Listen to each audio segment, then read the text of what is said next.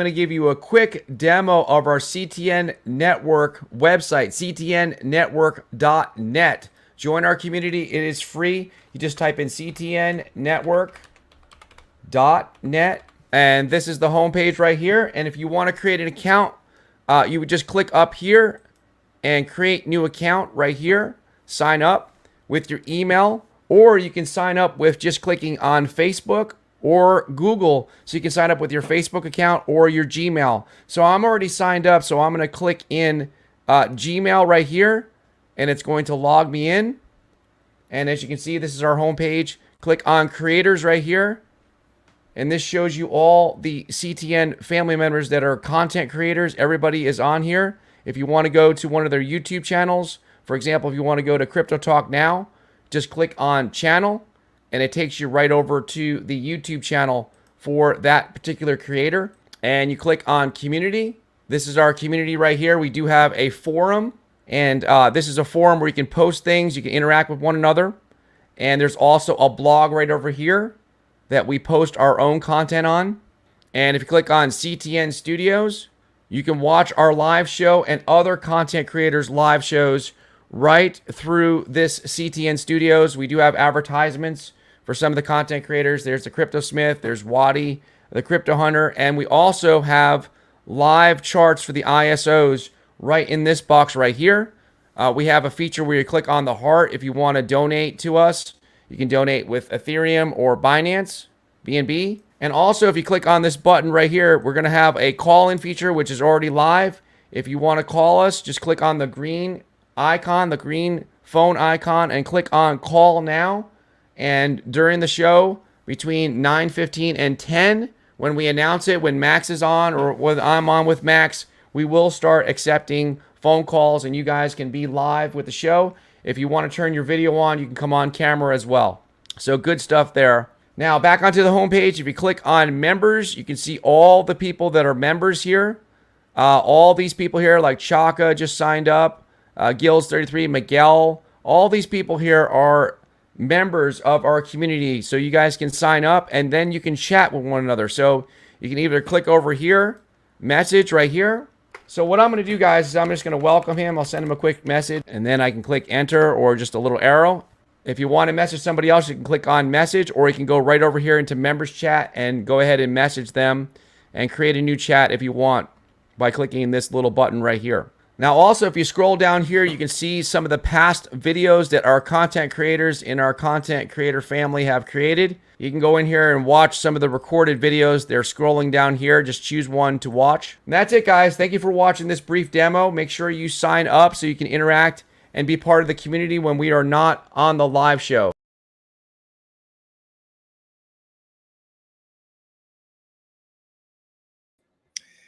Hello and good evening, everybody. Glad to be here tonight with you all for some Crypto Talk Now. This particular segment referred to as Wealth Talk Now, preparing for this whole thing with ISO 222. I feel as though our community, we are more than prepared, but we need to prepare just a little bit more.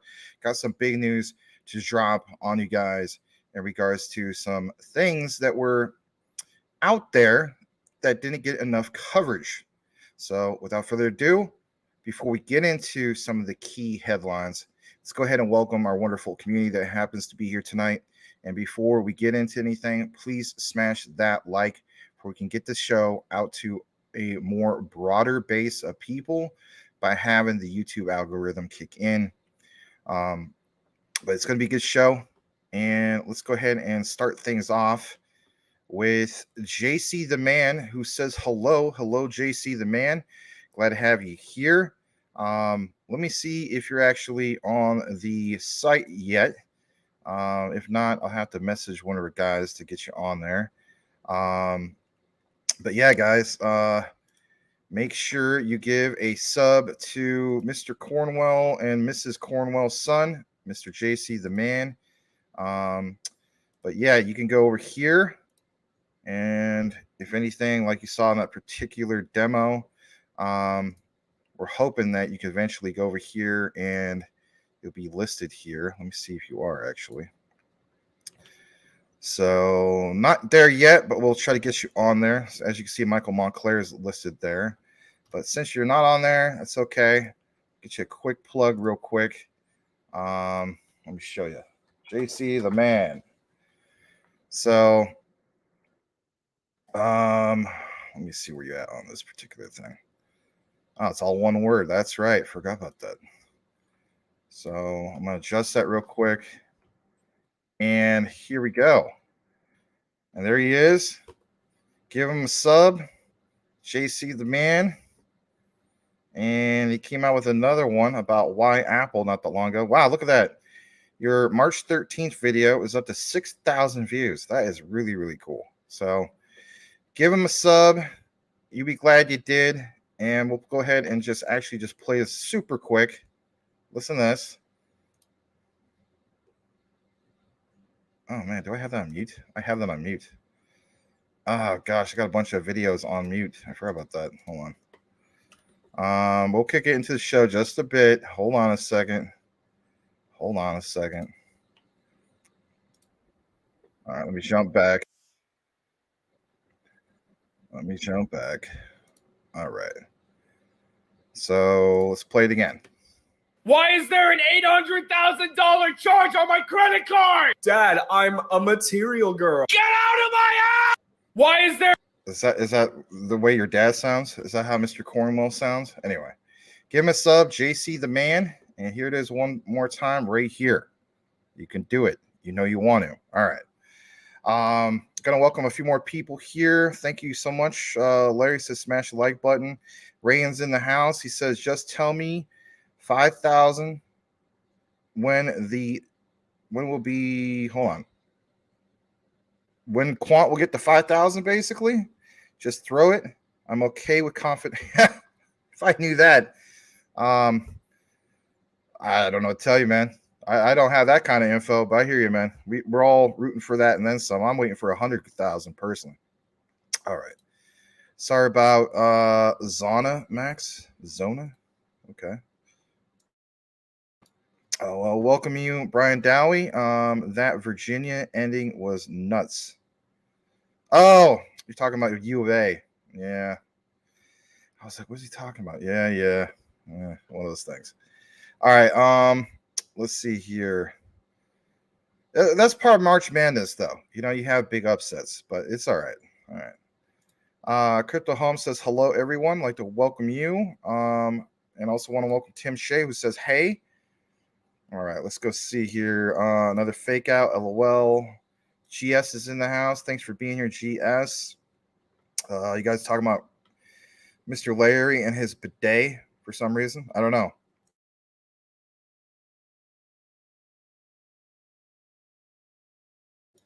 I've been fighting stomach problems all day long. So, but I'm okay now. But man, it was bad. All right. Let's see. Welcome in Crypto Homes. If I haven't done so already, I don't know why you say Larry keeps tricking us. Are you talking about the bidet? Maybe that's what you're talking about. All right. Rafael Santos, like to also welcome you guys. If this is the last day, we're going to do the community drive, if you will, in regards to Raphael. Raphael, I still have the 20. I will send you that what's his name? Wadi sent a few days ago. I'll state this. Guys, don't drop a super chat in regards to it because it gets cut up too much. So if you're interested in that, you can just message Raphael directly. And again, I can show you how to do that if you don't happen to have Twitter. But you just basically, you can go right over to the CTN network site. That's just ctnnetwork.net. And after you make an account, which is free, you just go over to members. And then after you do that, you can just click on message for Raphael.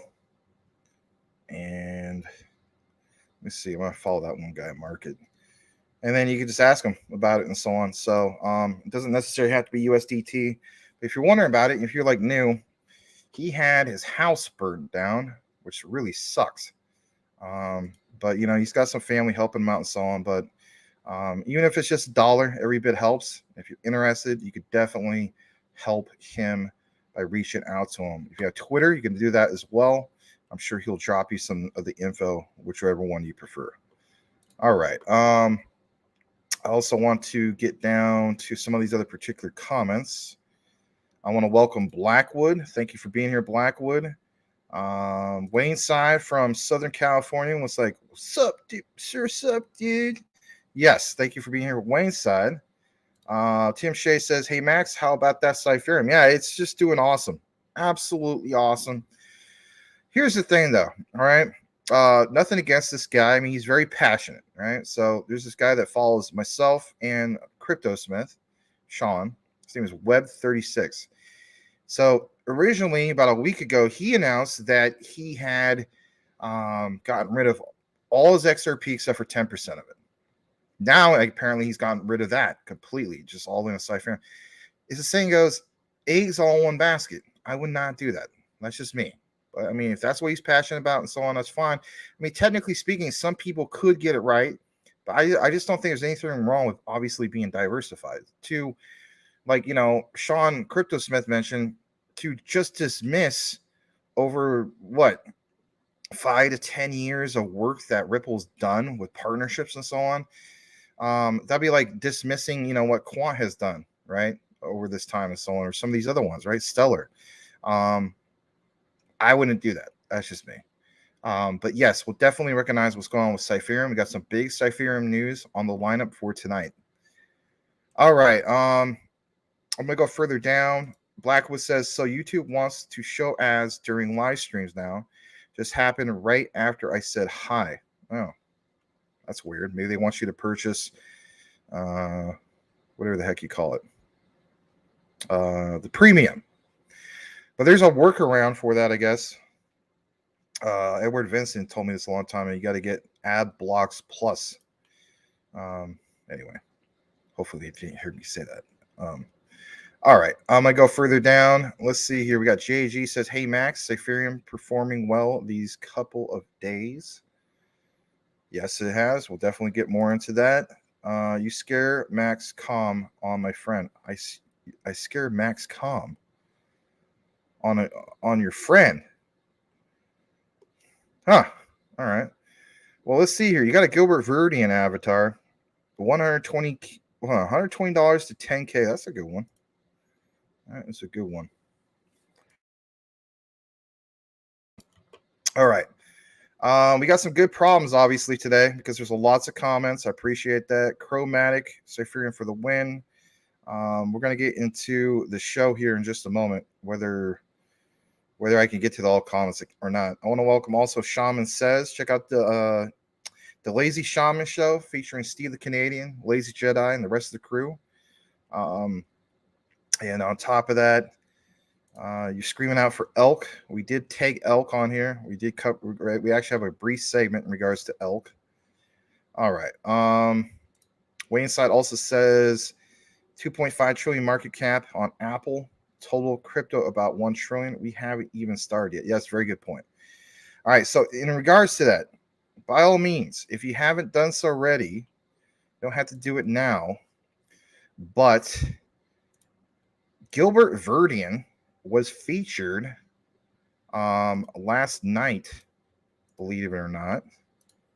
Let me just go ahead and highlight that. So he was featured on a show that's on CNBC, whether you're a fan of CNBC or not, that's beyond the point. I'll show you this real quick. I'm not going to show you the video. So I uploaded this earlier, and if anything, I saw Quant Papa, shout out to him. He had printed it like this morning, if you will, right? Brought the news, did some clips, and this show aired last night, all right? So by all means, even if you're not the type of person that you like, you know, you're only like a live show type guy, go check that out in your spare time. You'd be glad you did, because Gilbert Verdian addresses the whole thing with crypto regulation, right? He talks specifically about unregulated stablecoins. It's nice to see his perspective on a mainstream platform such as CNBC. It's big, big. So, you know, we always see Brad Garlinghouse featured on like MSNBC, CNBC, Fox Business, right? Gilbert Verdian, Quant. So, check that out if you like. On top of that, I have an outline in regards to the stable coin thing going on in legislation. I'll give you guys a brief breakdown in a bit, a little tiny taste from that particular video. But I want to talk about that as well. But anyways, I was very bullish when I saw that. Not to say that I'm not already bullish on quant to begin with. That was pretty big. Anyway, April Cornwell's in the house. She says, "Hey guys, glad to have you." She's bringing the flowers. And let's see. Everybody's excited about Cypherium. Glad to see some new people from Cypherium. So, Chromatic to the Moon, I'd like to welcome you if I didn't welcome you already. Guys, let's welcome him. And if anything, hopefully you'll be a regular here. We have great content. We always talk about the ISOs. We talk about other particular utility-driven projects. Smash that like if you haven't done so already. Thank you, JG. Great video on Jasmine. Still bullish. So, sometimes people feel as though like maybe I don't respond in a video immediately. My thing is it's all about timing.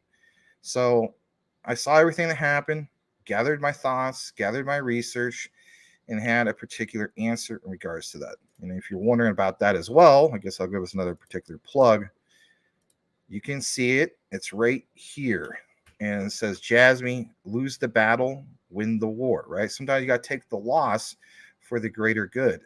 It's a particular outline. You're going to have the whole response from Binance, why they did what they did. You're going to have the response from Jasmine, which was, by the way, that came out last night, straight from the Medium. And then on top of that, we're going to do a compare and contrast and all that type of stuff, deep dive, all that, right? Me personally, I feel as though it's going to be more than fine. And by the way, as you guys know, I am personally invested into Helium. That was another one that got delisted from Binance US last night. Am I sweating on that? No. So I just don't think it's that big of a deal. And if anything, in the markets, I want to get more into some of the comments, but I might as well show you right now. So I'm going to start things off with the news. This is just brief news because in reality, it's Jasmine. A lot of that was already covered earlier. Some of you guys tagged me in certain posts. This one is not the one I was tagged in. But let's jump into that for a brief bit. So Jasmine Management was tagged originally. This is from the Oracle. Shout out to him. All right. Might as well follow him. He says, Jasmine's looking really good on Coinbase. Think about this, guys. So you have Binance US delisting Jasmine. So what does it create? People go to other exchanges, other platforms. I am not a big fan, of course, of Coinbase. I have it. They want me to make a whole new account, and it's just a bunch of malarkey. But the point is, here's the thing. So look what it mentions here. Right about now, they're at 99.3% buys for Jasmine. I think people know what's coming, right? Like to the moon, because it creates pressure. And look at that trading activity, plain as day, 99.3% buy. This is the highest of anything out there right now. Even with Shiba Inu in a bull run, or approaching all-time highs, was October 2021. Wasn't quite that high, right? It was way up there as well. Even during the 6 months of consolidation, and even post that, right, where they got like up to like 75-80%. That was impressive. Quant was really impressive. I think with Quant we saw as high as 95%. This one's up to 99.3% on buy. So really cool to see that in regards to Jasmine in light of the delisting for Binance US. I'm not sweating it. Most people aren't sweating it. We move on. We're good. We're good. All right. So I'm going to read a few more comments. We do have some big news to drop on you guys. Smash that like if you haven't done so already. Again, we'd like to see the show kind of, get out to a bigger audience. Understand there's some other shows going on probably right now as well. And that's okay. But it'd be kind of nice to be able to see that. So let's see as we speak. There's some other shows going on, like a lot of Volt shows, I guess you could say. And that's fun. All right. So let's see. We got a few more people in the comments. I want to welcome Magic Power. He says, hello, guten Tag, Sie Liechtenstein Exchange, and Jasmine in the house. Yes, very true. Crypto McDizzle, BitBoy is going to F Shiba Maker tonight in 32 minutes. Yeah, that's probably one of the big shows. I'm sure you guys are probably going to tune into that too. That's fun. All right, so I did read a lot of this. Check out the Lazy Shaman show. Great bunch of low-key great guys. I would agree. And let me see here. Like the Joe Rogan Experience, Trailer Park Boys, and Howard Stern show rolled into one. God. All right. So I'll read a few more comments, and if anything, we're going to get more into the news. Larry, how's the water bill this month? My God. Tim Shea, Brian, Princeton held Arizona scoreless in the last 4 minutes and 21 seconds. Don't remind me of that. All right. Crypto Puppet, thank you for being here. Welcome. He says, we got your back, Max. Thanks for the live. You're very welcome, and always good to see you, Mr. Crypto Puppet. All right. And we got $2 super chat from McDizzle. He says, BitBoy gonna dox Shiba on his Twitter in 25 minutes. Yikes. All right. Thanks again for the super chat. Let's go ahead and jump into what we have. I think I skipped Salamander at one point. I didn't mean to do that. Welcome to Salamander if he's here. I don't know how that got garbled up. All right. So let's go ahead and highlight that. Let's jump into it. So let's talk about this whole thing with Shiba Inu real quick. A lot of you guys already know what's going on with this. All right, so there's a lot of FUD that came out last night, right? You know, shout out to Mike Cornwell. You sent me a bunch of screenshots back and forth in regards to what's going on with the Discord, people on Telegram, just a lot of FUD, right? So look at this. It says this comes straight from the Crypto Basic, right? And it is this morning, I think it is, right? I originally saw this last night, and I was like, should I do a video or should I do quant? I'm like, by the time I get a video out, like there's going to be 50 content creators covering the same thing. So I was like, all right, I'm going to go with quant then. All right, so it says they didn't copy the code. Rinian Dev responds to Shibarium FUD. Now, if you're wondering about this, just in case you're not caught up on the whole thing of like, what the heck is Max talking about? There's a lot of FUD that basically happened, and some of these people that are taking screenshots are claiming that Shibarium wasn't something that was created from scratch, right? That it was basically copy coded, from a different particular blockchain of Rinian. So we get further into this. It says there's claims that Shibarium is a Rinian clone, and of course these claims supposedly fall flat. You could, of course, draw your own conclusion, but look what it says there. So it says Kripstein at Mr. Don GG, the Firechain and Rinian test developer, has refuted claims that developers of Shiba Inu's Ethereum Layer 2 protocol, Shibarium, stole or cloned his code. Quote, they didn't copy the code. The developer wrote in Telegram message in response to the inquiry from the Crypto Basic. Instead, they used the chain ID. Now, of course, I've seen some things that was reported that there's just some things kind of like to write in regards to this particular individual's, I guess you could say, to pay homage to his late great mother. I don't know. I wasn't there. I don't know what's going on. I just go based on a lot of what I see as well, just like you guys. So in this quote, it's mentioned, my code would have been open sourced and free, he added. Then he goes on to say, that wouldn't have been a problem if they did. Everything I create or fork is open source and free to use. According to the self-professed Shiba Inu lover, his only gripe is that Shibarium developers used his chain ID, which he explains is a tribute to his late grandmother. Okay, I said it was mother, late grandmother. I knew it was something like that. Who he named the Firechain testnet after.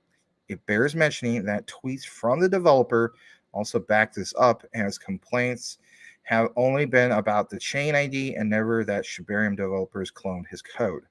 See the exchange between the Crypto Basic and the Reunion developer below. You're more than welcome to get into all that drama if you want. And I'm sure some of you guys will read more about this. I just don't want to make it a big thing in regards to that. Like, you totally check that out. The main gist of it is this. It's FUD. People have panicked. People have sold. People have gotten out of not just Shiba Inu. People have gotten out of, obviously, Bone. And in the markets, the prices have definitely reflected upon this. I want to state this for the record. Not that I'm a fortune teller, because I'm not, but I kind of saw something big happening like this. Why? Look at the history of other things that came out at specific dates and the pressure of, wow, you guys said that this is going to come out like a couple weeks ago, right? How many different platforms did you see, or content creators you see, basically drop the news like, all right, they claim this is going to come out and it hasn't come out, right? So, some people, of course, flooding it in general, saying, oh, great, why is Shiba Inu going like the Saitama route? You know what I mean? Like, shouldn't even be mentioned in the same breath. But in reality, if you drop a certain time frame, those things are going to happen. To me, I was expecting something like this to happen, not, this monumental. But it is what it is. Did I panic and sell my SHIB? No. My thing was, all right, yes, I do see the screenshots. Yes, I understand that maybe some of that's real, and maybe it isn't. For me personally, take a step back. I get cool, calm, and collected, and I wait for things to settle. I wait until I hear other perspectives. I wait until I get more information, because, as you know, over 1 billion of these things. I'm not going to just jump in and sell it all. And I don't mean no disrespect to you, Mike. I know you mentioned, Max, you got to, get the heck out of SHIB. And, a lot of people would have. And I think a lot of people did. But for me personally, I still want to wait. I still want to see what happens in regards to all this. And, got to let the dust settle a little bit, right? So, of course, we got more information in regards to all this. In regards to like where it says, about the chain IDs and, the back and forth in regards to all this. But there is an update in regards to the whole thing in regards to a member of Bone on the Discord. So it says, as reported today, a member of the Bone Discord had accused Shibarium developers of cloning the code for the Rinian testnet. Now, that guy supported this claim by highlighting that Shibarium's recently launched beta public testnet had the same chain ID as Rinian. And of course, this is bringing more clout to the whole entire discussion, because people feel as though that this is valid and that Shiba Inu is quote unquote a scam. I'm not ready to quite say that yet. But if you made that decision and you feel as though there's enough evidence, you got to do what you got to do, right?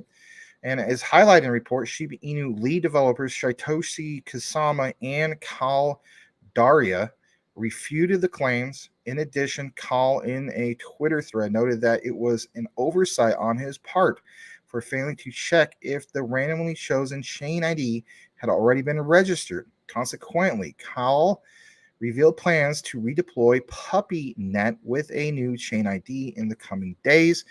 But in reality, everything that has been leaked out is damaging, because it looks like you're trying to cover something up, literally. Drop your thoughts in the comments in regards to what you think about this. This, of course, is the bombshell that everybody is covering as we speak. Yes, this is not part of the utility ones we're talking about, but it is big news. A lot of us are into Shiba Inu, Bone, and so on. All right. Let me kick it back into the comments just for a brief bit. And let's see here. Tim Shea says, no worries. Shiba ecosystem will be fine. That's the way I also look at it, Tim. Great point. Tim Shea says, Brian, I think I had Arizona in the 8. Pretty much need Duke and UConn to play in the championship to have a shot. Oh, so you did make out a bracket. That's cool. Let's see here. Blackwood says, the Cypherian balance is more than double what it was the other day. No complaints. That's the way I look at it too. No complaints on that one at all. We'll get more into the Cypherium news in a bit. You guys are talking a little bit more about the NCAA brackets. That's cool. Brian Now, he says Cypherium is looking bullish with Fed now. Extremely. All right. KK is in the house. And guys, we have over 42, which is not bad. Let's still, if you just came in, smash that like. If you haven't smashed the like, please do. It doesn't cost you anything. It's free. KK says if you put a carrot in front of a donkey, he will go for it every time. And Tim Shea also says, Brian, Virginia was an upset for sure. I had a straight bet on them today. All right. Now here's one from Blackwood. For anyone who has XRP, Corium, Solo, airdrop for holders on BitTrue and MEXC will happen on March 24th, 2023. That's good to know, Blackwood. Thank you for that. Crypto Puppet says, I'd say, and this is me only, but we are in uncharted territory in times when many make mistakes. I said be safe, hold and ride out this storm. All right, guys, I want to give you guys some info just in case you didn't watch, the entire video. Sometimes people only watch the beginning. Sometimes people just fast forward and so on. There is big news that was dropped. Remember how we talk about this whole thing of we need the narrative to change, especially if you live here in the United States. We need the narrative to change in Washington. We need our lawmakers to understand we need to be innovative. And the United States needs to stop being labeled as the one who is behind, because people or organizations, companies that are part of blockchain innovators will leave. All right. So let's jump right into this. If this is your first time connecting, again, smash the like. I'm going to keep stating it. Smash that like, but check this out. This is the hot, juicy stuff.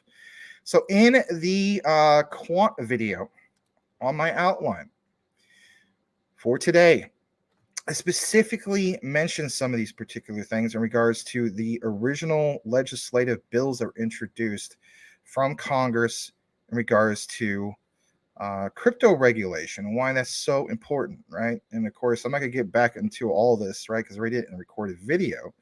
But what's important was what was mentioned yesterday, if you happen to have not seen it. This is big. So I'm going to reiterate it just for a brief moment, because I feel as though, man, when we talk about preparing for ISO 222 and preparing for utility run, all paths lead to one specific area. And that is, okay, all this sounds good, but are we going to have that regulation fast-tracked here soon? Because we need that in order to get that clarity for institutional money to come in and everything to go to Pluto and beyond or whatever, right? Everybody talks about the moon, but in reality, when you talk about, what the capability of ISO 222 related crypto projects and so on, it's not just to the moon, it's beyond, right? So yesterday, here it is. Lawmakers says regulations are not a silver bullet. Yesterday, March 15th, Representative French Hill, who's the chairman of Banking Committee's Digital Assets Subcommittee, emphasized the importance of the draft legislation in keeping, yeah, you heard it, you read it right, crypto companies in the U.S. His statement, straight from Twitter, today, as in yesterday, he led the inaugural Financial Committee hearing of the new subcommittee on digital assets, financial technology, and inclusion. His opening remarks, of course, are below. He says, by not developing that framework where everybody knows the rules of the road and we can encourage digital asset innovation, we are going to disable that market here. And it's going to move offshore. Yeah, no kidding. Who's been mentioning that for the longest time? Brad Garlinghouse of Ripple, other particular projects. And the rest of the world who doesn't have their operations here in the United States, they're going to say, you know what? To hell with the U.S. If you guys are not on board, that's your problem. We're still going to recognize these blockchain technologies, these distributed ledger technologies, and we're going to still go with it. And if you guys can't pull your head out of your butt, sorry. I guess you guys who used to be first in everything for decades are missing the big picture here.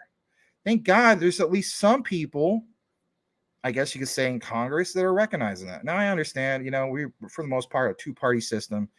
The whole concept of having a third party and so on. That's, I don't know if we ever see that. But look what also is mentioned here. After the depegging of Circle's chief strategy, after the depegging of course, USDC, Circle's chief strategy officer pointed to laws in Singapore and Japan.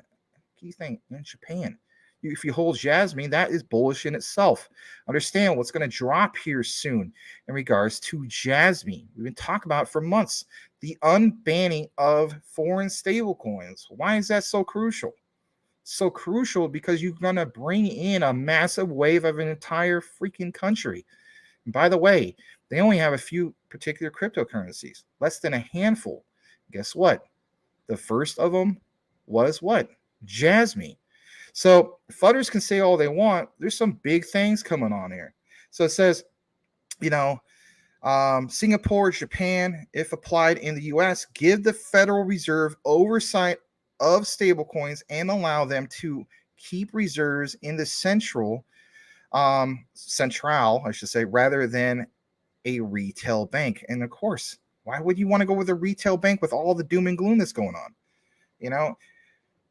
I still shake my head to this day that people don't understand history or went into history. My God, what happened with the 1929 stock market crash, right? People panicked, went to the banks and tried to get all their money out of the banks. It was already too late. My point is, it's a different era that we live in, but again, it is history repeating itself. So it says, for instance, while Hill doesn't endorse the Asian rules, he did acknowledge that the bipartisan bill would be a good starting point. He admonished, however, that regulations would not replace the due diligence that stablecoin firms should perform. And with that said, just the whole idea of having him and other lawmakers finally understand, at least from the narrative point of view or mainstream point of view, that we cannot have crypto companies basically leaving the United States, and they got to get on board. That's the talk that we need to have to move forward. All right. I'm going to kick it back into the comments for a brief bit. Smash that like if you haven't done so already. We're going to go ahead and get into more of a particular coverage, quite a bit to cover. Quant, XRP, more with the ISOs, ISO 222 in general. And on top of that, big Cypherium news. So let's see here. Mr. Lambo's Crypto Talk. He says, "What's up, CTN fam? Thank you for being here. Appreciate you." And I'm going to jump down a little bit more. And let's see here. Crypto High says, "Good evening, Max, the CTN family. Thank you for being here." As Larry would say, watermelon, crypto, sugar high.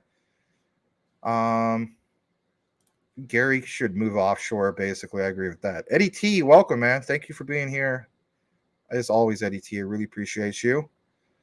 Calvin is in the house with the T6 glider. Another decent 24 hours. Nice. And everyone's welcome, Eddie and Calvin. Very cool stuff. All right, let's jump back into what we have for our outline tonight. So, of course, we talked about the whole thing in regards to what Congress is, certain members of Congress, what their standpoint is. Let's get into some of the quant news for a brief bit. I mean, I know we talked about it before, but we'll talk about it again. So, shout out to Quant Papa. He's got this whole particular outline. I did say it a while ago, so in reality, it's not like it's brand new, but this is not time-sensitive information. The whole point of it is just to get it out. So it says Nestle, Quant, hidden partnerships in the details. Let's blow that up for a minute, right? Everybody should be familiar with the brand of Nestle, right? They got the rabbit, Nestle Quick. Are you kidding? Who doesn't love having some strawberry milk, right? Boil it, mash it, stick it in a stew. No, I'm kidding. But, if anything, shake it up, stir it, whatever. It's good, tasty stuff, right? Whether you're having chocolate milk, I prefer Hershey chocolate milk. But if it's strawberry, strawberry Nestle Quick is so good.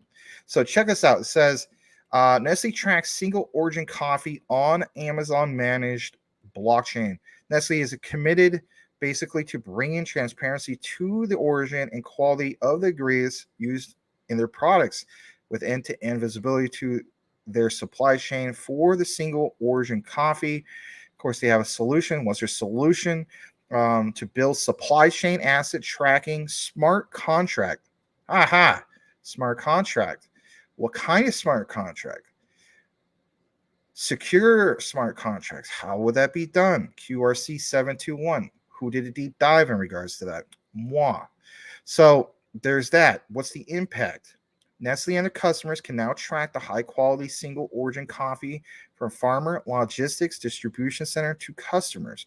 Fudders have always stated, oh, it's not, there's nothing there. If it's logistics, you got to go with Vet. You got to go with Morpheus Network. Those are great projects as well, but to just absolutely slap Quant, I think for one is you're not doing your research, and two, you just don't understand what kind of interoperability you have. Now, when we go to the next page, this is taken from a particular screenshot of a laptop that was on the Overledger concept, if you will. I'll get into that in a bit. But if you look really, really closely and you focus your eyes, you're going to see that, of course, it says Nestle with OpenSC. Now, why is that significant? Because to the left of that, you're going to see where it's tied into provenance. Now, you may be thinking, well, who cares? What's the big deal? It is a big deal.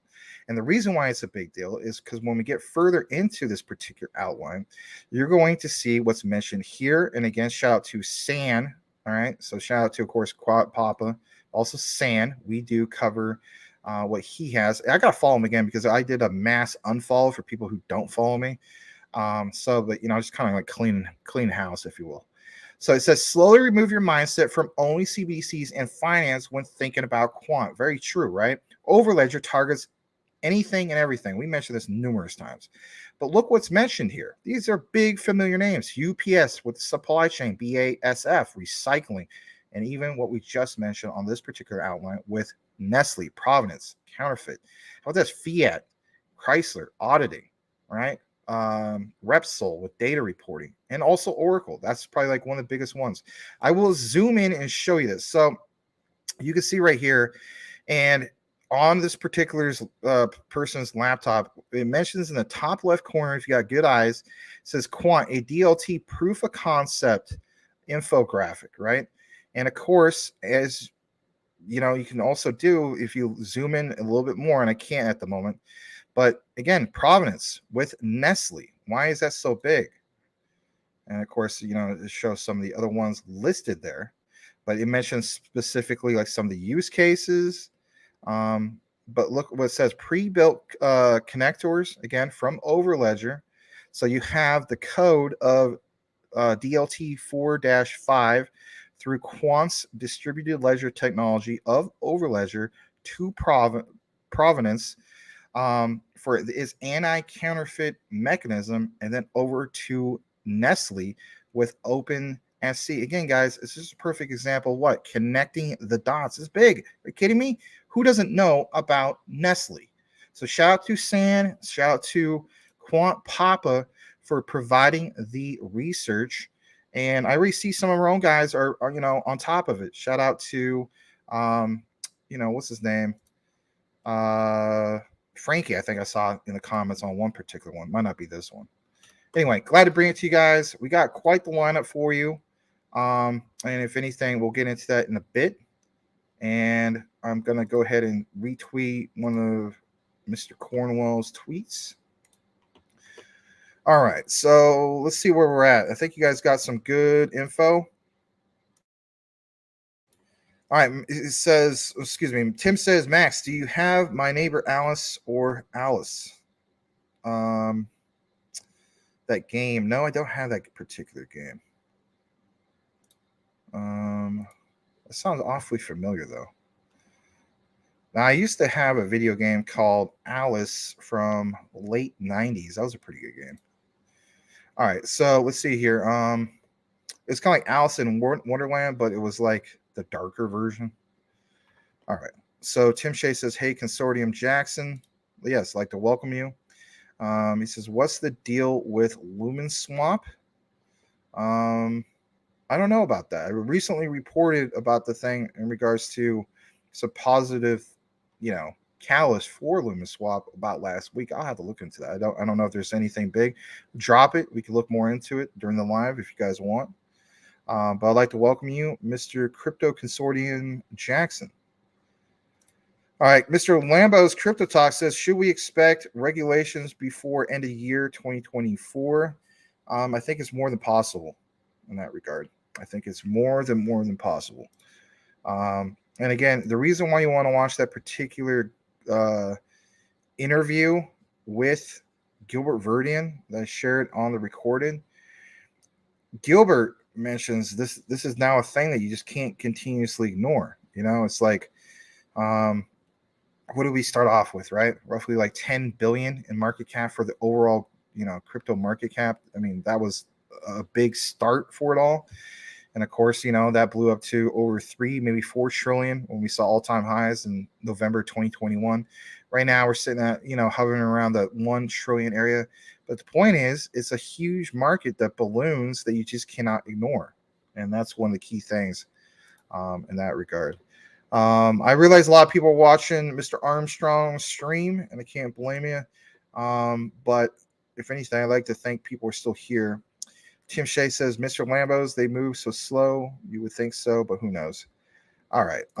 Blackwood, I make chocolate milk by eating a giant bowl of cocoa dino bites and pouring it into a glass is bliss. That sounds good. That sounds very good. All right. KK is in the house. Nestle gets in early. Eventually, it will be how companies communicate. Just a matter of time. Very good point. Miss Dizzle mentioned this to me last night on text, but he's going to keep you guys informed. And I would brag too, right? Because you just smashed my whole goal all to pieces, and that's okay. He mentions that he's got 32 quant. I mean, that's super impressive, So my goal is still 20, but I'll eventually get there. All right. KK saying hello to Eddie. Tim Shea, it's the metaverse token on crypto.com. Oh, really? I thought you were talking about the game. My bad. All right. So Tim Shea said, just warning, I have had Alice for a long time, and it's been coming back a little. I know you have many different tokens. Oh, okay. I see what you're saying. Well, let me see. We could pull that up real quick. We got time to do so. Man, the market's doing pretty well today. I have to double check on a few particular settings. It wasn't doing all that great this morning. All right. I'm glad to see my Filecoin pass the $6 mark. I want to get back to some other particular goals. And then from there, I'm not going to be so greedy. I'm going to be like, all right, time to pull out. Because I also understand what could be coming here soon with ISO 222. Literally, wow. I mean, next week. So maybe I just, get that done with, get the ones I need to stack like originally planned, stop messing around, and go from there. All right. Crypto McDizzle, for shizzle manizzle for show. He says, I have a small Alice bag. So you guys don't worry about it. My bad. I thought you guys were talking about a game. I was like, I was saying to myself, it's kind of odd, Tim Shea talking about a video game. You don't really do that. So my bad. Yeah, you gotta keep in mind. I'm bad. Man, I gotta clean up a little bit more. Got to get this thing all groomed and whatnot. So I'm kind of rough around the edges today. Had nothing but stomach problems all day. And I was looking at the timer. And I was like, man, I have got to get on the show, man. And I was like, I feel horrible. I was like, I feel horrible. But I'm feeling a little bit better. Open Mind says, hello, everybody. Welcome, Open Mind. Glad to have you. Also want to welcome Coochie Boy. If I skipped you, I didn't mean to. But I'd like to welcome you guys. All right, let's kick it in more into what we have for you guys. And I'm sure if you're multitasking between 2 tabs, or if you're just on your phone, I don't know what you're doing, but whatever the case be, I do thank you for sticking around. I understand that there's the big bombshell being dropped in regards to the doxing of, was it Ryoshi? Or is it really clickbait? I don't know. I don't think so. I think if he says he's going to do it, he's probably going to do it, right, Mr. Armstrong? All right. So we talked about the whole thing in regards to stable coins, quant, all those specific things, right? I guess we'll go ahead and highlight this because, Mike Cornwell did tag me about 37 minutes ago in regards to this. Let's jump into that. So, not aware. Big Boy Crypto, right? Ben Armstrong. For one, he's getting sued for $1 billion because of FTX, which I think that's lame, personally. Yeah, I would imagine maybe Max Maher might be on the list. I think that's also lame. But anyway, Ben Armstrong says, Big Boy Crypto, I don't understand why there is some artificial beef between me and some Shiba guy I've never heard of who buys fake engagement like I got enough real beefs. Shiba founder doxed on my channel tonight at 10 Eastern, and in reality, I mean, that's going on. He's probably doing like an intro, stuff like that. I imagine kind of like, trying to build up the audience to get more people and so on before he does that. But yeah, there's that. If anything, let's get more into some of what we also have on this particular outline for you. So let's see. Let's share this in a way you can see it. And here we go. So a little bit more reiteration. This was, I think, earlier today, right? Yeah, it was this morning. I remember when you originally sent it, I was basically releasing the quant video, the Jasmine community video, which, by the way, thank you so much if Sobo is watching. I don't know if Sobo is watching. But, I felt as though that needed to be addressed. Sometimes you need a boost of morale. But look at this. It says just in 5 hours ago, not really just in, U.S. banks borrowed $164.8 billion from the Federal Reserve over the past week. It's a new record. I respond to that. It says, so maybe that is why CPH is pumping so hard, right? Cypherium. Let's get into Cypherium for a brief moment. So, the overall market's doing well and so on. I think I have Cypherium obviously on my list. I mean, I have a part of my portfolio. Why wouldn't I have it on my list? So it's the top player for 24 hours and also 7-day chart, right? Luffy, you got to be kidding. That must be a V1. Let me double check that real quick. Huh. Interesting. Well, I'll have to see how much my Luffy is worth if that's the case. Because, my God, that would be crazy. All right, sorry about that. All right, let me go back to that screen. So, yeah, I still have that Ish coin. I think I have it on Ishmart. All right, so check this out, guys. Here we are. I'm just clicking on the 7-day chart real quick. Relio, 124%. Cypherium, 122% on the 7-day chart. Shout out to Kuchi, who always reminded me, hey, Max, you need to show a 7-day chart. Stop showing the 24-hour. Okay, I got what you're saying. But yeah, it's worth looking at. So, I mean, we did see Cypherium having some amazing pumps earlier today. I think it almost touched 10 cents, but people are going to take profits and so on, right? Me personally, I'm not into Cypherium for the swing trades. I'm into it for long term. I feel as though it's definitely one of those ones that could blast off. All right, so I mean, a lot of big things happened for it today. Another big player was Conflux, right? Let's click on this real quick. So as we see for Cypherium, look at the volume on that, right? 300, 41 to 66 and so on. Pretty big stuff. Now, what the heck is going on with all this? This is what you may be wondering. Well, let's jump into some of this. So, not this specifically, but that's not the one either. Hold on a second. I got this one real quick. Let me just do a stop share real quick. I want to reshare it. Yeah, Mason versus Louise did a particular segment in regards to the whole thing with Cypherium. So, excuse me. So, double check some settings. So, a lot of you guys follow Mason versus Louise. He has 153,000 followers.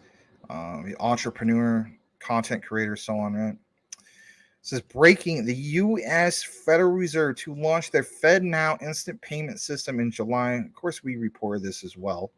Now, he states it does not use XRP or Ripple, but does everything end just there?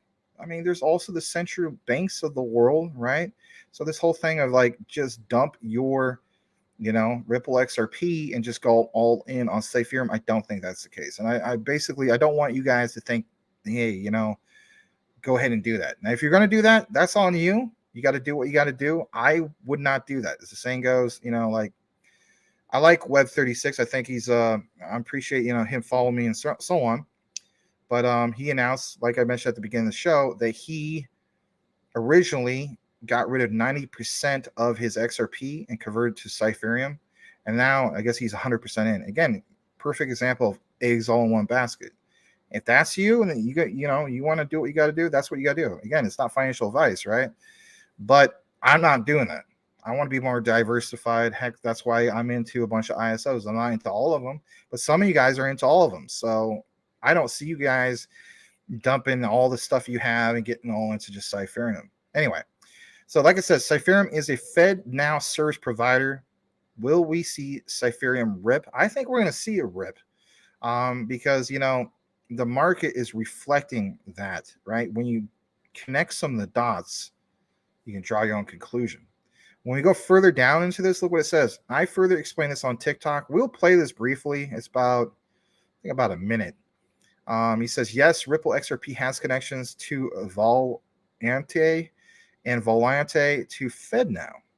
All right, so let's go ahead and pause this. We're going to play this about a minute. We'll come right back. Smash that like if you haven't done so already.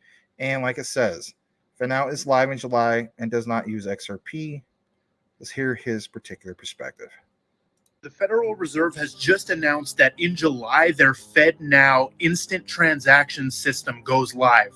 It does not use Ripple. It does not use XRP. It does not use HBAR, Stellar, Quant, or any of them. Instead, they have went and built instant payments on their own. Now, how can we actually benefit on this? Which tokens are going to pump? And what is the connection between Ripple and FedNow? So I've done some research, and Cypherium, CPH, is the only token that's actually directly involved in the FedNow system. It's a very low market cap, low volume, low exchange listing, so it's high risk, but Cypherium actually is a FedNow service provider. Now, the only connection to Ripple is through Volant, so it's an indirect connection, but Volant joined the pilot program for FedNow, and Volant is actually a partner and client of Ripple. I will let you know if I find more tokens that could be affected. The federal... All right, so shout out to Mason versus Louise for, sharing his perspective in regards to that. Oh, that's cool. Somebody retweeted my video. Hey, cool. All right. Anyway, I'm not as big as him, but everybody has to get a start somewhere. All right, so let's get more into the comments. We do try to do a little bit of 5 in, 5 out. Might be able to accomplish that tonight with all the other news that's being dropped as we speak, right? Crypto McDizzle says V-boom. And Tim Shea says, you look fine, Max. Rugged. Eva and Caroline will be heading over soon. Well, you could keep Caroline, but the Eva thing, very nice. Anyway, I got to work on my Borat. It used to be spot on, but as I've been getting older, hasn't been the case. Yeah, I don't know. Still need to clean up a little bit. I don't like the salt and pepper look. But thank you, though. All right. Crypto McDizzle says we hear. Yeah, I appreciate you guys. I mean, you guys, we have a nice, tight-knit community. We're still growing. We have, times where we have better numbers than others. And it's just one of those things. I ain't complaining. Coochie Boy, thank you for being here once again. Hey, fam, just got in what I missed. Talked about a little bit of the whole thing with Shiba Inu, right? Some of the FUD. Talked a little about Quant. Big news in regards to that. Gilbert Verdian, Coochie Boy, did you know that he was on CNBC last night? Making the mainstream. Quant doing it big, right? So that's cool. Very, very cool. Yep. Good. Always good seeing you, Coochie Boy. And let's see here. Bitcoin is now over 25K again. Let's talk about that for a brief moment. So, Larry, if you happen to be watching, I got the notification at the beginning of the show that for some reason our live stream to Rumble is not working right, but we'll get that sorted out. Anyway, yeah, let's talk about that real quick in regards to the overall crypto market and Bitcoin. All right. So we're at 1.11 trillion. I wasn't sweating the whole thing. You know, some people are like, man, Max, you should have took your profits when, um, Filecoin was at, the $7 mark and so on. There's a couple guys I follow and they're like, man, this thing can go to 8. And I was just like, all right, I got plenty of time to make this happen. But next time I'm not going to get this greedy because I also realized, the 20th is coming and I don't want to stack after that just in case. So I'm kind of, realizing that. But anyway, the overall crypto market, Bitcoin especially, right? It is over that 25K mark. That is very big in itself. And on that 1 hour, I know some of you guys like, hey, man, 24 hour and stuff like that don't matter. It's all of the 7 day. And I hear you, especially Kushi Boy. But it is Bitcoin, and it is up 3.36% within the last hour. You always got to keep in mind Bitcoin and Ethereum represent about roughly 81% of the overall crypto market. Could have fluctuated by now, right?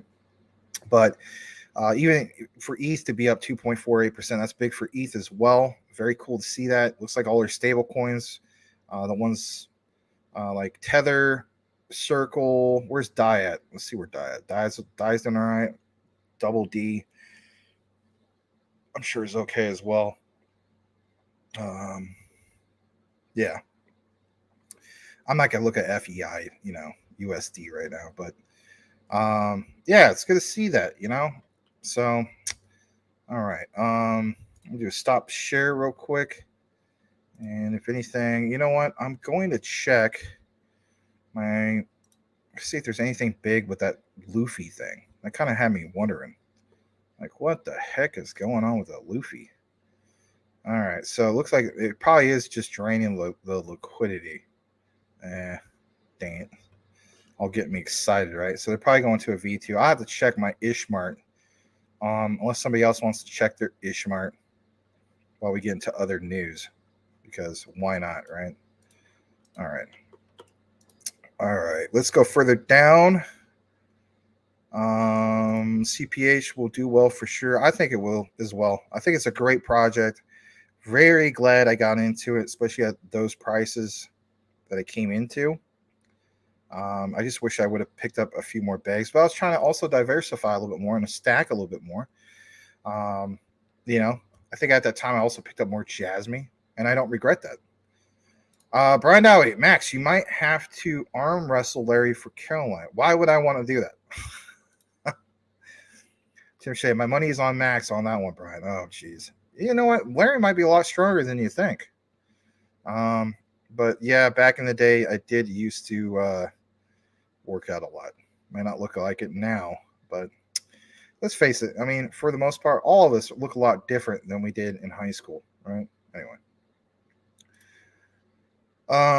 Ozman, welcome. Man, that's a cool looking card. Let me zoom in real quick. So, just off the surface, I'm going to say that is an Evo Lancer.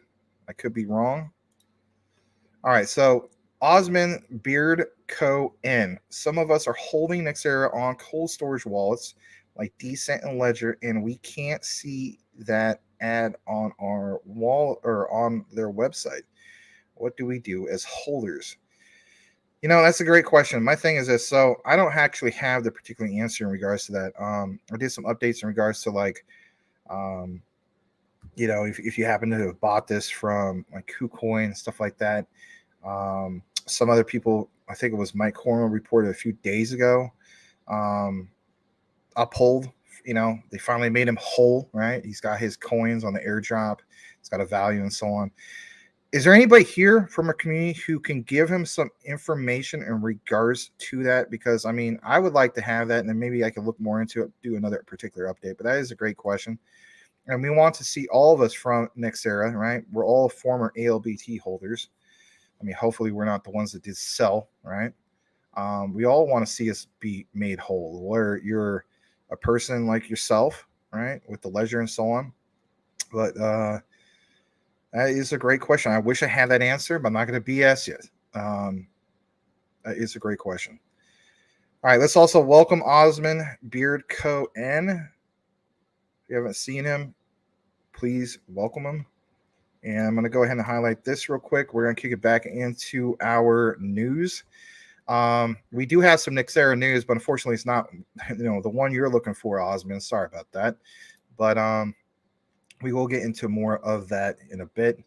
I'm just going to go ahead and get rid of the ones on my outline that I don't need. So let's get into this whole thing about BRICS real quick. This is always something that gets brought up, especially from Rich of Common Sense Crypto. Other content creators talk about it. Shout out to Coach JV, right? 3T Warriors Academy. He talks about it a lot. So thank you for the tag, Mike. Look what is mentioned here. It says, shout out to Uncle Rusty. Breaking Mexico, man, has officially applied to join the BRICS Economic Alliance. Wow. Now, why would that be? That's the key thing. You have already, you got Brazil, you got India, you got China.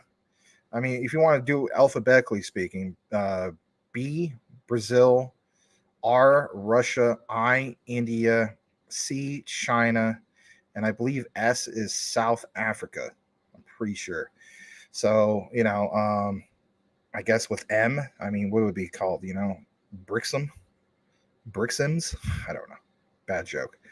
But yeah, that is big, and some people, of course, feel as though, well, this, whether you're against the BRICS nations and whatnot, this could be big for Mexico. Okay.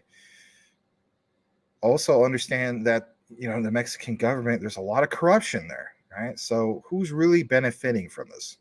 I don't know. I don't want to get too controversial over it, but I do think about some of these things, right? And I did also hear some recent reports here, especially in the local news, that there was a few Americans that were kidnapped and they're still being held down there by the cartels. Horrible stuff. All right, let's get more into our particular outline.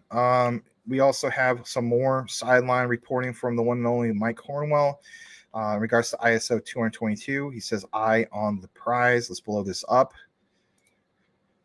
So this comes from Nicola Bellotta and Fabrizio Botti. I guess they're Italian. I don't know.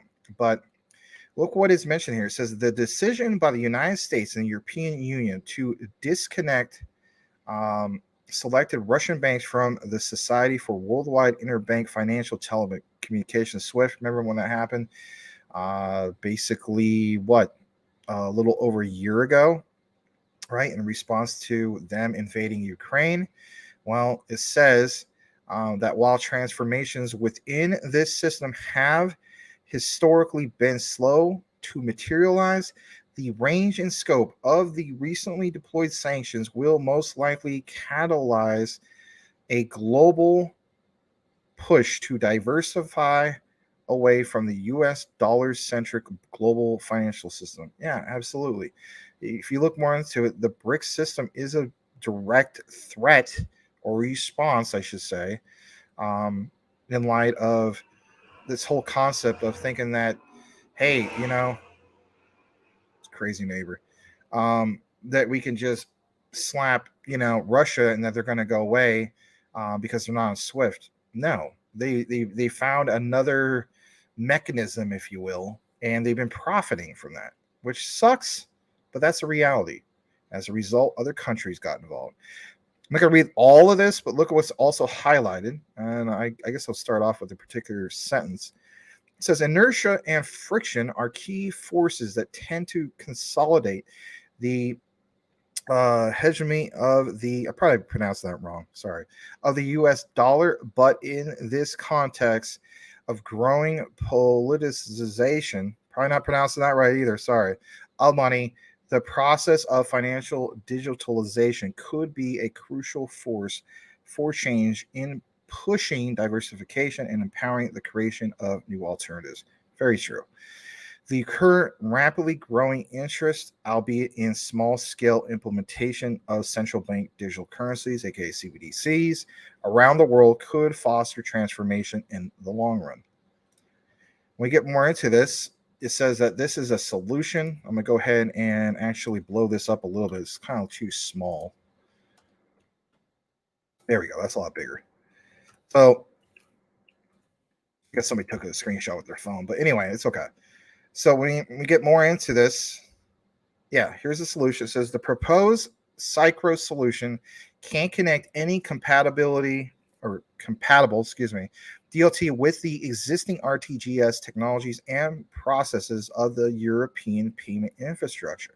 This solution basically utilizes the upcoming Target 2 RTGS upgrade by leveraging, listen to this, ISO 222 and Swift public key infrastructure to deliver a verifiable proof of payment as the trigger for settling digital assets on distributed ledger technology. Our solution is non-invasive in the sense that it does not introduce any changes or technical links in the Swift or Target 2 infrastructures. Moreover, thanks to the broad adoption of ISO 222 and even Swift, it is compatible with the worldwide financial market infrastructure.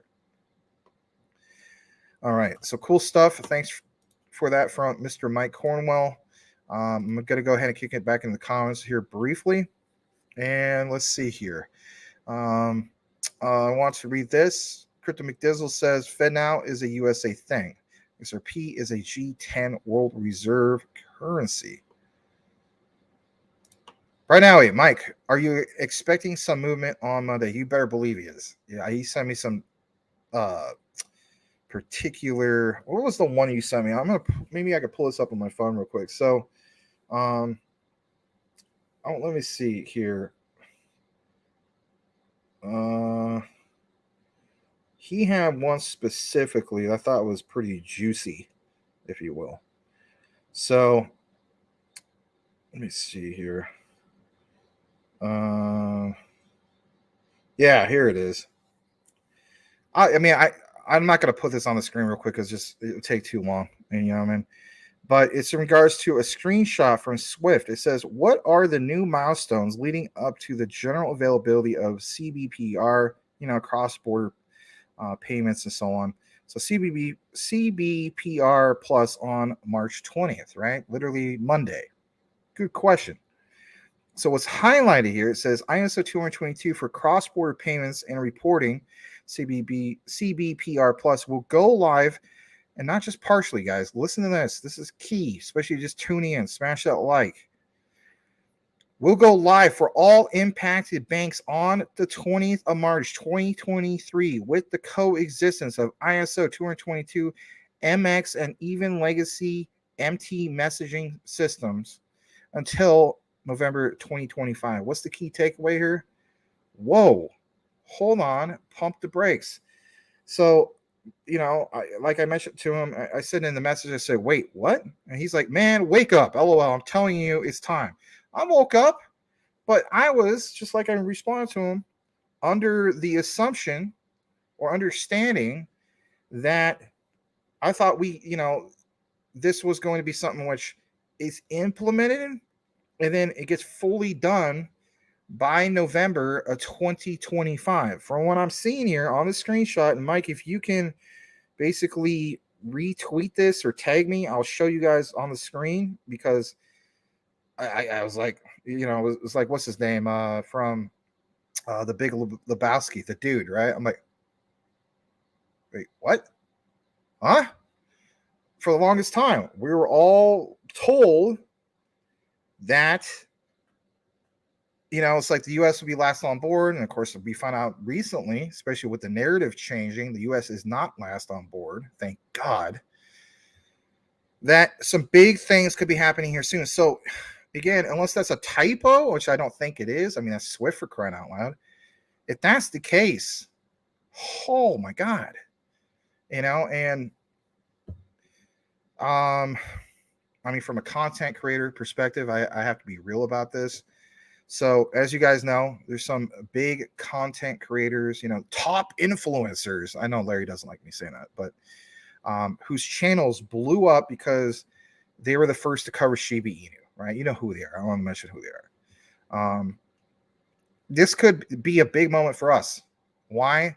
Because that's massive. That is absolutely huge. That in itself is, like I mentioned, you want to put it from a layman's way of looking at it, like Kobe Bryant putting the rest of his Laker team on his back The utility run, guys, that's where I'm going with the whole thing, right? The utility run. We're looking at all this data. I'm looking at some of this data. We're like, you know what? Some people are like, there's no way we're going in a bull run, even though we showed you data that inflation is easing and some of the CPI reports and so on. But even if all those reports were like, man, this is just a bunch of garbage reports, like, you know, things are going to suck for a while. It's still crypto winter. Keep in mind, if that report from Swift is valid and that is not a typo, and that's, you know, like Mike says, wake up, right? Then, oh my goodness, that's more than buying the rumor, selling the news. Now, I also want to mention this. That gets fully implemented. The key thing still is you have to have transactions. There has to be, all right, this is live. The banks, of course, are implementing. It might not necessarily be right on the 20th. You know what I mean? Like maybe it's fully implemented by that particular time. And then we have to give like a day or two for them to get the ball rolling. But I mean, come on. I mean, as the saying goes, it's kind of like Nintendo 64 back in, you know, December of 1996, right? There's Tick and Lee Elmo, and there's Nintendo 64. I was one of the lucky kids to get Nintendo 64, right?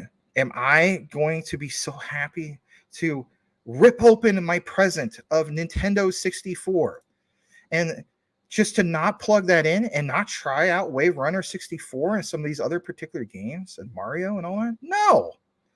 For the same reason, if some of these banks are going to be like, oh my God, let's try out this ISO 222. Let's get these cross-border payments going, and let's not get slapped with such high fees with a traditional MT messaging system, right? So I don't think that's the case where they just kind of look at like, oh, there's that nice little pretty thing that we've been talking about for years, and we're just not going to do nothing with it. Malarkey. That's malarkey. And I don't think that's going to happen. I think it's going to start getting utilized. So again, Mike, you can, if you want, you can retweet that or whatever. I'll definitely get into that. I want to get some more comments. I want to welcome Boomer effing Sooner. He says, "What's up, y'all? Good to have you here, Boomer." And on top of that, we got McDizzle. He says, Mexico is on our border and they want war. So yeah, that's horrible. Crypto, let's see here. Everybody welcome them, or you saying what's up to everybody? Thank you for that, Boomer. See the Canadians in the house. He says the world is disconnecting the US dollar from their economies. I don't think the world cares. Let me see how I'm doing with time. He says he doesn't think the world cares about US sanctions anymore. That's all part of that BRICS thing. Russia and China have already teamed up. Yes. It's a very valid point. Tim Shea says boomer sweep with the leg and or throat punch. Yeah, you got some good intel there. Perspective, Steve the Canadian. It's all pretty laid out, says Steve, in the open at this point that the U.S. economy will be bottom 10 within 10 or 5 years. All right. Everybody saying hello to each other. Eric Wallace, like to welcome you. I haven't seen you be here before, so I'd like to go ahead and first of all, not only welcome you, but consider changing your avatar to something that speaks more about who you are and what you're about. And that way, when we see it, kind of like with Steve the Canadian, I have no doubts who Steve the Canadian is, right? I mean, obviously, by now, I would recognize him. Kind of like, also Eddie T, he doesn't have a custom avatar. But that's beside the point. Consider getting an avatar so we can, identify you a lot easier. But yes, welcome. He says, what is the difference between Nexera and ALBT? So the only difference really is Nexera, which literally is like how it sounds, the next era for next era for Alliance Block. It's ALBT V2. It also has a smaller supply, which I believe is 800 billion tokens. Let me pull that up real quick.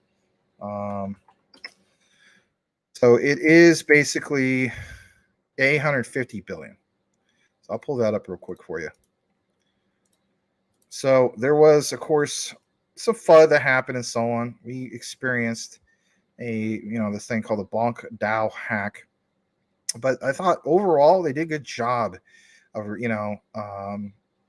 shutting everything down, not destroying the project. and airdropping us and so on for the most part. I got mine on KuCoin. Some of the other people got theirs. Some people, of course, are still waiting for, on I guess cold storage and so on. But as you can see right here, this max supply is 850 billion. Currently, we have a self-reported circulating supply, not confirmed 100% though from the CMC team. So I'll double check that. But 86% of that circulating supply is out there.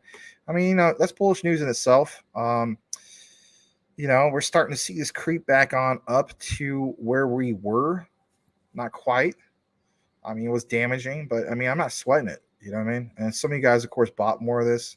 And just to give you a heads up, right? Here's the old ALBT. You can check out the circulating supply in regards to that. So, see what I'm saying? This one was it 1 billion? And this other one, let me go back, is, I misspoke, 850 million. I said 850 billion. But yeah, it's 150, bottom line is 150 million less. That creates more scarcity, right? So that's a good thing. I thought that was one of the positive things that happened. But that's all it basically is. Nexera supposedly is a little bit more secure because in light of them making some corrections with the old code. But yeah, long story short, it's ALBT v2, so it is what it is. A lot of us look at it as ALBT or Nexera as being like, as Tim Shea would say, right? Shout out to you, Tim. The younger cousin of Quant, right? So there you go. And I believe also here's an update for you guys. I think it's also on MEXC now, isn't it? No, not yet. I heard some rumor that it was going to be on MEXC. All right, so I'm going to kick it back in the comments. Smash that like if you haven't done so already. Let's see if we can get up to 50. That'd be cool. Steve the Canadian says, and I'm not insulting the U.S. alone. Canada is following suit. No, it's all right. I mean, here's the thing, all right? We all got to be real about things, all right? Like some of my friends, I mean, I'm not going to stop being friends with my childhood, like some of my childhood friends just because, I hate to say it, they're liberal, right? I also have friends that are middle of the road. I myself, I'm a middle of the road type of guy, right? I have other friends who are more extreme right, wherever the case be. But my thing is this. I watch like Redacted. Why do I watch Redacted? Because one thing I do like about Clayton Morris and his wife, who everyone accuses her of being his sister, which is kind of creepy. It's not his sister. Natalie Morris is not his sister. Anyway, I can see like some people think because of the color hair. Anyway, let's not go down that road. They do a really good job of giving you perspective and just telling you like how it is, basically, in my opinion, right? That, look, here's what the United States is doing and so on, and this doesn't look good. You know what I mean? It's not just like rah, we're 100%, we're not in a different, how should I say this? Our hands are clean 100%.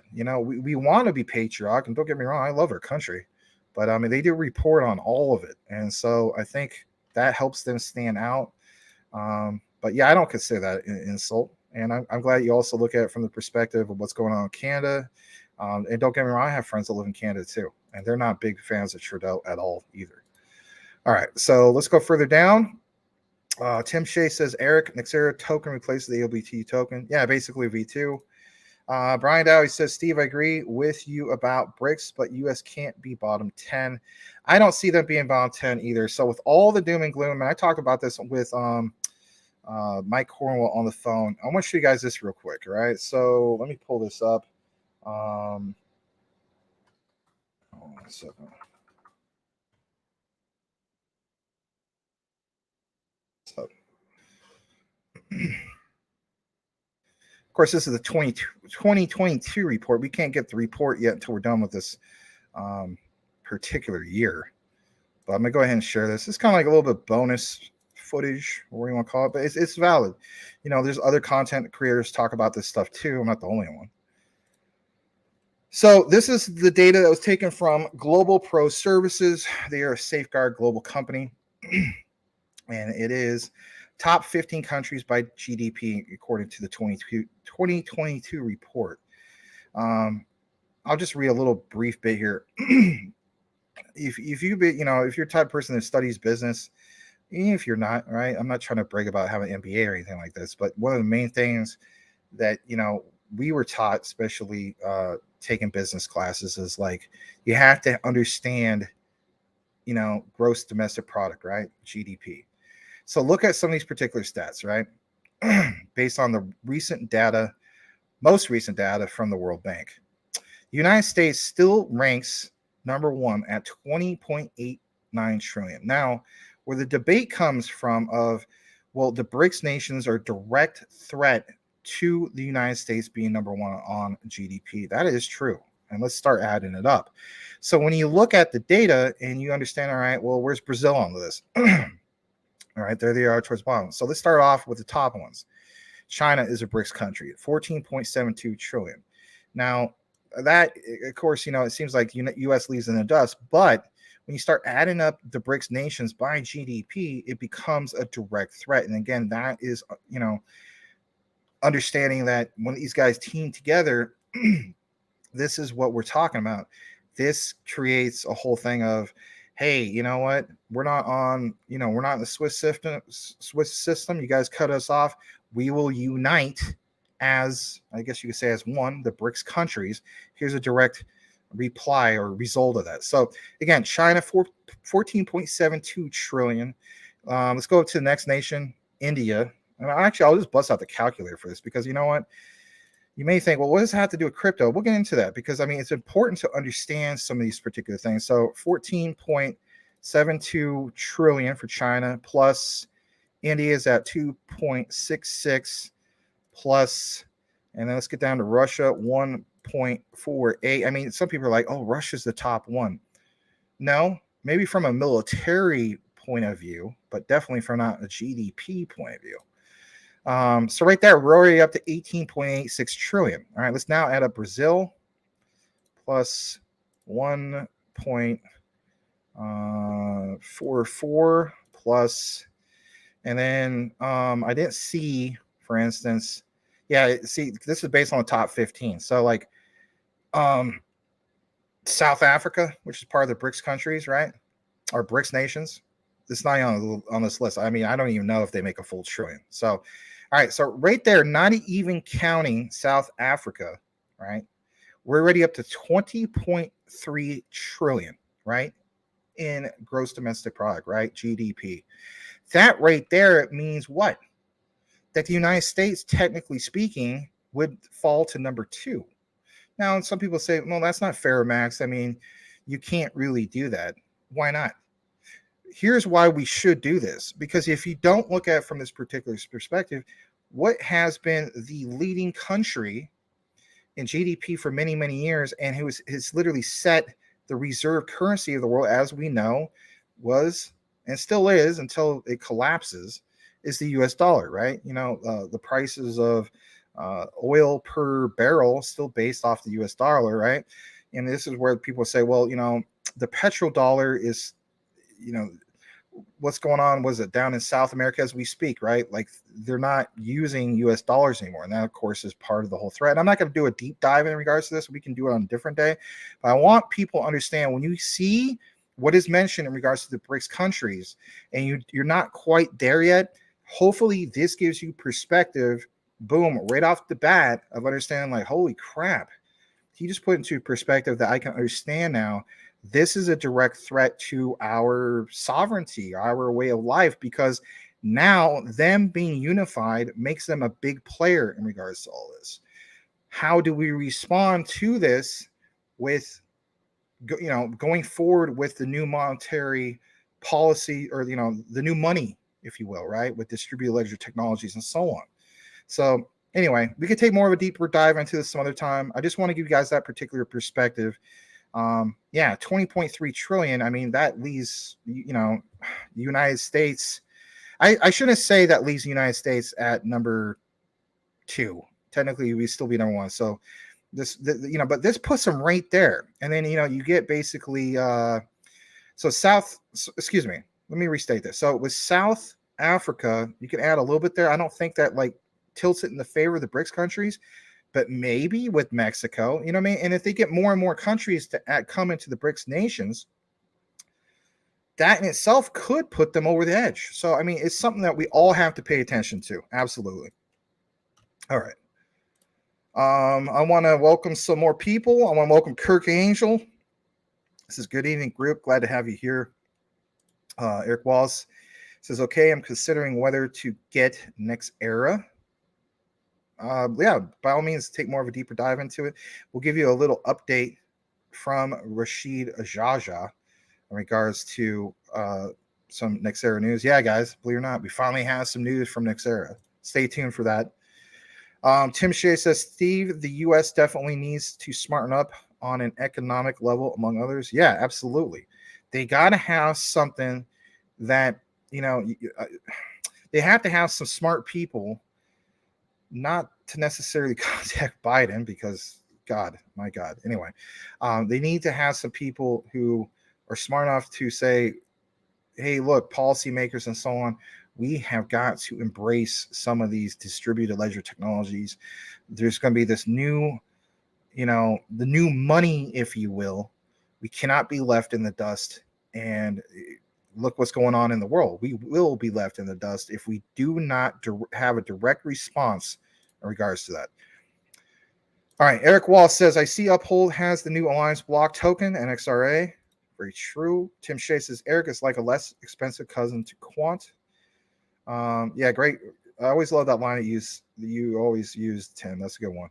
Blackwood says the U.S. is too busy lying to the masses while filling their bags. They could be paid to care less about what happens to anyone outside their Ponzi wealth circle. Yeah, and it's really, really sad because, you know, the real good people who have shed the blood, sweat, and tears to preserve the sovereignty of our nation, you know, it's so sad. It makes you want to cry almost to see that going on. Like, that's corruption from the highest standard, if you will. I hate seeing that. Tim Shea says, Blackwood, it's very true. Every person for themselves. Sorry about that, Mike. I didn't see your super chat. Let me just, it's so close to your particular super chat. Let me just read a couple of these. Moraine, Ohio says it's the misdirection like the movie Swordfish. Twitch Radio, hey man, good to see you. You were, you know, in the recorded, and I remember some of your particular messages saying like something about like, you know, sharing some of our videos and so on, like it was the least you could do. And now I see you on the live. So guys, give Twitch Radio a nice welcome. He's a guy from the recorded who jumped to the live. Very cool stuff. Thank you so much for being here, Twitch Radio. I really appreciate you. Always puts a smile on my face when I see people take the jump from the recorded to the live. It means a lot. I want to welcome you guys. Again, let's welcome Twitch Radio. All right. So McDizzle says, tags on Twitter. We'll get into that right now. Thank you again for the $2 super chat, Mr. Mike Cornwell. So let's jump into that specifically. And I'm going to pull it up away so you guys can see it. And where are we at? All right. So there's the one for 15 minutes ago. Thank you so much, Mike, for, you know, responding to basically what we had on text. So if you were tuning in earlier, here's what we're talking about. So when Brian Dowie, when you said to Mike, hey, you think something big really is going to happen on March 20th? Unless there's a typo, which I don't think this is the case. I mean, this is Swift. I mean, come on. Why would they put some kind of nonsense out, right? This is not the fandom with a P project, right? All right. So I think this is big enough. I don't need to blow this up more. So look what it's mentioned here. All right. What are the new milestones leading up to the general availability of CBPR, right? Cross-border payments and so on the 20th of March, 2023, which is this coming up Monday. What is that, guys? I mean, 4 days away, if you're not going to count today.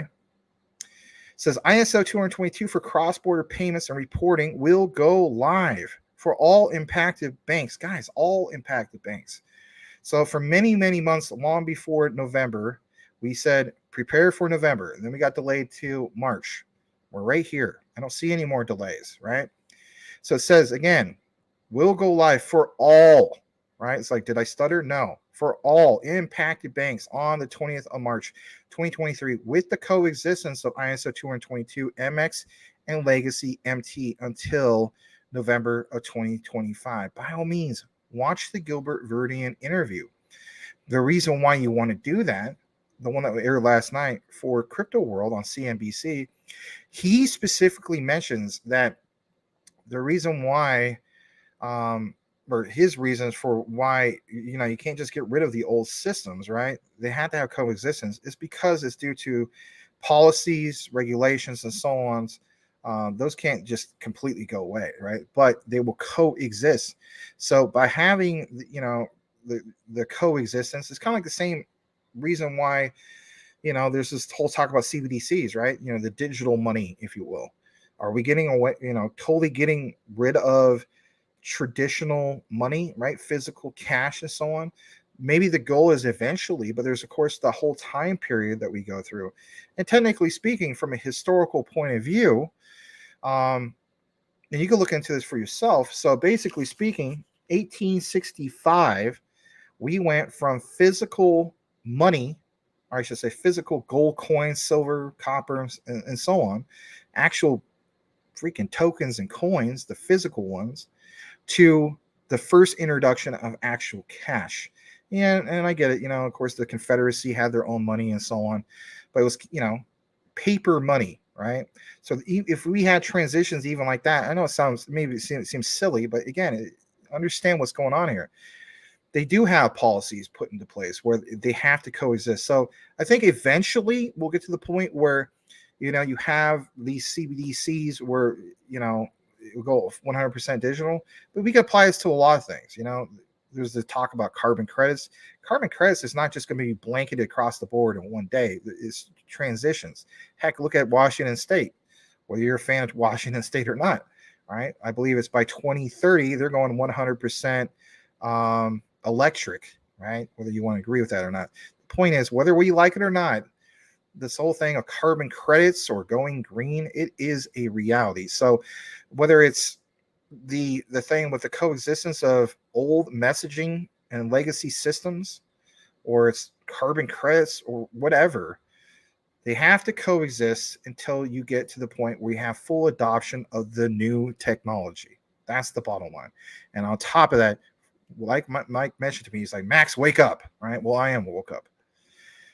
It says all, plain as day. There is nothing in it where it says part of it. So before, we were told, again, guys, I'm going to reiterate this, that you have a time period where, I guess by November 2025, you have the remainder. The way I look at it is all does mean all. And if that is the case, I think this is going to be maybe, possibly, I'm not a fortune teller, I am rooting for it. This could be the biggest thing in the history of crypto. I'm just going to be honest. That's how I feel about it.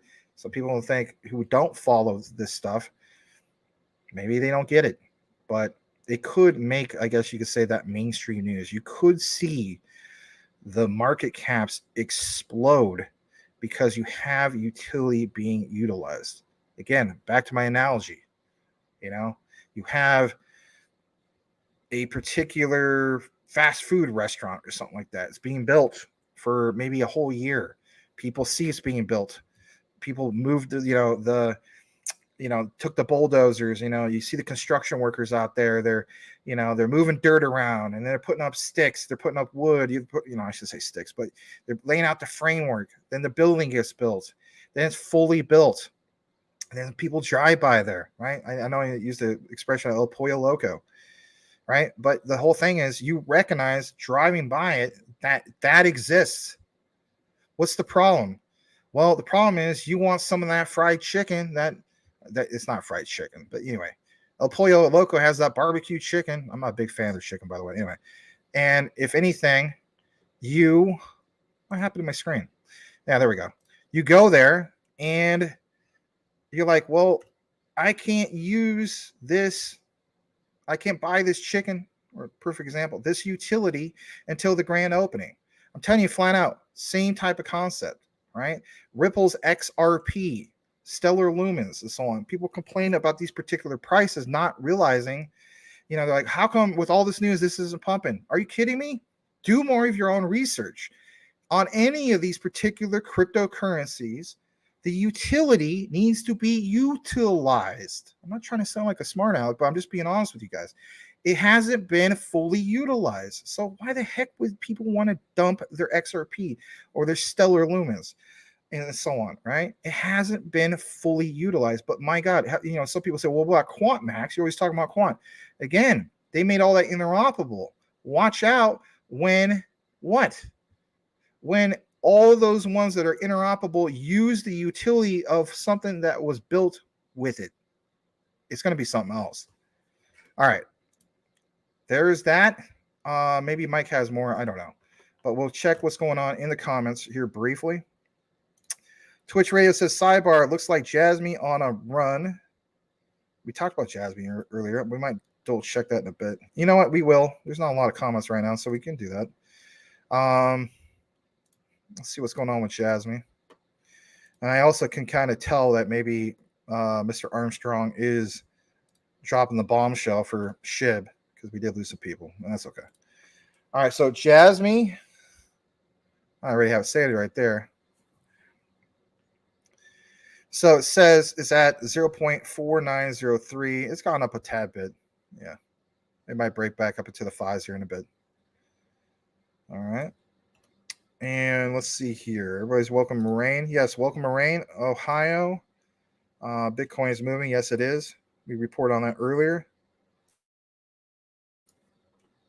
All right. Twitch Radio. LOL, wow, you guys are a friendly bunch. Well, thanks, man. We've always been this way. I mean, my thing is, I'm not the type of guy like, I don't know. I don't do the typical degen type thing where I go after a certain person or anything like that. But yeah, we do try to be friendly, try to welcome people and so on. And our main thing is we like to have you and everybody else, for that matter, be part of a community. And we're a growing community that is into a lot of different projects. But the key thing is, yeah, it sounds like we're just into the utility ones and so on. But then there's people like, and I don't mean no disrespect, Coochie Boy, right? And also Mike Cornwell and some other guys. They're not just into utility ones. Like, they dive into some of the mean ones and whatnot. And they've done well. You know what I mean? Like Coochie Boy, what was it? I believe it was Lovely Inu, if I'm not mistaken. You did very, very well during a crypto winter of last summer. So there is situations like that. See, everybody's welcoming you, saying what's up. Very cool stuff. Moraine, Ohio. I mean, that's easy to remember, right? But consider change your avatar. Something speaks more about who you are, what you're all about. If you want, you don't have to. Thank you, Tim. I always appreciate you, man. Twitch says, what's up, Steve Canadian? Then I see you this morning in different line chat. On Rodney's, that's fine. I've dropped into there and said hello to him a few times. I'll give him credit on one thing, right? So I know a long time ago it was kind of unpopular to FUD Saitama. Look how that turned out. He was right. All right. So Coochie Boy says, Max, what happened to Arizona? What's going to happen is this, all right? NCAA, right? What's going to happen is this. We're going to kick it to NBA, okay? And then we're going to have Kevin Durant come back in the playoffs and hope to God he's not going to get injured. And Phoenix Suns going to go to the finals, win the whole damn thing. And my mom from heaven is going to be smiling and is just so dang happy. And I'll be so happy as well because that was her team. My team is the Portland Trail Blazers, but my favorite team is, the Suns because she was a huge Suns fan. But anyway. Yeah, but some people that made those bets, or some of you guys bet on Virginia, they're sitting pretty nice right now. So pretty nice, but for Vegas, I mean, it's going to happen. There's going to be some of their upset, and that's why people watch, March Madness. That's what makes it March Madness. So, anyway, Moraine says, "What do you think about owning gold?" I think it's great, but here's the thing. All right. I understand that gold is really attractive, but you know what's even more attractive as far as, I guess you could say, that risk to reward ratio. And again, it's not financial advice, but silver, right? Look more into silver compared to, we're also looking to gold. But for me, if I had to pick one or the other, I would have to go with silver, personally.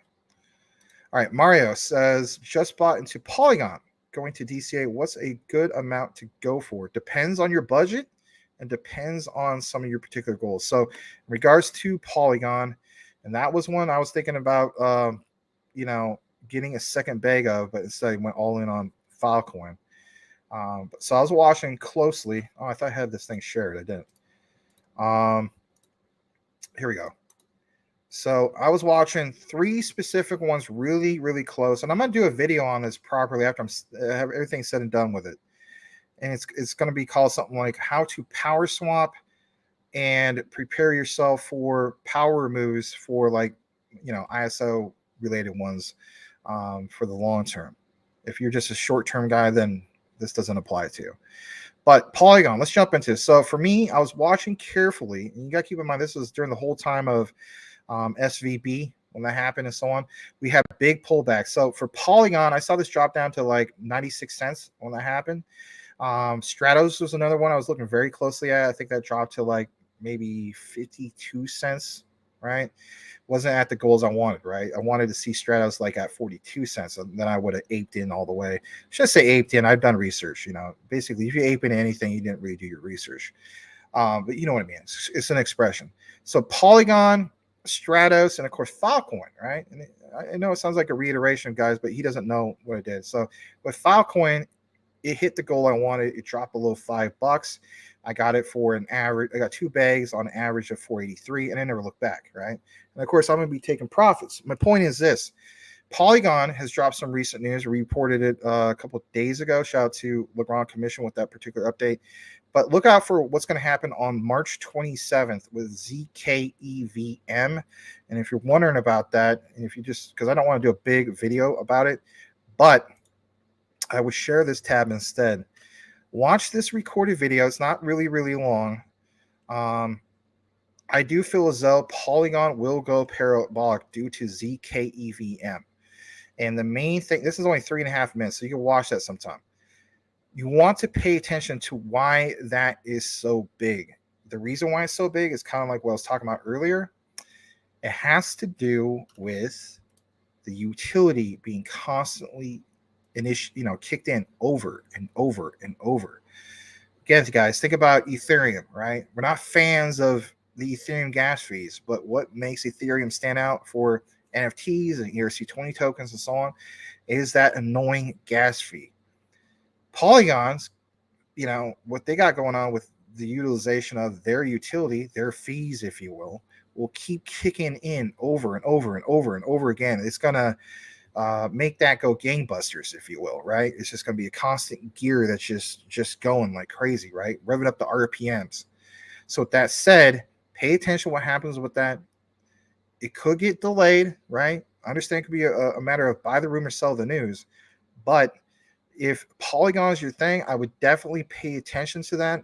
And also, of course, pay attention to what's going on with the overall market. Set some goals for yourself. Pay attention, and I'll bring this up again. Let me share this again. So here's one key thing to do it. Always pay attention to what you want to get into if you don't hold it and if you don't have more than one bag. All right. So with Polygon, for me, recent bottoms is basically 96 cents. Now, if you want to compare it to bottoms of last year, then it's not even close to that. Last year's bottom, let's jump into, I think it was like what, 30 something cents. Yeah. See, this is like 40 cents right here. So, it's showing like what the average is. So yeah, it was 34 cents. So shout out to all you guys who took advantage of that on June 18th, right? I wish I would have done that. I didn't. I got into some other things. I think it was like Luna Classic and stuff like that. Nothing wrong with Luna Classic. I got a lot of that. But my point is I should have maybe, bought more of my Polygon. And I think at that time I kind of had a little bit of tunnel vision. I was like, I already overpaid for Polygon. You can get tunnel vision when you overpay for certain assets. Anyway, long story short, look at the recent price, Actually, let's do it 3 months. So, back earlier this year, right on New Year's Eve, Polygon was at 76 cents. I don't see it going down to that. But recently speaking, right, we look at the month chart. This was, like I mentioned, right around the 96 cent mark. So for recent price action, that would have been bottom. Are we going to get to that anytime soon? You would have to have a big moment like another SVB or something like that. I'm just saying, if we do, pay attention to that. And if anything, don't necessarily marry this particular asset. If you see other particular opportunities that come your way, take advantage of that. It's like, so for me, I was like, oh my God, everything's going to, this is going to be huge, parabolic for Polygon. I did that particular video. I'm totally aware of that. But the opportunity was a greater at the time with Filecoin dropping below the $5 mark. And even with what's going on recently, here's a perfect example. We'll take a look at Filecoin real quick.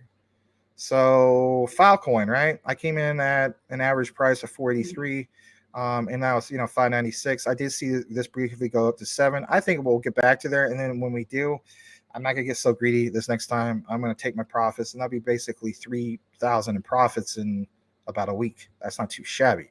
I could do what they call a power swap into more of the ISOs because I realized what's coming here on the 20th. Maybe I don't get to those particular goals yet. That's okay. But whatever the case be, if the entire ISO 222 cryptos, XDC, XRP, XLM, and so on, if there's only a few of them that really take off, but like let's say XDC doesn't quite get there yet and is still at a cheap price, then if anything, I add more to my particular bag. So I just want you to understand, maybe you already do, you want to look at all your particular options, but always pay attention to what has happened with the chart, right? Shout out to Cool and Chris, who always said, trade with the chart, not with your heart. That's a good analogy. All right, let's kick it back into the comments. Mario says, just bought into Polygon, going to DC. Yeah, that's the one I already read. My bad. Let's go further down. Coochie Boy, we're not talking about that anymore. It's okay. I could take it.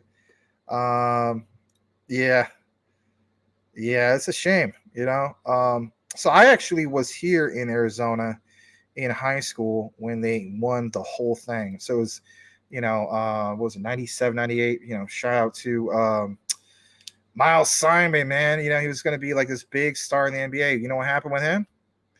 He got drafted by the Orlando Magic. He couldn't hit the NBA 3. He could only hit the college 3. And as a result, he fizzled out. And then he just couldn't adjust to NBA. He was just, that was a big shame because he was a big player. But anyway, yeah, it was Wildcats versus Wildcats. You guys remember that? It was University of Kentucky Wildcats versus U of A Wildcats. You had Rick Pitino, right? Hall of Fame coach and so on, versus Lute Olson and our guys. Man, that was a heck of a matchup. That was a great championship game. Anyway, but yeah, the whole state of Arizona was really, really like going crazy about that win. All right, let's go jump further down. H bar Scorpio ALBT next era is 850 million. I know I just misspoke. That's all it was. I just simply misspoke. So sorry about that. I did come back later and restated that, but yes, that's okay. I don't mind people pointing out some of my mistakes. All right. Twitch Radio says, serious question. Though, why is everyone saying that ISO 222 goes live this year? Yes, it does.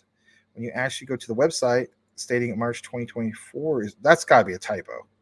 I don't know about that. Can somebody else verify that as we go more into the comments? All right, Moraine, Ohio. What about StrikeX? I don't know about that one. Never heard of that one. Blackwood. We have central banks because of the Rothschild family. Very good point. Civil War, Lincoln shot. Federal Reserve Bank, 1812 happened because of a failure to renew a charter for their central bank. Hey, Blackwood, look at history, man. Awesome. Eric Wallace states, sounds like Nexera is an update to ALBT. Yeah, it's just a V2 basically. And also lesser supply, 150 million. See, I got that one right this time. Anyway, Boomer's like, March 2024 is fine with me. It ain't fine with me. I'm kind of getting tired of waiting. And my thing is, I know for some people are like, we'll just keep spreading out, more time to stack, more time to stack. I'm just saying. I mean, maybe it's selfish. I have aspirations and dreams just like anybody else, and I I just kind of want to get this thing going. You know what I mean? So anyway, Tim Shea says it is Brian. All right, Twitch Radio. What business charter? I don't know what you mean in regards to that. All right. You guys have a conversation with each other about the Rothschilds. That's good stuff. I'll read this one and we'll jump back into the news here in a bit. Lincoln opposed the idea of central banks, and some historians believe that Booth was part of the plan. Wow, that's deep. That's very, very deep. Very, very deep. Yeah, it's funny you mentioned that. So it's like the whole thing with Lincoln, right? And then technically speaking, as we know with JFK, he opposed quite a few plans as well. Kind of funny how that works. Not funny, haha, but funny. All right. Yeah, I'm 364 years old, so I have. That's funny. Isn't it BRICS GDP? You talking about that bidet again? Oh, it's a typo. Bigger than NATO now? Could be. I'll have to take more of a deeper dive into that. That could be. Boomer F is Sooner, Alabama. My only win today in the South. Huh, with the SEC and so on. Loud. All right. Blackwood, we may not call them kings and queens, but the U.S. has them hiding in plain sight. The way, you know what, I will agree with you for the most part in regards to that. So we don't have royalty, but the sad thing is, to a sense, we do, right? So it's like Hollywood movie stars and so on. They roll out the red carpet for them. They get treated like royalty, but not quite royalty. Basically speaking, I mean, you know, for kings and queens, their royal colors are what? They're not red, they're purple. But anyway. Boomer F. Cylinder, that takes talent. Or you have Oregon over Duke. I got Duke on that one. Even though I'm from Oregon, I got Duke on that one. I got to be real. I have Duke losing the championship. Who do you have them losing the championship to, Tim? So they don't have Coach K. I mean, in reality, they have a good program, though. Mike Krzyzewski. All right, so Brian Alley says, I'll take Alabama against any team for one game this year. Oh, interesting. Duke loses to Kansas State in the Elite Eight. They will lose to them. Okay. All right. KK says Brick's going to make a huge dent. They already are, in my opinion. All right. Louis Freely, welcome you back. He says crypto green. It is. We'll refresh that real quick. So we are at 111 trillion. I wish, right? 1.11 trillion. Man, Maximus needs to up his game on quoting things. Not billions, millions, not 111 trillion, 1.11 trillion. But yeah, that's where we're at right there. We'll leave that up for a brief moment. Actually, I'll just stop that for a second. All right. We're going to get back into the news. Let me see. You guys talking about the tournament. That's good stuff. All right. So Medizzle says he tagged me on 3 posts. You only showed 1. Oh, well, my bad. Would you like a refund? No, I'm kidding. All right, hold on a second, Mike. I'm sorry, man. I didn't know that. Yeah, you're right. Well, I didn't know I did that.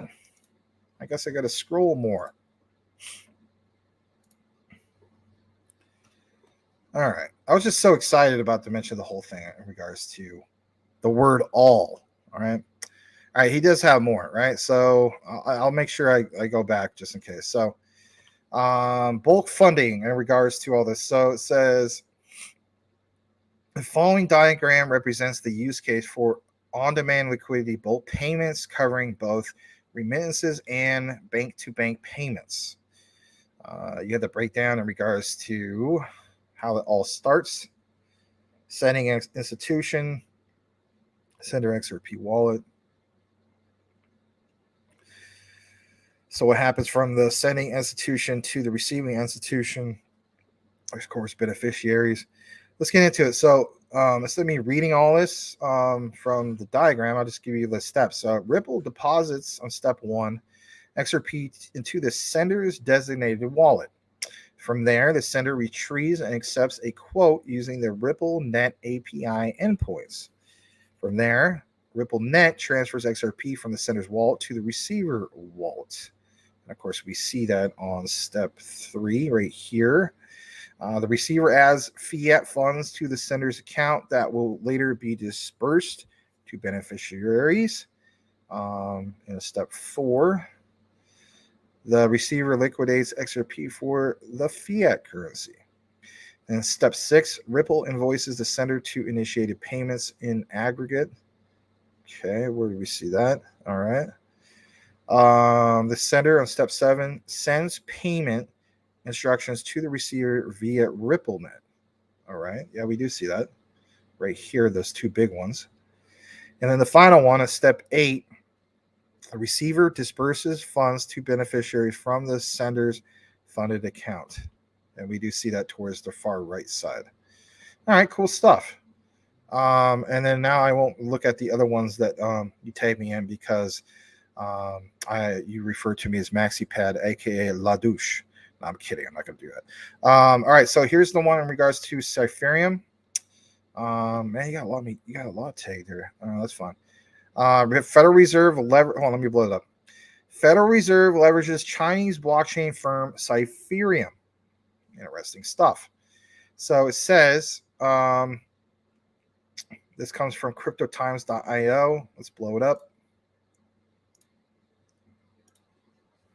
All right, we'll actually get into this. We do have a whole lineup in regards to Cypherium, but we'll do a little more extended coverage tonight in regards to Cypherium. So Federal Reserve leverages Chinese blockchain firm Cypherium. Cypherium will provide solutions to financial institutions and consumers on FedNow. And of course, that's launches in 2023. In reality, this was it July, I think I said earlier. This was originally posted on the 9th, but it was updated on the 14th, so a couple days ago. Smart contract platform Cypherium will be featured in the Federal Reserve's real-time payment services platform, FedNow Service Provider Showcase, which is testing blockchain infrastructure for its services. Now, FedNow Service Provider Showcase launched on Tuesday, which aims to facilitate institutions and users with a range of services and help them use FedNow Service, which is going to launch in 2023. We're in that year. Initially, the showcase came with over 70 profiles and service providers that enable instant payments, including a New York-based blockchain company focused on instant payment solutions. Listen to this, guys. Blockchain interoperability and central bank digital currency CBDCs. The project is also in the limelight because it links with Chinese blockchain projects for the city's development. Other providers in the showcase include services like BNY Mellon, Immediate Payments, MasterCard, Track Business Payment Services, and even e-payments. Listen to this quote. We are thrilled to be part of FedNow Service Provider Showcase and look forward to helping other organizations implement instant payments, said Sky Guo, who is the CEO of Cypherium. Also mentions, we appreciate the commitment of Cypherium to enabling FedNow adoption and participating in the showcase. I should say he is in Sky Guo. This comes from Nick Stanescu, who is the Federal Reserve Bank Senior Vice President and FedNow Business Executive. Wow. Talking about a bigwig, right? Quote, the time is now for organizations to identify and connect with partners they'll need to build the end-to-end solutions the market is demanding. And what I find just unbelievable, right? Getting more into this. Let's kick it to CMC for just a brief moment. When you go to Cypherium with all the recent news that's happened with CPH, now you go here, you understand that, look at this, guys. I mean, we're over 10 cents now. We're approaching 11. But still is only ranked 2773. I'm sure at some point CMC is going to update that market cap, right? The days of this being in the 2000s are going to be over here soon because they will get verified market cap. That's going to blow this up in itself. Itself will probably cause the price to even increase even that much more because more and more people will see what's going on with it. But look at the volume, 302% up. But here's what behooves me, as Larry would say. When you go to markets, for this thing to only be technically listed on 2 exchanges, which one, I don't know. I don't know. I don't even know if I could trust xt.com. Mexi seems good. I heard some people complain about it, but come on, only 2 exchanges. I mean, maybe they get ones here soon. I think I might have some info in regards to that. But anyway, crazy stuff. Yes, absolutely. Let me double check Twitter just to make sure I didn't skip anything for Mr. Mike Cornwell. Let me see. I think that's it. So again, Mike, my bad on that. All right. Where we else we at on the comments? All right. We have, I think, another one. All right. So that's where I was at last time. All right. Update from Coochie Boy. Yeah, Lovely Inu ran up 18x from July to August. Yeah, you did really good on that one. Also, that one with the Shepherd, I forgot what that was called. Australian Shepherd, the ass, been playing, LOL. And then Salamander, thank you for that. Naima Jahan, founder of Shiba Inu. Ooh, so that was the bombshell that was released, huh? All right, well, you know what? Maybe that is on crypto Twitter. I'll type it real quick. This guy's last name? Jahan. All right, let me see if I can pull it up.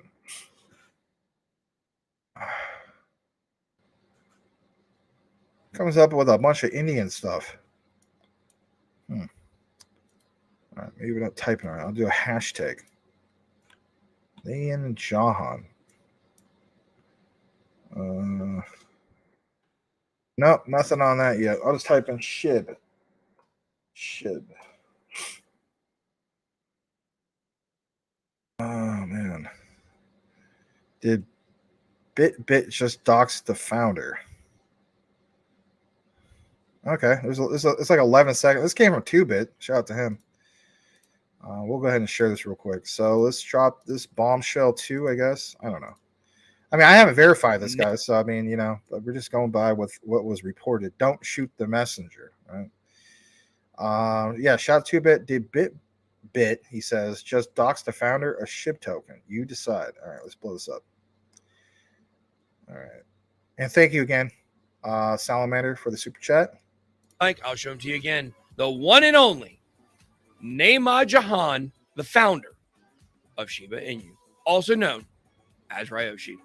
Yeah, had a good run, Naima. Mike, I'll show them to you again. The one and only Naima Jahan, the founder of Shiba Inu, also known as Ryoshi.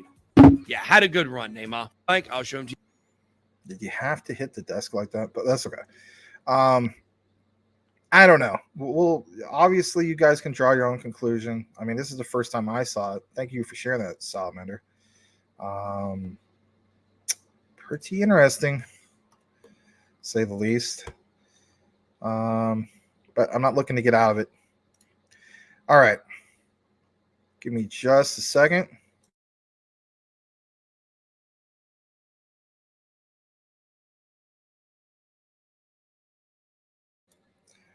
All right. Let's go ahead and read this from Blackwood. He says he wished he could have invested in all ISO tokens, but can only do so much.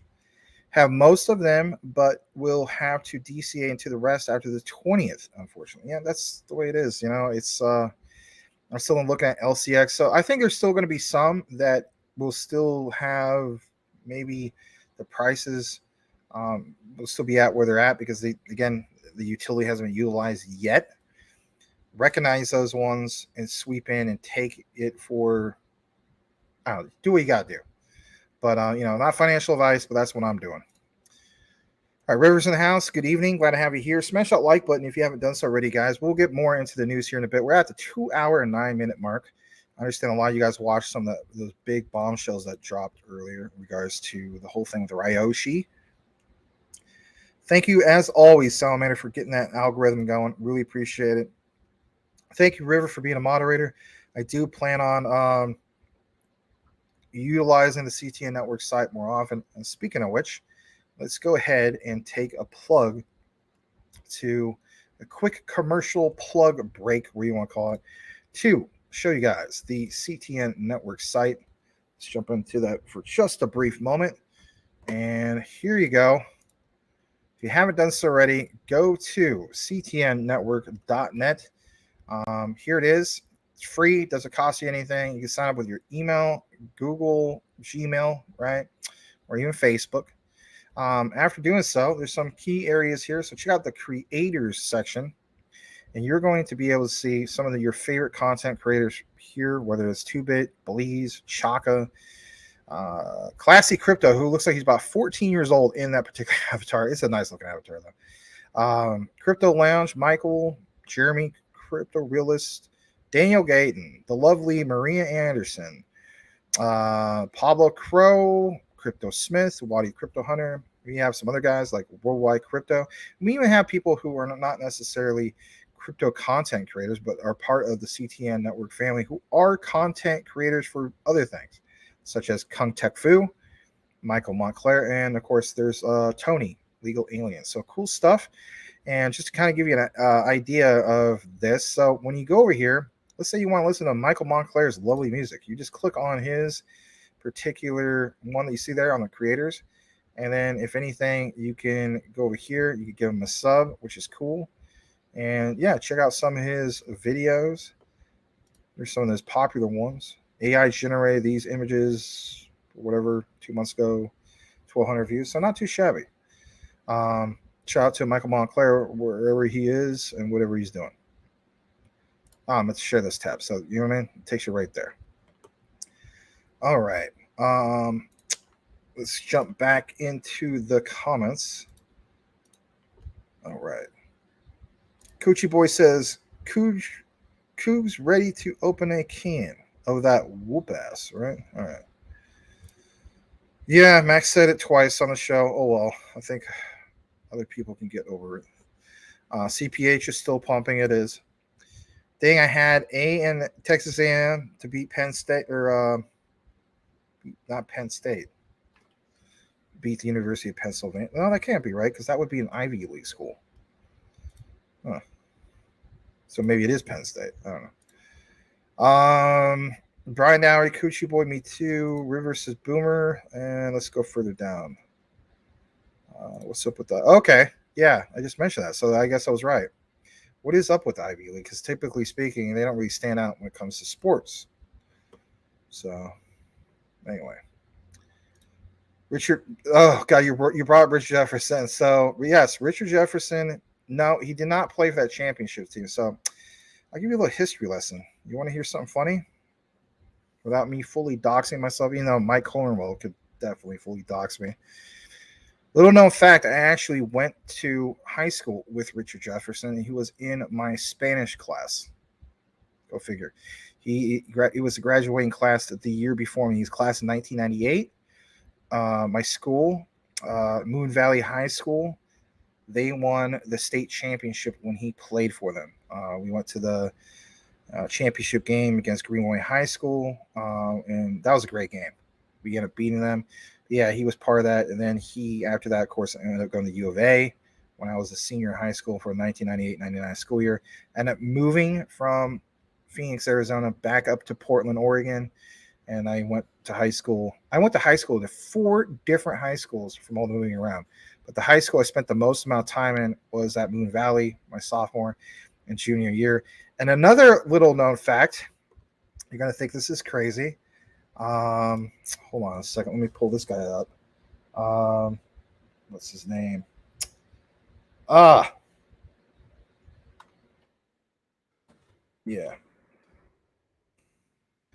So another weird known fact. I'll show you guys. You guys know who this is. Yeah, the QAnon shaman also went to Moon Valley High School. All right, his name is Jake Angeli. Yeah. Anyway, so all right, gonna get back into the comments. Miles Simon. Yeah, I guess I'm way behind the comments, huh? All right. Starts March 20th, ISO 222. Wayne Side says, why is Bitcoin running? We did some of those particular outlines. So I'm going to show you just real quick because some guys think, I should say some guys. I think some, not all you guys, I think some guys think I pull stuff out of my butt when it comes to just opinions. So I'm going to bring something up to you guys. I'm not going to do a deep dive in regards to this. I am going to show you something. You can draw your own conclusion. All right. If I can get to where I can log into here. Hold on a second. Hold on. I almost got it. It was not planned. I'm not going to do it deep dive, but I want to show you guys something just real quick. So was that back on the 11th? When was the 11th? Hold on a second. The 11th was last Saturday. Let me show you something. Let me show you the good stuff. Where the heck is this thing? Aha, there we go. I'm gonna make this bigger for you can see it. Let's pull this up. Let me pull this up. Let me pull this up. All right.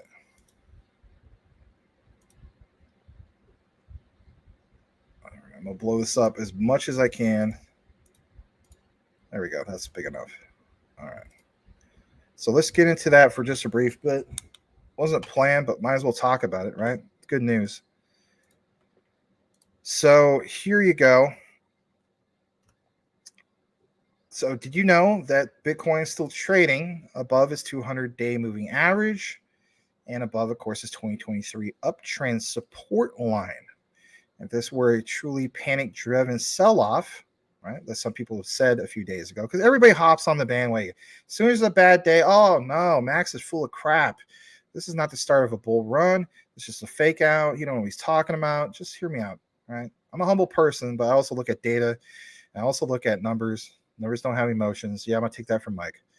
So BTC would have taken those levels out in a hurry. The fact that BTC is holding them is very positive. Look at what you see here. Okay. You don't have to be the most technical analysis type guy to understand this. Like it says, overall, we expect more short-term volatility in the crypto market. I mean, the source, of course, is Investor Place, but they've been spot on when it comes to this.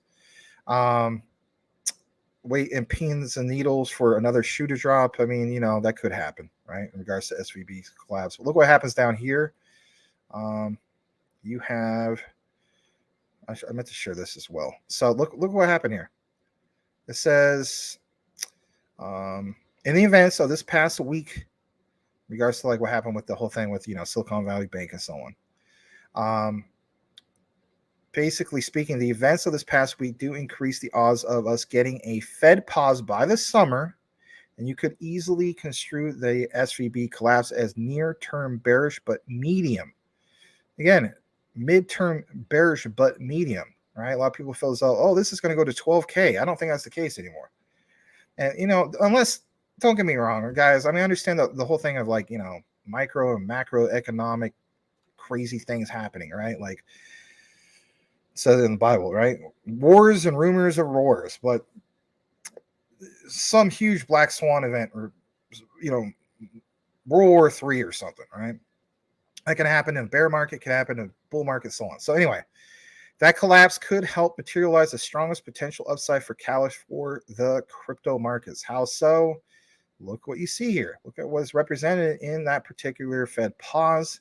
And when that happens, you know, basically speaking, you see where that Bitcoin bottom was from the last time around, from 2018 to 2019. Understand where we're at. We're, you know, towards the all-time highs of 2021 for what Bitcoin, Ethereum, and so on, right? And of course, we saw crypto winter, bear market, and so on. We had a Fed pause. And think about like where things climbed for a little bit. This, of course, is where people say, well, that was the fake out. Again, what's represented here? You do see part of that particular fake out. And then the question is, Bitcoin surges. I feel as though that's the case. I don't know. I look at a lot of this stuff, and I understand a lot of people based off emotions, but I do look at the data. You know what I mean? And that on top of this here, I'm not gonna get too far into this because we talked about this on Monday. In regards to the CPI, like some of the recent CPI reports. I mean, there was one that came out on the 15th, I believe, yesterday. But yeah, energy inflation is about 10% of CPI. It lags Bloomberg's commodity index. We get that. Food equals 15% of CPI. It's about to crash. We're always talking about the whole thing about transportation. You always got to take into account all these particular things, right? Shelter, 35% CPI, about to crash. I mean, we talk about the whole thing with Zillow. So my thing is, there's so many indicators to show that. I'm going to share this real quick. That inflation is definitely coming down a little bit. I mean, yeah, some places like maybe your gas is still up and so on, but I've seen it here in my own local area. And my thing is, again, look at the particular data, draw your own conclusion. If you're one of those guys and once you're like, no, Max, you're full of it, we could be, respectfully agree to disagree. But my thing is, I have experienced a bull market before a couple of years ago. Some of you guys have been here longer than me, may still feel like, hey, Max, you're wrong, and that's okay. But my thing is, I think there's enough data to support, and this is not even counting, by the way, what we can get with the utility run. Mike Cornwell is right. I will agree with 100% with him on that. Utility run don't give a crap about some of this particular data, right? But that's where it's at. So the combination of all these factors, ISO 222 going live on Monday, some of the data that you saw just now and so on, I'm extremely bullish of the potential of what we can still experience in 2023. I'm not saying it's all-time high for 2023, but what I am stating is to deny the whole thing of saying that there is no potential start of a bull run here. I just don't think that's the case. I'm in the minority on that. I'm going to stick to my guns about that unless something crazy happens, which I hope to God it doesn't, in regards to like wars and so on and so forth. All right. I think a few more people came. That's cool. Yeah, thank you for that, Wayne Side. Blackwood says some of the founding fathers also had concerns about the central banks. Bigger but bidet would have been better. Oh, jeez. Yeah, UConn always had a great team for both men's and women's. With Ray Allen. Ray Allen for me really stands out. To me personally, I think Ray Allen had one of the best, just beautiful shots, right? I believe Cliff Robinson, did he also go to UConn? I met Cliff Robinson. There's a lot of other UConn greats. Rip Hamilton. Anyway. Sinbad 909. Mexi works well for me. Oh, that's cool. Welcome back, Sinbad. Good to see you.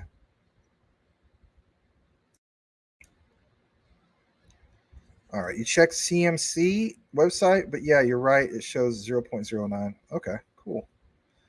Very cool. Sinbad says he bets CPH will hit 50, so stack up. Good point. Give me just a second.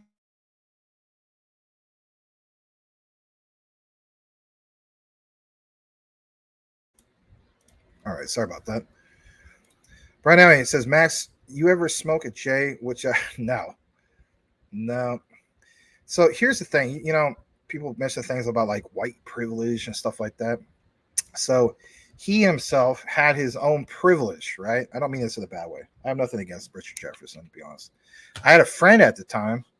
I'm not friends with him anymore because he left me for dead. That's a long story. I'm not going to jump into that right now. But yeah, roughly 21 years ago, he left me for dead. Not Jefferson, my friend, but my friend at the time who went to Moo Valley, he couldn't stand Richard Jefferson. He was so jealous of Richard Jefferson. This dates all the way back to like, I don't know, grade school football or something like that. Anyway, so in regards to Richard Jefferson would come to, let's see, this is hold on, what year is this? Junior year, I was only into Spanish class for a little bit. So anyway, I was there for like maybe like a month or two. And Richard Jefferson would come to class and he would be there once every 2 weeks on a Wednesday and somehow was allowed to pass the class. Didn't make any sense to me. No sense. And the only thing I could come to the conclusion was it's because he was a star player and he got special privileges. That guy totally got special privileges. But it is what it is. I'm not saying I was jealous of that or anything, but I just throwing that out there. Anyway. All right. Let me go further down. Brian Dowie says, Tim, now that would be a story. Coochie Boy says, I've never been in a bull run where everyone is unemployed. This may be the first if you were right, Max. Hey, that's all right. I mean, I understand, like, again, you know, I'm not trying to pull bleeves, nothing against him, you know what I mean? Where it said, like, you know, thanks for tuning in to Crypto Talk Now. This is Max, and I'm always right, because obviously I'm not always right. But I'm just looking at from those particular perspectives. So far, the data shows I have been. Anyway. Brian, Kemba Walker. Yes, Kemba Walker. You guys typo. Kemba Walker, before he got plagued with injuries, very, very underrated player. All right. Sinbad. UI Bull Ring, how historical. And let's see here. You too, sir. Hey, you're welcome. Max, you know your basketball? I do. I have to admit, when it comes to that stuff, I do.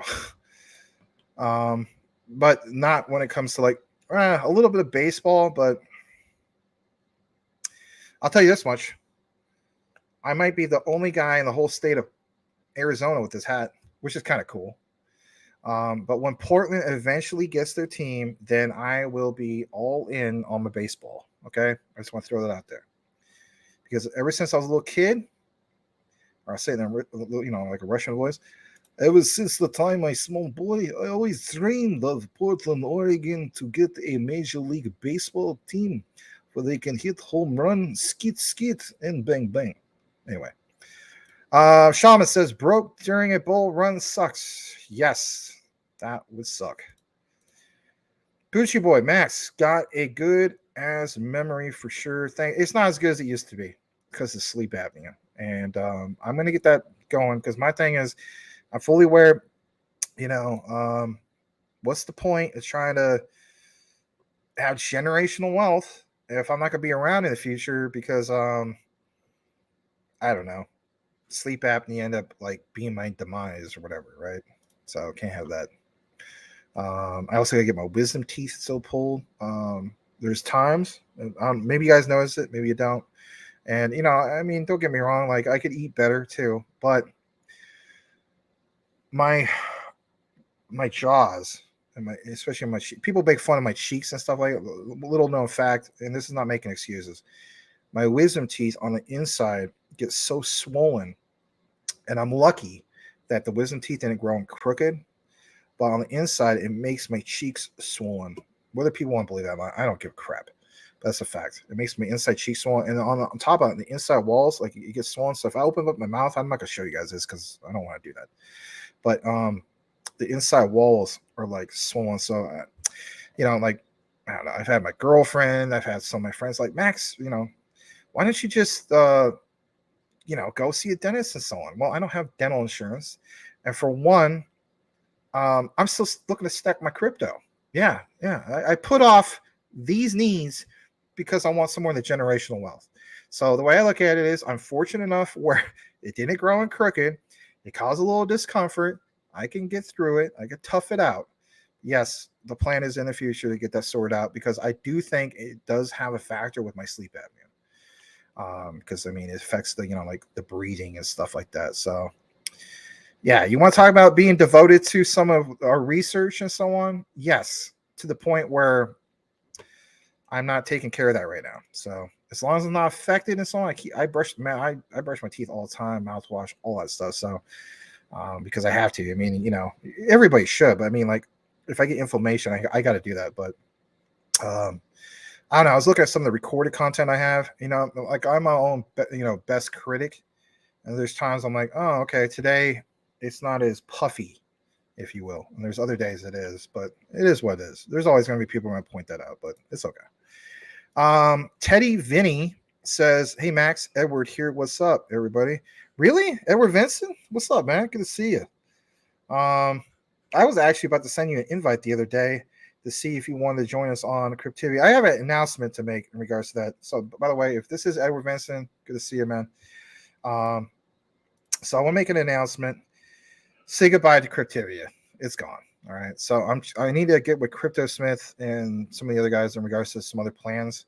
I'm not gonna reveal that yet, but I will reveal this. Say adios. It's gone forever. Cryptivia is gone. I don't want to bring it back, but when I see numbers where we have like 38 and it just drops right off the cliff to like 16, I don't care if there is other shows going on. That tells me that could be damaging, and we're trying to grow. And we tried it. It didn't work out. I know Larry was mentioning to me, he was like, but I feel bad. You put a lot of time in that. Yeah, it's one of those things. You know what I mean? You live and you learn. But I'm not going to force something that's not going to work. You know what I mean? I don't want it to be damaging. So I'll just give you guys this hint. The Wednesday show is going to be way more revamped. There won't be Cryptivia, and it's going to be it'll be a heck of a lot better. So, shout out to the undisputed. Well, actually, you did get defeated, didn't you? Or maybe I won. I don't know. Were you audience member that won twice? I can't remember. But shout out to you, Tim Shea, for at least winning one of the Cryptivity weeks. All right. Emeka Okafor was pretty good too. Yeah, he was. I remember when he played with the Charlotte Bobcats. God, I'm so glad that the whole thing with the Charlotte, Charlotte ended up getting the Hornets back and so on. But there's so many stupid names in the NBA. Like, I understand that, at this point, it's like, Los Angeles Lakers, right? Like, they're never, in reality, that's another name that doesn't make sense. But in reality, Minneapolis Lakers makes sense. Los Angeles Lakers doesn't make any sense. There's no lakes in LA. If anything, they should be the Los Angeles Oceans. Just like the Utah Jazz doesn't make any sense. So, by the way, little known fact, if you guys don't know this, right? So back in the ABA days, Utah had the Utah Stars. That makes a little bit more sense. But the Utah Jazz, is there a single jazz club in the entire state of Utah? No. But the New Orleans Jazz, that made sense. So then New Orleans Jazz, or, you understand this whole team went to Utah. Then there was the whole thing of like the Oklahoma City / New Orleans Hornets. That didn't make any sense. You know what I'm saying? So it's like, oh man, you kind of wish that the owners would have got together and been like, look, New Orleans, can we not be the Pelicans? Can we just become the Jazz again? Utah, can you guys just become the Stars again? At least one out of the 3 or 4 teams, right? The Charlotte Hornets, at least they got that right, because that makes sense. I'm going to go back in the history, shout out to Blackwood, right? So General Wallace back in the, was it Cornwall Wallace, Cornell Wallace, back in the Revolutionary War times, referred to the bay that he saw as a great big hornet's nest, right? That's where they got that particular term from. But anyway, all that stuff makes sense. But a lot of these NBA team names, like Los Angeles Lakers, they should be the Los Angeles Oceans, as far as I'm concerned. There's other teams that it just doesn't make any sense. Anyway. All right. CPH looks like a scam. If you look at it from the perspective of the chart, I would have to agree with you. I guess I could show it real quick. Oh no, Max is funding his own bag. He's funded my own bag. Not really. I don't know if I call it a scam, but if you're going to look at it from a chart perspective, I can see where you're coming from. Let me show you that real quick. Because a lot of this does look like what? Manipulation, right? If you do a 7-day, it looks fine. But there's a lot of times, guys, we point this out where they have straight horizontal lines where it looks like it's manipulation. Like right here, straight across. Come on. There's a lot of that. So, I mean, I don't know what that is, but I'm not really sweating it. The way I look at it is, to me, they have a legitimate Fed Now payment service connection. So I gotta look beyond that. All right. But I want to welcome you nonetheless, Michael Santiago. I'm sure Larry will come up with a name for you at some point. Perfect example is Carlos Delgado. All right. He always calls him, he says, now I messed that up. We know him as I totally messed that up. Anyway, Larry refers to him as something. Don't call me Carlos Delgado. Anyway, if Larry's here and you're on the weekend or something, he'll probably come up with a nickname for you, which is kind of funny. Anyway, we don't mean it that way. All right. Michael, crypto is a scam, a fugazi. All right, Bitcoin looked like a scam in the beginning too. Yes, I agree. Blackwood hit home run and skeet. Yeah, I don't know where I was going with that. Get on pull. It is a relief. But I don't. So here's the thing. So it's like I have medical insurance, all right? I don't have dental, which sucks. And it's just like, oh my gosh, what they want is just for me to get these all done. I mean, I'm looking at a lot. And I'm like, nah, I could tough it out. All right. Blackwood, Max, take it for someone with experience. You have an infection, had wisdoms removed a few years ago, and had the same issues. Oh, really? Well, I'll get it done. I did get it looked at in the past, and the dentist, this was about a year ago. The dentist said I didn't have an infection, but I need to have them removed because it caused inflammation. But I did have them looked at. And I did have one tooth that pushed up on another one because of this, which sucks. I ended up losing the tooth, but it didn't affect my smile or anything like that. So but I hear you, man. Thank you for the heads up.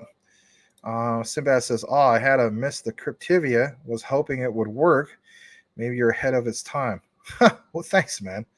I do. That kind of made my day. Thank you for that. Tim Shea, yeah, but Tim Shea wins everything anyway. So what's the point, right? What is the point if he wins everything anyway?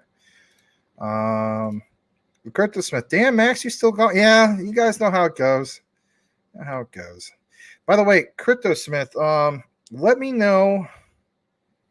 Well, Tom, when is the latest that I can talk to you about something? Let me know. Either on the phone or StreamYard or whatever. Because I need to get a hold of you about something. It's about an idea. Okay. All right. The Toronto Raptors. Yeah. In reality, here's the thing, right?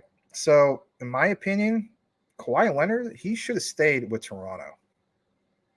He should have stayed. But it is what it is. Teddy Vinny says, I thought that thing was starting to bang. Saphirium. All right. So Crypto Smith, Sean, co-host of Monday's show. It's weird that Sky is on Twitter trying to pump CPH every day. Not sure what to think about that. Very good point. You don't see Gilbert Verdian doing things like that. You don't see Brad well, I don't know. Brad Garlinghouse is pretty active, but he's not exact. Yeah, I don't know. Kind of teaches him. Blackwood, I went to high school with two friends, one a descendant of Stonewall Jackson and the other descendant of Samuel Colt. I think General Stonewall Jackson was a great person overall who fought on the wrong side, but he was a great Southerner. I also think Robert E. Lee was a great Southerner. Of course, woke cancel culture will cancel them out and say that's not true. I think, the way they look at it, they like to represent their state of Virginia. Stonewall Jackson, I think, was a great Christian person. You know what I mean? He's a very godly man. Some people say, well, how's that the case if he owns slaves? I mean, I get all that. But if you look more into the history, of which you have, apparently, that's just the way I look at it personally. People can agree to disagree. It's just one of those things. All right, Mario says, FOMO into CPH or wait for pullback. Wait for pullback. Always wait for pullback, because it will. You will see massive sales at some point. Wait for that particular pullback. Do not fall in. 90% of the time on anything, you will. There was one exception. You want to know the one exception in my over, what was it, almost 2.5 years of altcoin experience. I know you guys are going to laugh when you hear this. The only exception I've seen where a person would have done well to FOMO at the current time being was Shinja. How do I know that? Because I came into Shinja on day 2. And if I would have technically FOMO'd at the time, which I didn't, but other people, right? They would have saved a lot of money at that particular time. Now, long run, oh yeah, of course, we all got wrecked on that. I was basically break even. At one point, I made about $2,500 out that project on the V1. Anyway, been there, done that, right? But anyway, that was the only exception I could think of. So I would say for the most part, do not FOMO into anything. But in reality, here's the thing. There's all sorts of different forms of FOMO. Technically speaking, I did FOMO into Cypherium, but it was based off of the research that I saw, right? Being ISO 222 and so on. So there's, my fear of missing out was, is Cypherium going to be part of, the pay, also part of the payment rails and so on? To me, it is. It's part of, the whole mix. When you're looking at the ISO 222 chart, right, it lists all those particular ones on cheat sheet 2.0. Doesn't list Cypherium. So when I saw Sean Crypto Smith's video, shout out to him, I said to myself, oh my God, I have got to get this. And I did. And I'm really glad I did because, oh man, let's see where I'm up right now. Where are we at on CMC? So let me see where we're at. Cypherium. Oh yeah. I don't mind sharing this. This is fine. Cypherium. All right. Bought this on March 3rd at 11 o'clock at night. Yeah, I didn't buy a whole bunch, right? Because I'm still getting on the other ones, right? You guys probably got a hell of a lot more than me. And a lot of content creators, they don't do this, right? They hide it. No, it's okay. I don't give a crap. So my thing is, I came in at 0.04991, so under 5 cents. I thought I bought at 5. I bought 6,222, and look at that. What's that? That's 114.29% increase. I'm good with that. Should I have bought more? Yeah. At the same time, I was getting other things. So, it is what it is. But, I mean, for any project, if you're up over 100% in anything, you're doing good. You're doing real good. All right. So, let's see here. Let's get back into more of the comments, and then we're going to get right back into the news. All right.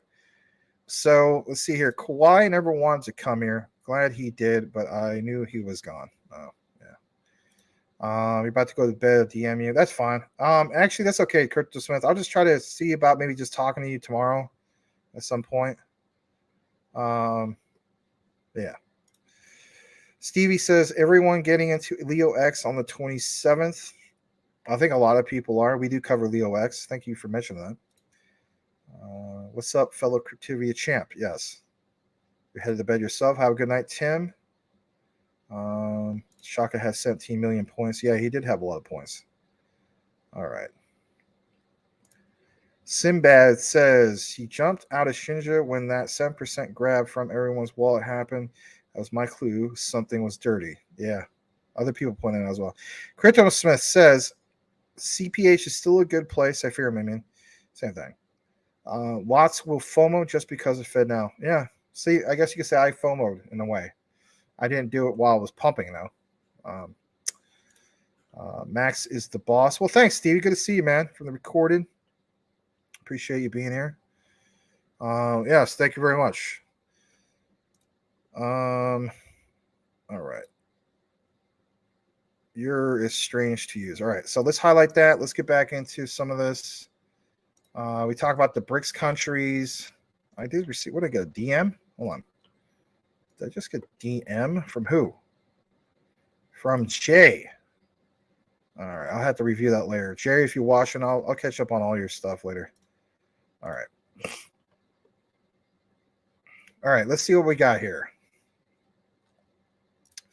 So we have more in regards to this particular outline. We talked about Cypherium earlier, which is cool. All right, a little bit more in regards to specifically Cypherium. All right. Now, this got actually originally tagged as quant. But when I jumped more into it, I said to myself, well, I don't know why the guy tagged it as quant. If anything, it should have got tagged as Cypherium. So this got posted yesterday. This comes straight from MSN.com, believe it or not. So it says Fed announces July launch of new FedNow system for live transactions. The Federal Reserve's Financial Services Division on Wednesday announced the launch of new instant payment system FedNow that will roll out in July. Some people, of course, combined with what you saw posted from Mike Cornwell that I retweeted, as well as this, feel as well, you know, why like Cypherium is just doing a massive pump again. It is basically buy the rumor, sell the news right now with them, and that does cause price action, whether you believe that or not. It's a true thing. Now we're going to play this particular video, but look what it says. The Federal Reserve's Financial Services Division on Wednesday announced the launch of a new payment system, FedNow, that will roll out, of course, in July. This is Fox Business. I will play the whole entire thing for you. 3 minutes and 12 seconds. But if anything, let me know what you guys think in regards to this. Smash that like button if you haven't done so already. And this is extended coverage from yours truly, Max of CTN. Thank you for being here. Let's go ahead and jump right into this right now. Let me take that off, actually. Stocks plunging on growing bank contagion. Stocks plunging on growing bank contagion fears. Credit Suisse dropping to a record low as high-profile economist Nouriel Roubini says a collapse would be a Lehman moment for the economy. Joining us now is Strategas CEO and Chairman Jason Trenner. Jason, good to see you. Thanks for being with us on a rough day. Everyone's trying to characterize the moment. What do you call it?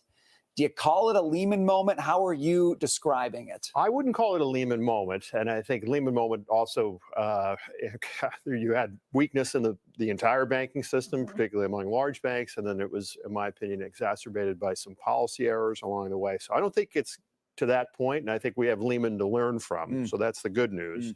The bad news, though, is this is very serious. And in many ways, I think, not to pick on the Fed, but I think in some ways it's really a result of 12 years of quantitative easing. And so the Fed has found itself in this, it's almost like a Hotel California monetary policy where, you know, you can check out anytime you want, but you can't really leave. It's very, very difficult to get back to normal once you've had this type of easy monetary policy for so long. My question is on contagion. A lot of viewers at home may be reassured their deposits may not be at risk. But if regional banks stop lending, stop giving out loans, they sort of look at their books and say, we're going to let the dust settle, no more lending for now, coming up in credit quality.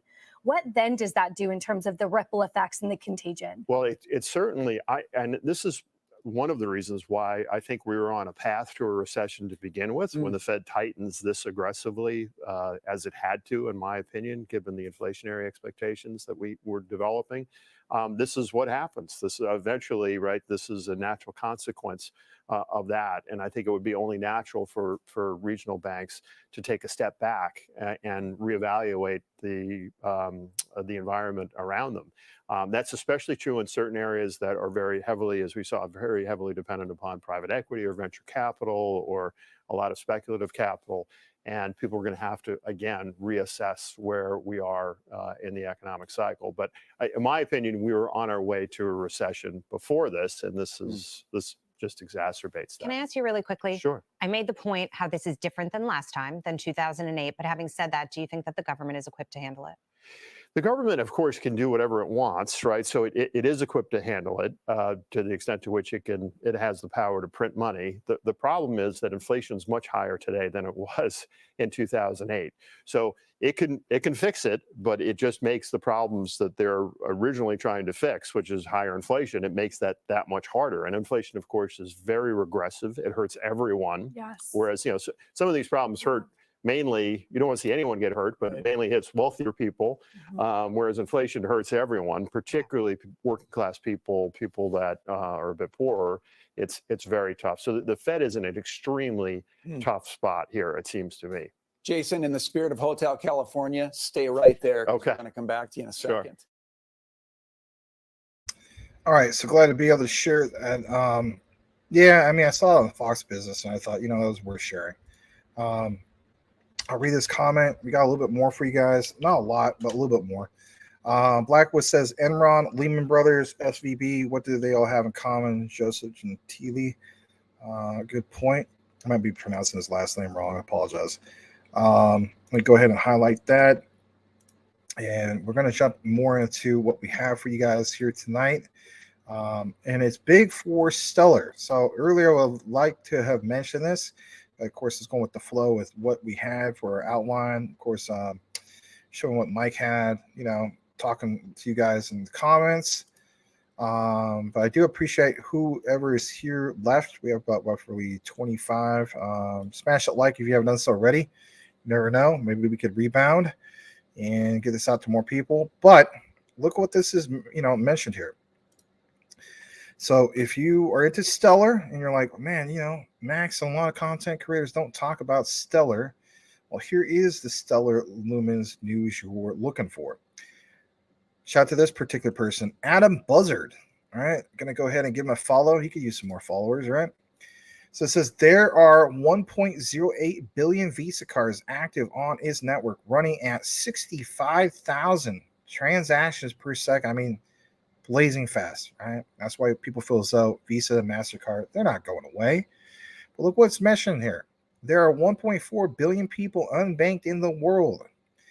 Stellar's XLM Layer 2 Starlight will enable 2 desktop computers to conduct 1 million TPS with a standard internet connection. Wow. Talking about a bombshell right there, right? Are you ready? I'm ready, right? But some people, of course, replying to this, like this one guy, XRP, abundantly brilliant. Does Stellar work without internet in case of a man-made, quote, government power grid attack? People are talking about the doom and gloom. It always gets mentioned. What if the enemy drops a EMP, takes out the whole grid? I've heard this story for many years, but it could be reality, right?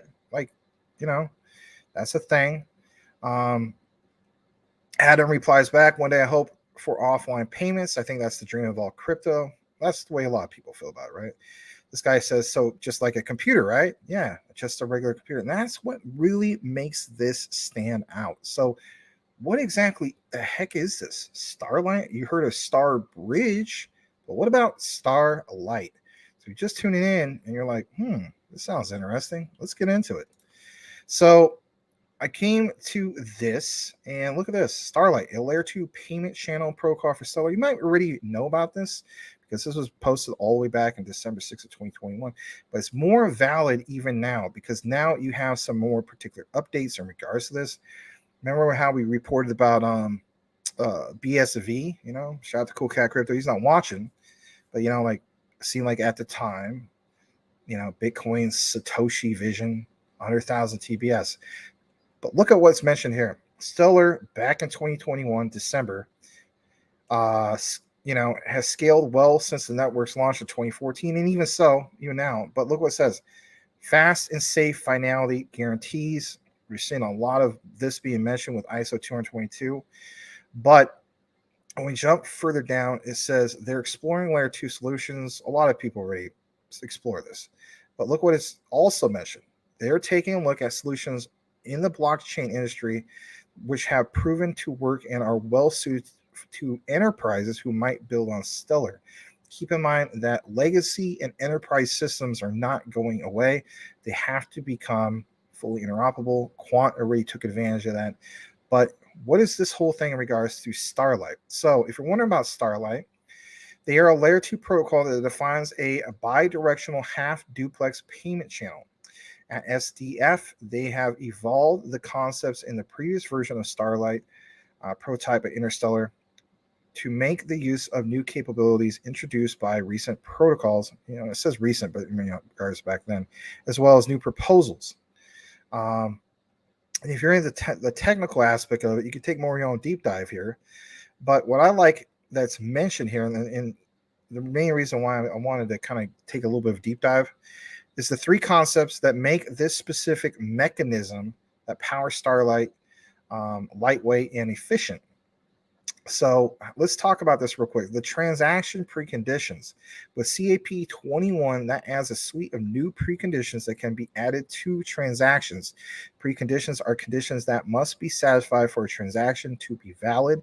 An example of a well-known precondition is transaction time bounds. Again, it's a lot of technical stuff, but look at the key thing here, right? CAP 21 adds ledger bounds, minimum sequence number, extra signers, as well as the ability to create relative time locks. Right, and of course we can take more of a deep dive into this, but the key thing is the finality and how short that is. Now, of course, you're welcome to take more of a look into this, but look what it says also here. CAP 40 extends CAP 21 and adds a new type of signer to the Stellar network, the signature of another transaction. Starlight uses this to anonymously authorize multiple transactions by disclosing the signature for one transaction. And another kind of gives you a breakdown of how that works: start to close, finalization, start close, as well with the other particular code of Cap 21 to Cap 40. It breaks down the whole thing in regards to the buffering. So I'll give you a quick example on this. I know this is kind of like a lot of like nerdy stuff. It says, for example, if the network latency is 20 seconds or milliseconds, I should say, the maximum possible throughput would be 50 transactions per second. Buffering makes use of available network bandwidth by collecting payments during those 20 milliseconds and sending them over the wire together in a single agreement. The limit is transferred into 50 agreements per second, and each agreement can hold many payments. Instead of getting confirmation of one payment every 20 milliseconds, the channel can deliver confirmation of many payments in a single agreement in milliseconds. The whole point of why I'm trying to get into this, so I want people to understand that when you make the statements of at some point Stellar will be the retail or like the average Joe Schmo official cryptocurrency of the entire world, I think this is a perfect example of how it got done. And what I mean by that is if you have something that can be faster and scale way more higher than the likes of Visa and MasterCard, that is big in itself, because that is crucial to the adoption of these particular technologies. To have something like Visa or MasterCard, to have a different player come in, and if anything, they are now taking these technologies and adding it to, you've seen the partnerships, right? So my point is, it's not that one's replacing the other. It's that these two, if you will, are taking these technologies, right, through DLT and applying it to their current, that's the key thing, their current systems, if you will. So like it says, in conclusion, they measured Starlight producing 38 payments per second unbuffered and 1.19 million payments per second buffered in 12 agreements per second. My God, this was observed between two participants connected over the internet using consumer hardware, kind of like what the other guy said on the original thread, two computers, and residential internet services, when those payments are flowing consistently in one direction. And you can kind of see, for instance, Stellar Starlight, it's just a visual representation. But, like it says right here, this measurement well exceeds the needs of enterprises building on blockchain and enterprises transitioning existing high throughput loads to blockchain. These findings are so interesting to Stellar users who frequently transact with each other where payment channels are applicable. Of course, there's a lot more in regards to this, but look at this right here as well. They recognize the exciting possibilities that a layer 2 protocol like Starlight can bring to Stellar, and they want to collaborate, of course, with the broader ecosystem they have, right, to ensure that this technology will provide utility. Key thing here, utility for users down the road. You've already seen countless examples of this, whether it's third world countries like Nigeria and so on, right? But the point is to be able to have something that's fast and efficient where you can get, this particular cryptocurrency, XLM, to somebody in the middle of the Congo or Nigeria, or wherever the case be, not having to go the traditional system of Western Union, takes 2 weeks to get it and get hit with a big transaction fee, right? $2,000 now, you're hit with a $2,400 fee to move the money, and it's so slow. This is where they really stand out. So, I mean, you can, of course, watch more of an old demo, but the main point is how fast this is and how, I mean, come on, man. I mean, going back to this real quick, I'm going to show this tab instead just real quick. Where was that particular stat? 65,000. So, Visa cards run at 65,000 TPS, and we have this that could do 1 million TPS. Yeah, you better believe, the thumbnail is going to say that. So, pretty big stuff. Glad to share it with you guys, and glad that people are recognizing the research by taking a blast to the past to see where we're at right now. All right, I'm going to jump back into the comments. Teddy Vinny says, Woot, aka Edward Vincent. Stellar is my secret crush. Yeah, and it's still so undervalued. I mean, can we bring that up real quick? So XLM. And here we go. Yeah, I mean, come on, man. This is still under 10 cents, 8.5 cents. It's kind of like, XDC to a sense, very, very undervalued. Let's take a look at XDC real quick. Overlooked, undervalued. I mean, XDC finally went up to the 3 cent mark and so on. It might not ever go back below 3. I don't know, unless some big event, bad news happens. It might, right? Let's face it, could. But I'm not sweating if it does. Broke man's XRP. That's funny. Yeah, glad that you guys stuck around for that, because I thought that was pretty big. I mean, we always mention the whole thing of, Satoshi vision, at least recently. If you saw our video, we did 100,000 TPS. Now it's like, wow, that Stellar blows away. As Cool Cat would say, my BSV, like maybe. I mean, I have a little BSV just in case. And don't get me wrong, they could scale too, right? They could do some big things. And we also do understand that there could be something big for Visa. I saw it mentioned on their particular description, right? Doing the research. I think it was on CMC. So I'm not, flooding that, but I'm just saying, I mean, come on, guys. Was it 1 million? Let me double check that. That's crazy. Yeah. 1 million TPS with a standard internet connection. You have to have 2 computers, but still. Unbelievable. All right. Just wrap the country into a Faraday bag. LOL, says Sinbad. Thank you for reminding me to have to get another one. All right. Let me go ahead and highlight that. But yeah, I thought that was pretty big. All right. So we got more. This time it's XDC. And wait a second.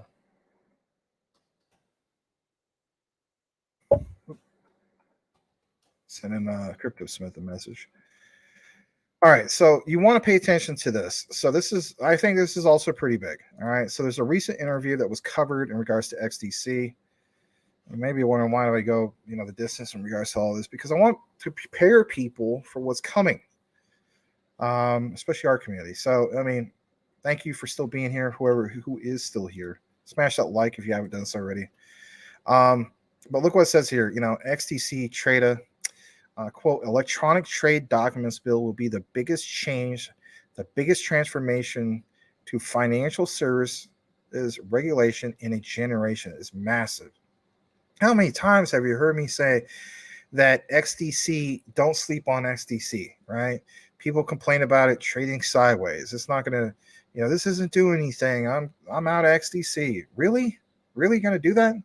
So this comes from Chris Holmes, Lord Holmes, or Richmond MBE House of Lords. Wow, what a title, right? I'm going to blow this up. This one's 4 minutes. We'll get into some commentary in regards to this, but I saw this earlier today. Wanted to share it with you guys. So let's go ahead and play this. Here we go.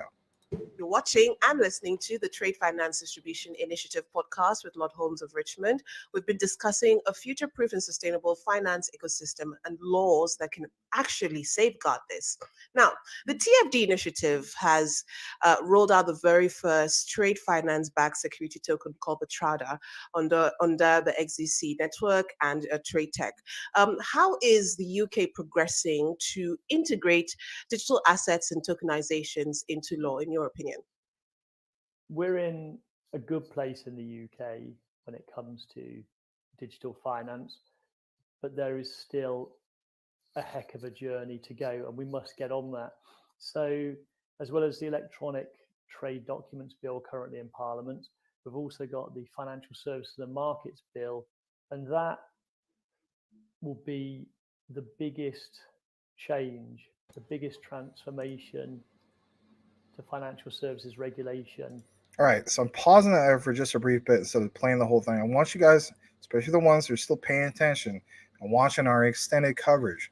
Why does Max make such a big deal about these specific things? Think about what he's mentioning, right? So we covered, I should say, quite a bit of talk at the beginning of the show in regards to, like Gilbert Verdian's response to unregulated stablecoins in his particular interview on Crypto World of CNBC. Now you have Chris Holmes, Lord Holmes of Richmond, MBE, House of Lords of the UK, talking about specifically trade finance and the regulations that are coming suit with that. This is bullish news because it gives you a broader perspective of the XDC connection in regards to all that. So again, if you're just tuning in and listening to this is big. Smash the like if you haven't done so already. Please pay close attention to these specific things, especially if you hold XDC. Here we go. In a generation, it's massive, and its potential is similarly huge. What is in there is the start, and it is only a start, of what we need to do to understand how we truly transform markets and transform our approach to digital assets, to DAOs across the piece. Where there's another good tie-up here with the ETD bill is that the Law Commission produced the ETD bill. And similarly, the Law Commission are doing great work in terms of consulting across all of these potential deployments and what legal frameworks will need to be in place for the successful deployment of digital assets. Allied to that as well, the third element, we've currently got a Master of the Rolls, the second most senior law officer in the country, second most senior judge in Sir Geoffrey Voss, who is probably the most informed judge that we've ever had in terms of understanding the potential of digital assets, the potential of the underlying technology, not least distributed ledger technology. So when you put all of those together, there are three reasons to be cheerful, but we need to get on with it because the opportunities are immense. You could see significant stock exchange reform. You could see a complete transformation of the London Metals Exchange, for example, and we all know how significant, it's not just about gold, but it's how significant lithium, cobalt are, for example. So huge potential. Put that together with the power of English law, put it together with the financial services ecosystem we've got in London and indeed across the UK, and there's a huge opportunity, but we need to get on with it. We need some more pace from all parties. We need to understand that though it's an opportunity, we have to ensure that becomes a reality. And it's, if we get it right, it should benefit citizens up and down the country. Economic benefits, yes, but again, social, environmental benefits across the piece. Finally, on this, when we look at what the central bank are doing, the Bank of England, in terms of their work around a central bank digital currency, incredibly important. It's vital that the bank are involved. They have such a position not just in the UK but globally, and it's good the work they're doing. But again, it would be great just to see just a bit more pace coming from the bank in terms of how that will look, and just a bit more pacier timescale, because again, it could be truly transformational for both citizen and state alike. All right, glad to share that with you guys. The main key takeaway should be the understanding of some of these particular regulations, like he was mentioning, in regards to the trade sector and so on. So, yeah, we're talking about the UK and so on, but they're a big player that has a lot of say in regards to it, just like they're a big player with a lot of say in regards to CBDCs, the digital pound, you name it, right? So my key takeaway is understanding the connection with XDC and what they bring to the table for trade. The trade sector is a big sector. Sometimes people just look at XDC as in like from a price point of view. Understand all the underlying things about XDC, their ecosystem, what they're tied into. And obviously the biggest one is the trade sector. So my thing is, when we talk about quant and its interoperability, also look at XDC when it comes to everything they got going on in trade. And, it's not just one specific area, right? We're talking about, it gets really, really deep. So I was glad to bring that to you guys. Very, very bullish on XDC. And obviously a lot of you guys are and so on. And, don't have the attitude, I'm not saying that you guys specifically, but a lot of people have the attitude in which they shouldn't, that, oh man, it's just too much sideways trading, consolidation with this. In a true bull run, this thing is going to be a pressure cooker that's going to explode. I'm not the only one that feels that way. All right. I'm going to jump more into some more coverage that we have for you guys. Believe it or not, this is one of the first times that we talked about Nexera. So I wanted to talk about earlier in the show, but we had a lot of things to talk about. That's okay.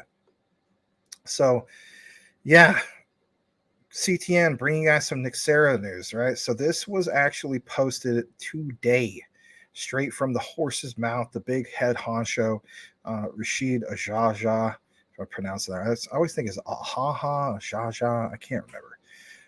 But anyway, he's the head guy from Alliance Block, right? It's kind of like a somewhat of a deep dive thread, right? But look what it mentions. It says, this partnership marks a significant milestone for Alliance Block, right? ABO Digital, and if you're wondering about them, they are an alternative financing solution to cryptocurrency projects around the world. They're also a private investment firm of the Alpha Blue Ocean Group. Now it says, in regards to this partnership with them, the industry as a whole is demonstrating their commitment as an Alliance Block to innovation, compliance, and risk management. So let's jump into this. And here we go. So as you can see right here, this comes straight from CoinDesk. It is recent news. So if you're wondering, like, do you have anything fresh for me, Max, in regards to Alliance Block, Nexera? Here it is. So Alliance Block ABO Digital to offer tokenized structured products. This should make you feel bullish on if you kept your ALBT, especially if you got airdropped your Nexera. So the tokens will give traditional finance investors a compliant way to back crypto projects. Now, what is this all about? When we get further into it, it says that, they formed the bridges, as we know, with traditional finance and so on, with Alliance Block, right? That's what stands out for them. But look at this partnership. The partnership formed with this investment firm of ABO Digital to offer institutional and retail investors a compliant way of backing crypto projects through tokenization. What is another example of that? Well, obviously LCX, but you're going to see a common trend when it comes to the tokenization of anything and everything of value. All right. So the tie-in comes as tokenized assets continue to gain steam or go a little bit more mainstream. We're not there yet, But man, when people say we're so early, here's the perfect example of just that. So earlier this year, for example, investment firm Hamilton Lane offered tokenized exposure to one of its funds. If you want to take that deep dive into that, you're more than welcome to. There's a link there to that. But in regards to this specifically, the structured products under the Alliance Block ABO digital partnership will offer, like it says, alternative fundraising options for crypto projects, such as issuing tokens to market makers or even venture capitalists. Opportunity is the key takeaway here, right? Projects can also access liquidity from institutional investors. Now, I want to throw this into the mix. As you guys know, I covered, for instance, Clearpool like over 30 times, did over 30 videos for them. So this is long before I came into here, over at CTN with Larry. But it kind of reminds me of that to a sense, right? You provide liquidity to various different projects. Why? Because if anything, they need to raise capital. I love the idea that Alliance Block is recognizing that. Now, at the same time, you can get in trouble with some of these particular things, but I have enough faith and understanding of what Alliance Block has to offer that I think they're going to be more than all right.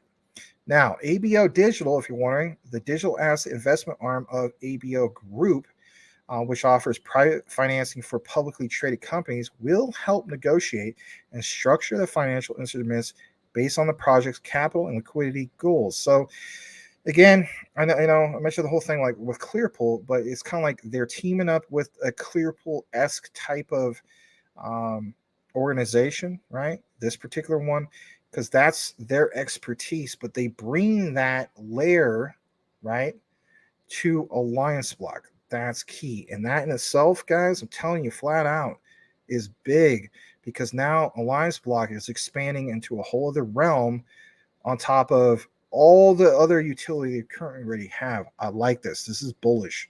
So Alliance Block will tokenize the assets and turn them to compliant, actively managed certificates, which is a type of structured product that lets an investor track and even benefit from underlying asset without having direct ownership. Are you not interested yet? You should be.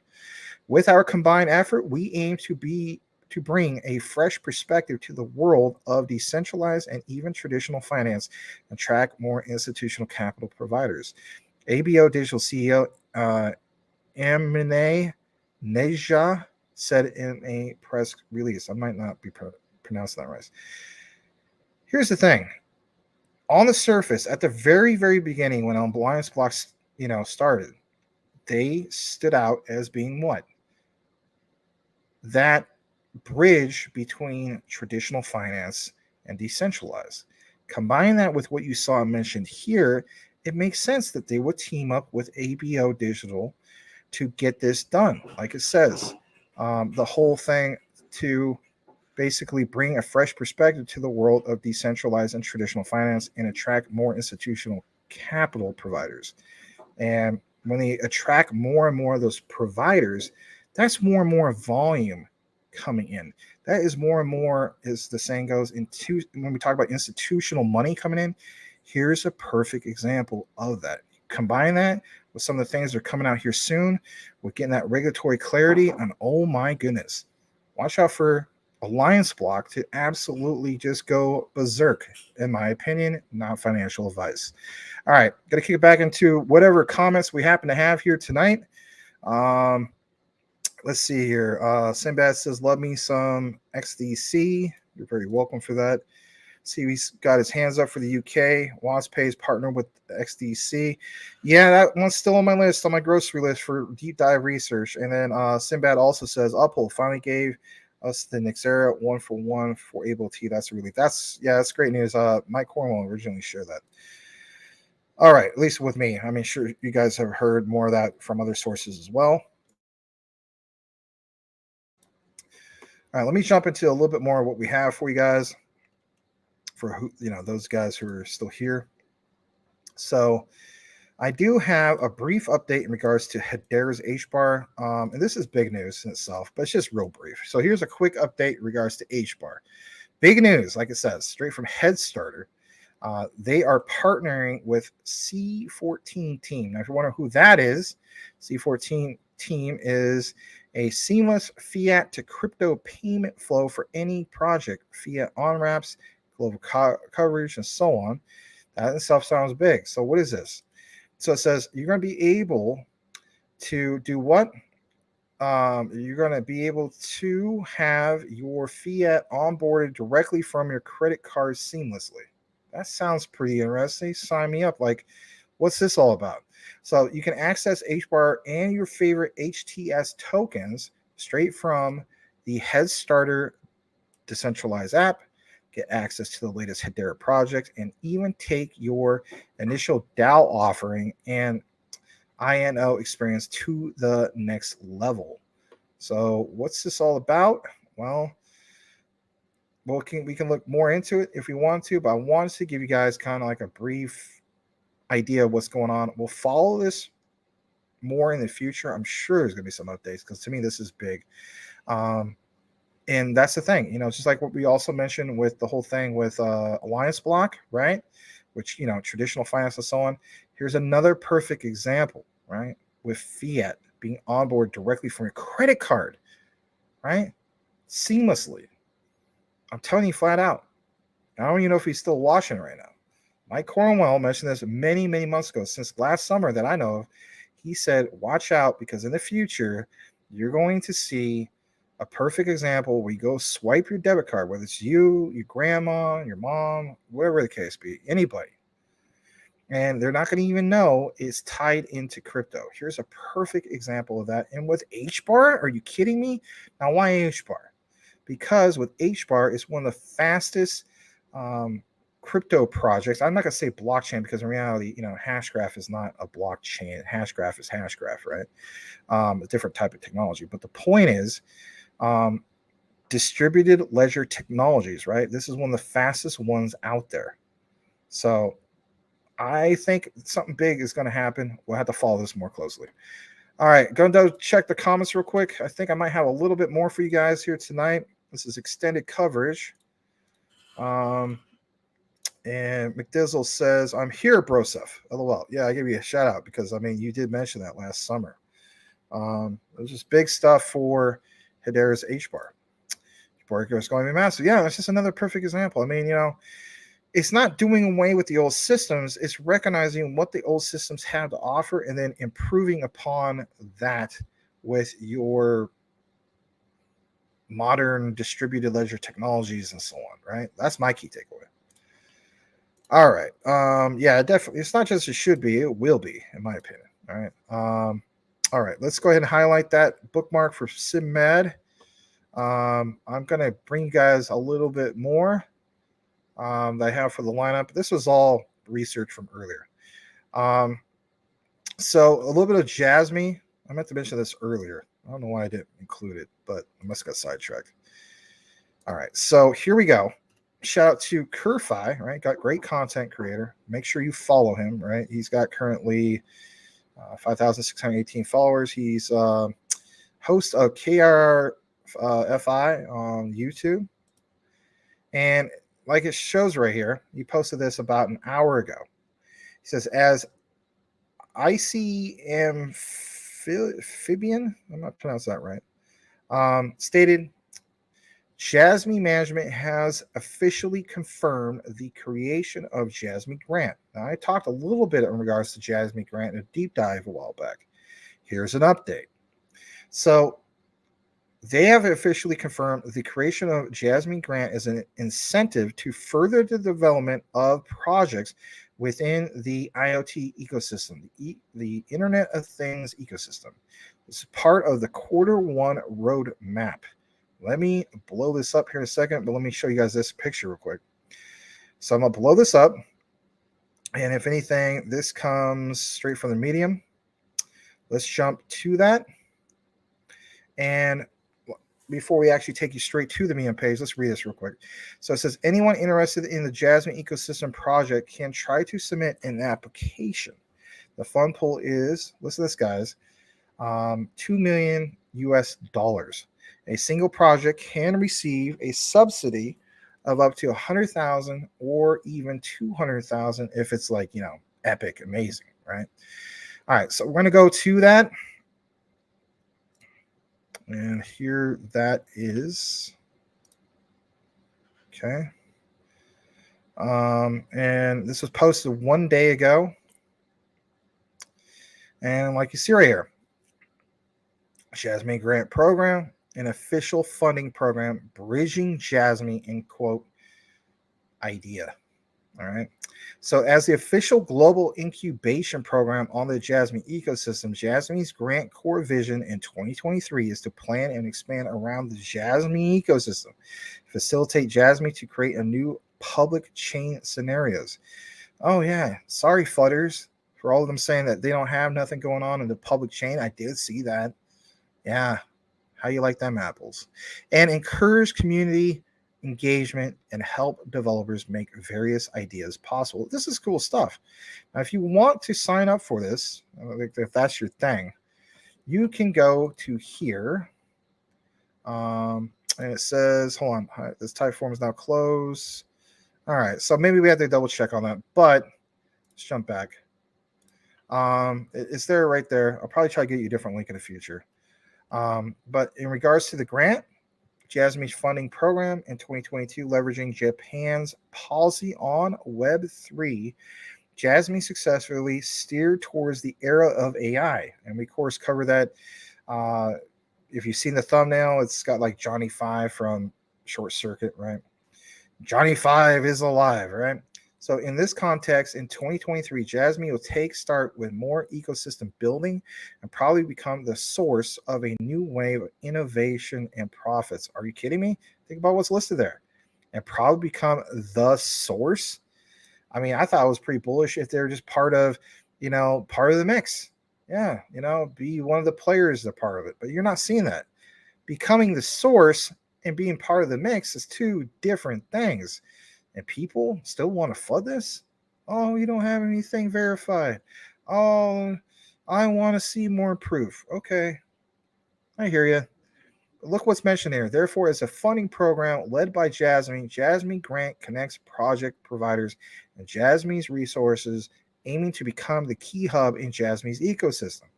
Let's talk about this whole thing when it comes to the grant. On the one hand, Jasmine's grant focuses on funding the idea submitted by the Jasmine's protocol community, as long as the project is an early startup project based on Jasmine's DeFi NFT middleware infrastructure. Now, hold on. It's going to get juicy.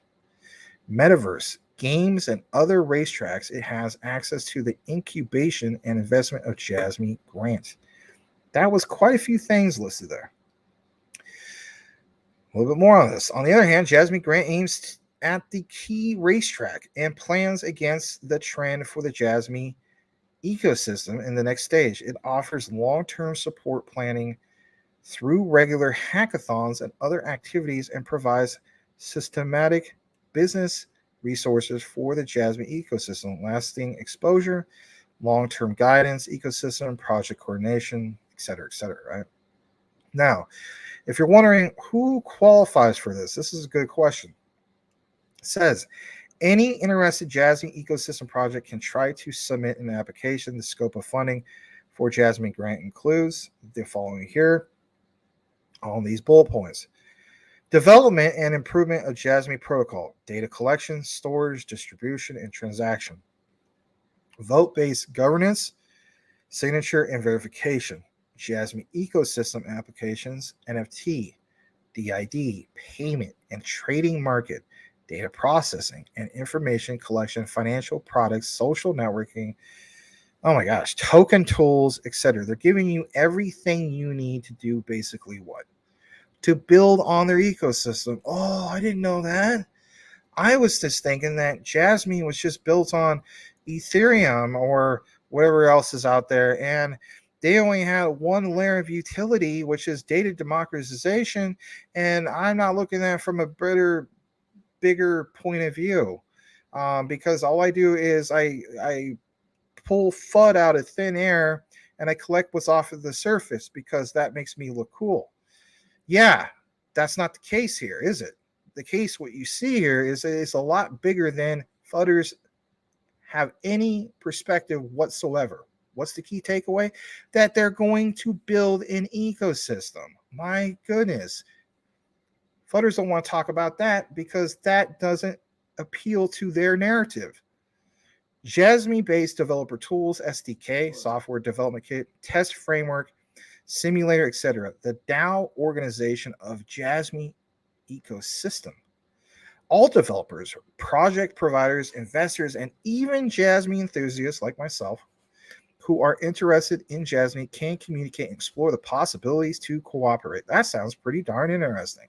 Now, when we get further into this, there's a lot to cover, but this is a big update. This is fresh. I double check this. I don't see any content creator really talking about this at the moment. I'm not trying to toot my own horn, but I'm just being real.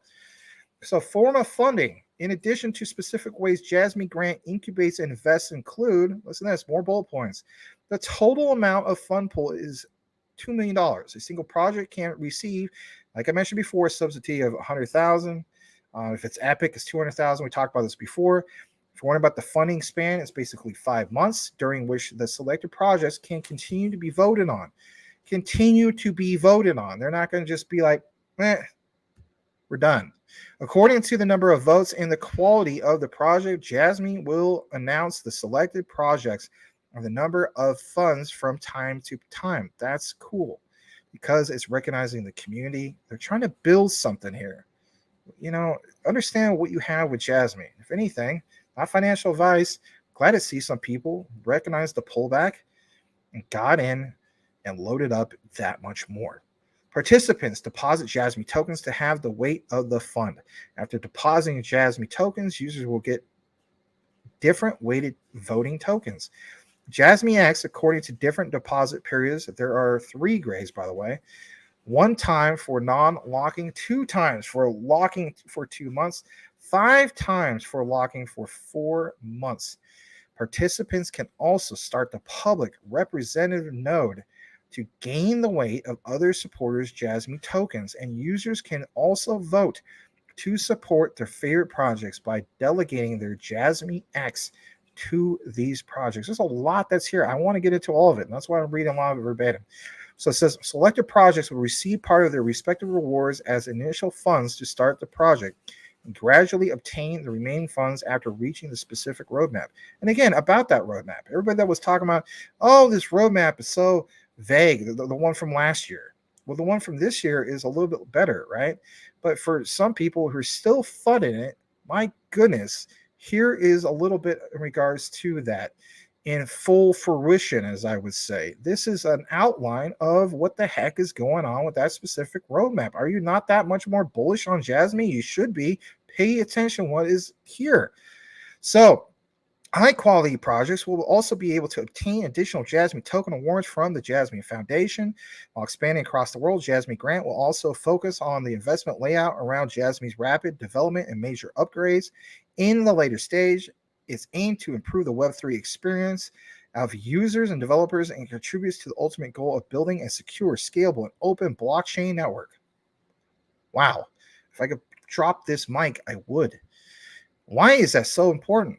Because it gives you an example that they're scalable in an open blockchain freaking network that they want to get more and more people to come in through this darn grant program to build an ecosystem. Yeah, they're not just a project that's just hoping for vision in the future and they're only looking at it from tunnel vision of, hey, you know what? This is what we offer and that's all we got going on. No, they realize that they want to build.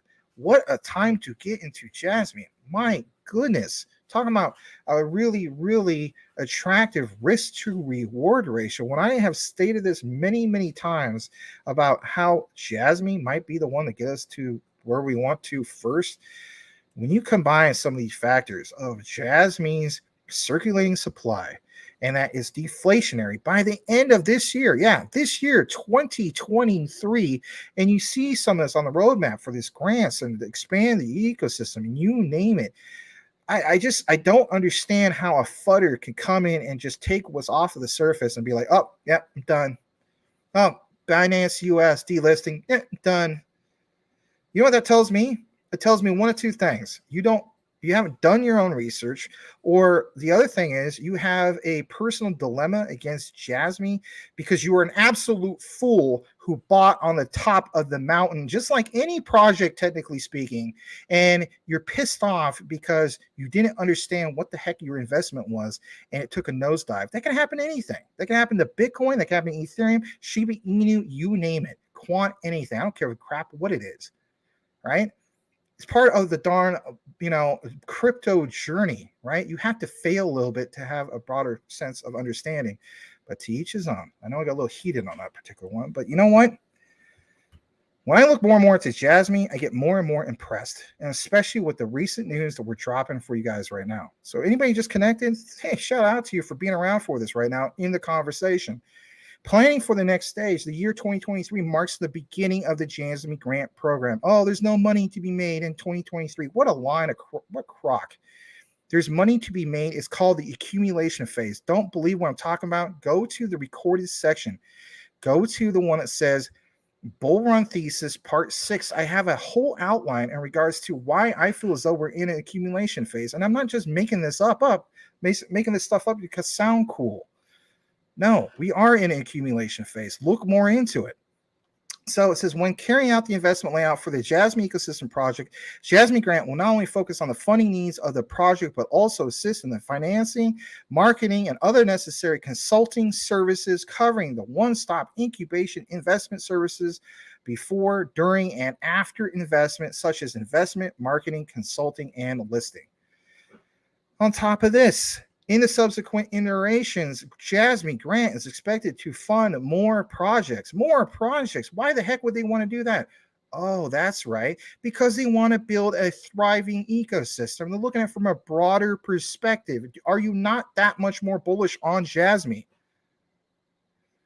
For example, the accelerated program provides a one-on-one guide for the top successful project of the Jasmy ecosystem and its founder, and is open to startup projects in the Jasmy Grant Program.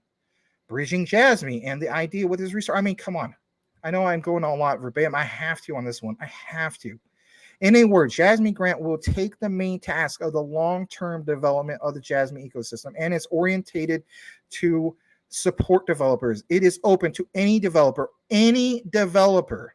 Think of how, oh my gosh, think of how attractive this sounds. What if you're a guy from Quant thinking about getting into Jasmy? Oh, I heard about Max talks about Jasmy a lot. Why does Max talk about Jasmy? Here's a perfect example of why I talk about Jasmy for the same reason why I got into, I know this is another one, the same reason why I got into the graph. What? Max, what the heck? This is off the wall. No, it's not. Why did I get into the graph? Because I understand that the graph is the Google of crypto. When you see this listed here, it is open to any developer with a gem because it's the idea that comes first. What is also open to any developer and why they come into the graph? The graph. Jasmy is really starting to, oh my God, like they're trying to take the cake. I'm telling you guys flat out, for those who recognize it and stay the course, this is great, great news. In addition, the core positioning of Jasmy's grant is Jasmy's official global incubation program. That is, it's a first-hand incubation resource supported by Jasmy. First-hand. This means that Jasmy Grant can provide one-stop investment and funding services that many traditional incubators do not have by integrating its multi-resource advantages with the Jasmy ecosystem behind it and connecting the nearly all-dimensional racetrack in this ecosystem covering Jasmy's public chain. My goodness. And then to even give you some more examples, no pun intended, because it says it right there. When Jasmy Grant makes an investment in the Jasmy ecosystem project, listen to this, in addition to meeting the project's needs for capital, it also uses the official endorsement to naturally assist in the financing. So kind of like what we talked about in the previous segment with XDC, understanding what, what was it? Maybe it was XDC. There's another particular one. Anyway, understanding, it was ALBT, right, with Alliance Block. So ALBT, I should say ALBT anymore, Nextera with Alliance Block recognizes that they want to expand their ecosystem. They want to expand their utility by getting into projects where they can provide the grants necessary to thrive and grow those ecosystems by providing capital to those projects. And those projects will receive liquidity, and it's a thriving, beautiful thing. Here's another particular example of that, and my God, it's with Jasmy. So we talked about how bullish this was for Alliance Block, and if you haven't seen that, you can go back and watch it. But this is huge for Jasmy, just like it was huge, or I should say was huge, is huge for Nexera. So look, if you're still with me, follow this. So I'm going to go back just for a second because I don't want to lose my spot. So it's in addition to meeting the project's needs for capital, it also uses the official endorsement to naturally assist in the financing, marketing, and other necessary consulting services covering the one-stop incubation investment services before, during, and after investment, such as investment, marketing, and consulting. We talked a little bit about that. It's kind of like a reiteration. In particular, in view of the difficulties in drawing attention and financial support at the initial stage, Adaverse provides comprehensive support such as funds, resources, and mentors. Yeah, you actually get somebody to help you with this. People are talking about, Jasmy, there is no actual person. There is no actual offices. None of that. Well, last I checked, if you're getting a resource and you get an actual mentor, you're going to actually talk to somebody. Well, that hasn't been verified yet. Okay, I get what you're saying. You're never going to see the light, right? But in addition to financial support, Jasmy startup projects can quickly access Jasmy's ecosystem matrix with the help of Jasmy grants resources to achieve synergy between liquidity and decentralized app products. And I want to take a moment to reflect on this real quick. So as you guys know, I provide you guys information from a premium service called Investor Plays. No, I'm not paid by them, but my God, I probably should be sponsored by them. Anyway, they have pointed out, shout out to Charlie Shrem, who has been into Bitcoin since it was $5, and he is, for the record, one of the first miners of Bitcoin with a GPU ever. It was on CNBC, if I'm not mistaken. He pointed out that when it comes to dApps, 2023 could be absolutely huge. Here is a perfect example, and it's through what? It's through Jasmy? Are you kidding? So it says, in short, besides money, it sponsors much more. It also provides one-stop ecosystem resources covering the entire development chain of Jasmy. This is also the biggest difference and advantage between Jasmy Grant and other incubators. Yeah, if you're still with me, no kidding. Give me a little bit more. Providing one-stop services covering the entire development path of startups for high-quality projects, and yeah, just that, the Jasmy ecosystem that I guess apparently the fudders didn't even know freaking existed. Creating incremental value and sharing of the benefits of the ecosystem expansion. And of course, in summary, I could give you more in regards to that, but I think this is huge. I'll read this part real quick. In short, Jasmy Grant launched in 2023. We're only not even 4 months into 2023. It not only helps the high quality startup projects implant into the Jasmy ecosystem, but it also brings those high quality startups to the world, allowing global users and investors to share the growth benefits of the Jasmy ecosystem. And just to pound it home a little bit more, this will help Jasmy ecosystem start the second half of its journey. My goodness. If you're still with me, and it requires sufficient seed users. Yeah. Seed users. Think about all of the angel investors and venture, fun type people that come in and want to just find something that they can get a tax write-off on. Let's face it, a lot of venture groups do that, right? So, this is laying a good foundation for the continuous integration of Jasmy with the Internet of Things technology and AI segment.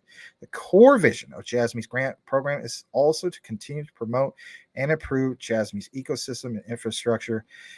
And of course, they give you the whole thing about, they believe in Jasmy and so on. I know that was quite the deep dive, quite the info.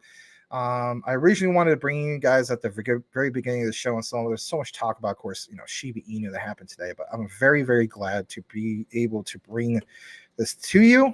And hopefully for all those who are listening, there's not many. Hopefully you enjoyed it. So I'm going to catch up on super chats and all that good stuff. Let me just read this real quick before I get to that, Mike. And Sinbad says, love my Jasmine. It's going to go big at some point. Pumped to 0.09 last year. And Max Tag, wow. Okay, so let me go ahead and highlight that. And let's see where we're at. So let's see. Crypto Mike is in the house. All right. And let me see. Did you tag me more than once? No, you didn't. All right. So, all right. Back to ISO 222 because Maximus went on a Jasmine tangent and it was warranted. All right. I'll say this thing. It really gets me going. All right. When I see the fudders just want to just take what's off the surface. But you know what? Something? When I came out with that Fudbuster video, it was freaking crickets. It's been crickets still ever since. And every now and then, a fudder, just like freaking cockroaches, come out of the woodwork. And what was the thing they tried to go off of? Binance US. Oh, please. All right. Let me share this for Crypto Mike. Again, Mike, thank you so much for the $2 super chat. Really do appreciate it. So let's jump into this. Crypto Mike bringing the fire. ISO 222 migration weekend. Okay, I guess that's the biggest I can make it. 72 hours of making history. The coming week, March 18th/19th, okay, this is interesting itself, is the focus of the ISO 222 migration in international payment transactions. True. In addition to the Target 2 T2S consolidation as a, quote, big bang, the Euro 1 system, SWIFT, cross-border payments, what was that part? What was the R? Is it remittances? I can't remember. Plus start of a coexistence phase of MT, right? The old standard and MX formats. And the high value payment system of Canada, Australia, New Zealand. Basically, let's face it, guys, the British monarchy. Swift told us, quote, our 72 hours of making history begins next Friday. Wow. I mean, even on the surface, that sounds good. Friday as in tomorrow. Some market participants had expected an official announcement from the payment network that after the green light for Target 2, the start of coexistence phase with CBPR plus for reconfirmed on March 20th. When asked, Swift emphasized that it had already made clear in the notification on the most recent delay in the ISO 222 migration last October that there would be no further delays. Yes, Mike. Crypto Mike Cornwell in the freaking house, sideline reporter. Boom. Stamp it, send it, certified mail, whatever the heck you want to call that old school stuff. I mean, in reality, we're talking about ISO 222. But whatever you want to call it, boom, there you go. That's what I'm talking about, right? That's some alpha right there, as you guys would say, right? So, that's awesome. That is so good. So, for everybody who's like, oh God, this could get delayed again, there you have it. I mean, don't get me wrong. You guys can go take more of your deeper dive and, try to always do that. Always verify it from multiple sources and so on. But I mean, if you're actually seeing it officially from Swift, that's freaking powerful. Thank you so much, Mike. That is awesome. That made my day. I got really into Jasmine news, but let's just be real. Let's be real, guys. Right? The main hot topic is ISO 222, March 20th. That right there is like, oh boy, Mr. Max may get closer to his dreams, right? Because I understand what's coming, right? This is why I did not settle for just $120,000 in 2021. And don't get me wrong, that's awesome. 10K into 120K is great, and that's why I'm here. But at the same time, I reinvested that. Why did I reinvest that? Because I did not want to just settle for that. I want to have, just like a lot of you guys want, that generational wealth, for crying out loud. How I'm good, my offspring is good, generations and generations and generations are good. With all the doom and gloom, I hope to God that the rest of the world doesn't freaking blow up and that we can enjoy this finish line of what we're getting to, right? This is why we talk about some of this stuff. So, I mean, I think this is huge. Thank you, Crypto Mike. All right. I'm going to read a few more comments. Stevie says, what crypto do you think will do the best in the bull run in your portfolio? Well, I can't really pick one, but obviously, man, how about it's okay if I pick 5? I'll pick 5 to start things off with. So I'm going to say Quant, XRP, Stellar XLM. I'm even going to throw XDC into the particular mix. And then I think over time, some of these other ones will get there, like Jasmine and so on. I might throw Cypherium because they're really, really starting to stand out. Now, if I was going to do 10, I got to throw in Jasmine because I feel as though what's going on with June is big. Originally, I probably would have put Jasmine at 5 instead of putting Cypherium at 5. Now, long term, HBAR is my number 5, right? And I've been consistent with that. But I'm looking at from like what's coming here soon with some of these particular dates, right? July. Cypherium is really going to stand out. I mean, that's just the way I feel about that. But I mean, there's so many good projects right now that are part of, like blue chip cryptos, if you will, of the ISO mix and part of the QFS, the Quantum Financial System. McDizzle, utility run ISO 222. Do your own research. Yep, that's what we're all here for. We do our own research together. Mine's AGI. Yeah, you know what? Here's the thing. We covered AGIX Singularity Net since 4 cents. So I mean, that has more than proven itself. If you got in early on that, man's hats out. I salute you, Stevie. I believe you're Stevie Rose, right? From the recorded, if I'm not mistaken. I'm pretty sure you're Stevie Rose. All right, Crypto McDizzle says bull run is greater than the utility. Or excuse me, I read that wrong. Utility run is greater than the bull run. Yes, very true. Steve, I hope so. I love my ISO tokens. Yeah, very true. Magic Power Jasmine is developing its own blockchain application. In the future, they will leave the Ethereum network because it's too expensive. Yeah, very, very true. I'm glad you did more of your own research in regards to that, Magic Power. Props to you. Give you the dab, virtual dab. Magic Power says, and for doing Internet of Things, connected devices for data transfer, the blockchain must be open source. This will be a big upgrade for Jasmine. Yeah, I'm glad to bring it to you guys. And I'm glad that you also are aware of this. So Sinbad says, sounds similar to HBAR saucer swap to a sense. Teddy Vinny, who's Edward Vincent, says, spirit of a Japanese warrior got into you. Jasmine, yes. Yep, I'm into the graph. It's a little... At least a long term, I don't know. I might just hold it to previous all-time highs. I may even go past that. I don't know.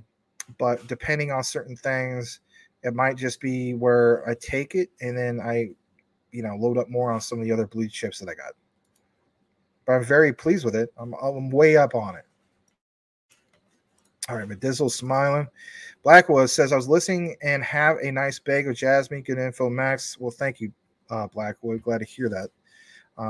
Glad you're hot on Jasmine. I've been into it since 2021. Oh, nice. When I first originally heard of Jasmine, excuse me. My thing was, I found out about it on KuCoin, right? So I was doing Clearpool staking, and what was really stood out for Clearpool was at the time you could get over 100% APR on your Clearpool. And then after that ended, there was another player that came to the mix, right? And that was basically Jasmine. I think at the time it was 100% APR for Jasmine, but it was 50%. And when I ran, I was doing more research at the time. I do the typical thing. Like, I think I pulled up the contract on Token Sniffer. And at the time, it being kind of somewhat new, not new completely, but I mean, you got to keep in mind, I'm at the halfway mark of my crypto journey. I said to myself, I don't know about that, how it looks like on Token Sniffer. So I kind of stood away from it. And actually, that ended up saving me because, I mean, that would have been I would have came into Jasmine way too expensive prices, obviously. And I'm glad I didn't do that. Some people say, well, you could have earned staking. Would that have mattered at over $1? No. That would have mattered to nothing. So I'm glad I didn't go that particular route. So I guess you could say Token Sniffer for the win. In reality, I mean, Token Sniffer gets it right on a lot of things, but I think if they get it right when it comes to like the DGen plays. Is Jasmine a DGen play? No, I think Jasmine is a good quality project that has one of the best risk to reward ratios out there. Hence why a lot of people who are into Jasmine are also into what? They're into XRP. Why? Risk to reward ratio. They're not looking at it from the perspective of like XRP. Oh, there's the whole thing with the SEC. Okay. So that, you know, same thing with Jasmine. Oh, there's this whole thing of all this FUD and whatnot. Oh, they got delisted from Binance US. So what? You know, my HNT Helium, I believe strongly in that. That got delisted too. You know, what is it? XLM got delisted from Coinbase. I believe XRP also. And then what was the other one that got delisted from Coinbase that stood out? I'm drawing some blanks. I've been doing coverage all day, research and all that. So sometimes I'm get a little foggy right now. But you guys can remind me. But anyway, yeah, the point is like XLM, you know, got delisted. Are we going to panic and sell all our Stellar? No, we're not. If anything, we'd probably load up even that much more. I don't think he's watching, but shout out to Miguel. I saw his particular comment. I am going to share his particular comment because it's a great comment. So I'm going to pull it up real quick. And I love this comment. He mentions Jasmine earlier. And let's see what he mentions right here. So he mentions, where is it? Yep, there it is. See, I'm sure you can see this. So he says, this is in regards to the video I put out today, which is Jasmine lose the battle, win the war, in regards to, you know, the delisting of Jasmine on Binance US. So he says, well, thanks to that FUD, I got 100,000 more. And he's like cracking up about it. Yeah, absolutely. Because you know that, you know, there's a difference between those who know what they hold and why they hold it compared to those who just give into, you know, FUD and sell their bags right at the drop of the hat when any negative press comes out. Big difference. All right. So shout out to Miguel. All right. I'm just going to jump down. Sinbad says, it's 1 a.m. Got to crash. Work tomorrow night. Guys, peace. No problem. It's extended coverage from yours truly. Probably won't do as much tomorrow. Yeah, I don't know. We'll see. Magic Power says cooperation of Jasmine and centrality to promote the independent Internet of Things network on a large scale. Stevie says Quant is my forever token. Yeah, I kind of look at it that way too. I mean, it might be something which way out in the future, like when it's like $1 million a coin. Yeah, I had the right to say that. Some of the floaters are like, no, you're just a big dreamer. I feel as though by 2030 it could happen. It could very well happen. Become the first of crypto to do it. And the bottom line is to get paid interest on it. So if that's the case, oh, wow. You know? All right. Batang Enio 00101. Never seen you here before, but thank you. Consider changing your avatar to something that speaks more about who you are and what you're about. For those who are still here, please welcome.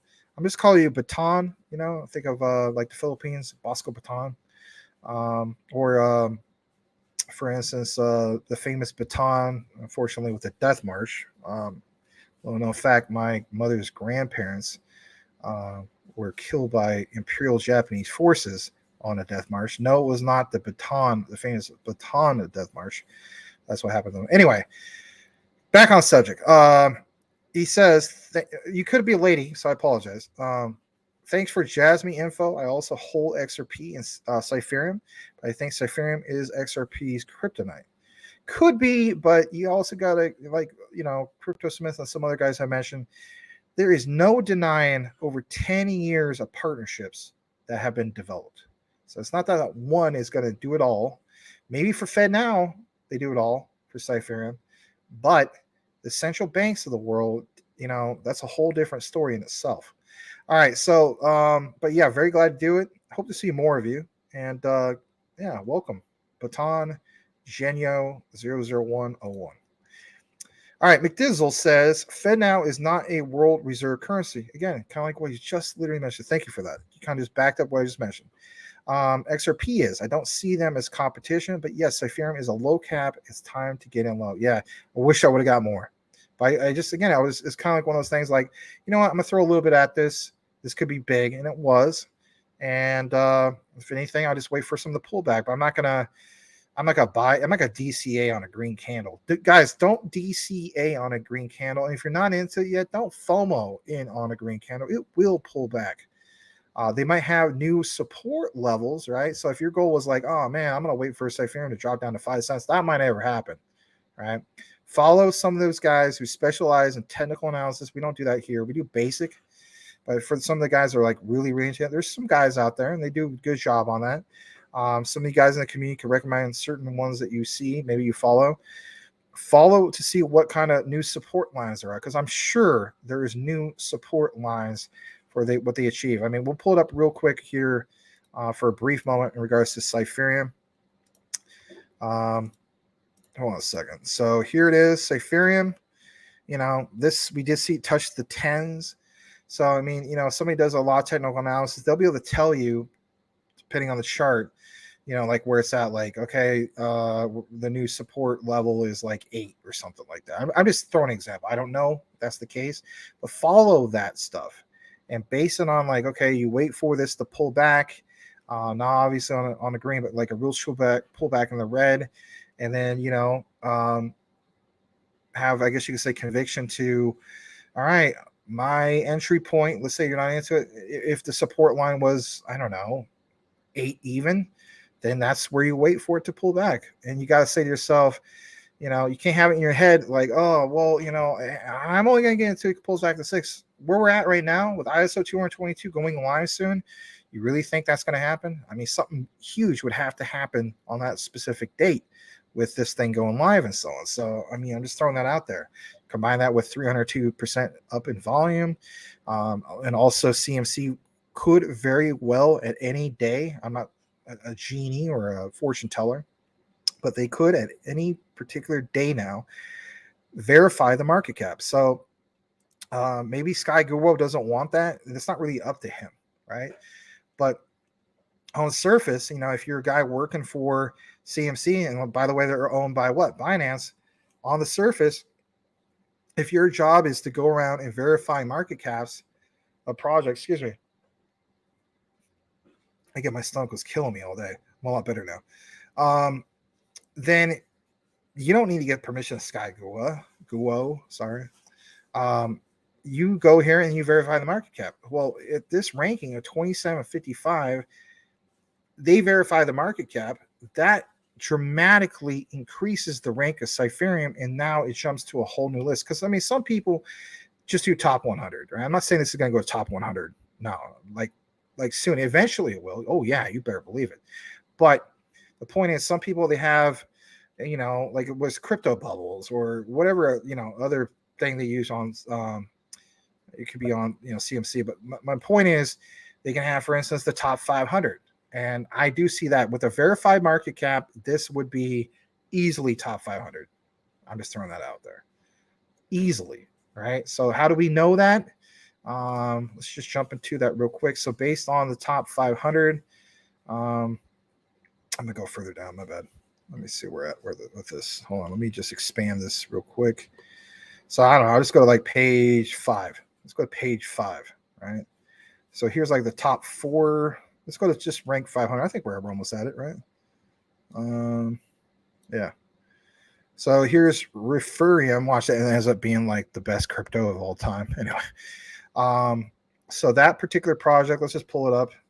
I'm gonna laugh if the Referium. I'm just gonna add to my list just in case. You never know. Anyway, so I'm add Referium, and see what I'm saying? This has a confirmed market cap of 33 million. So Ethereum is already at 55 million unconfirmed, right?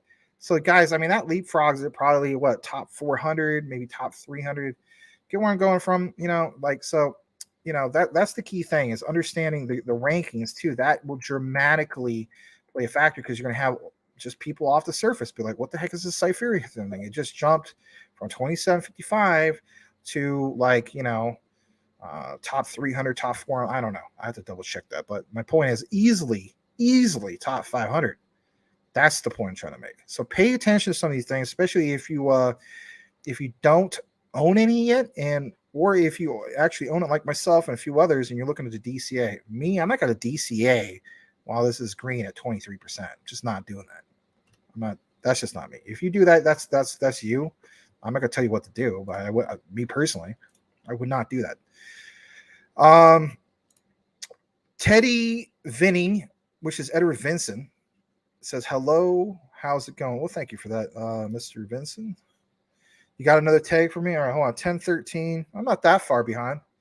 5 minutes behind. All right, so let's see where we're at. Okay, so let's pull this up. All right, let's share this. Extended coverage from Max of CTN. Yes. I'm going to have a lot to put together, but that's okay. All right. So Crypto Mike says, this is what caused 2021 BRQE is back. About 300 billion in assets added to the Fed balance sheet in the last week. And of course, he tags me. Let's add that up. That is big because you see some of the spikes. We see where it declined. You see where it spiked. So, dating back to, I guess, way back. I mean, technically speaking, March of 2022. And then we had a big nosedive. That's interesting data because we do see it spiking up big time. All right. Let's go down. I know you got me on another tag. Let's bring that up too. Facebook. Oh, no. I don't know about going to Facebook. Let me stop share on that one. I have to review that. Anything I get on Facebook, I got to review it real quick before I share it. So,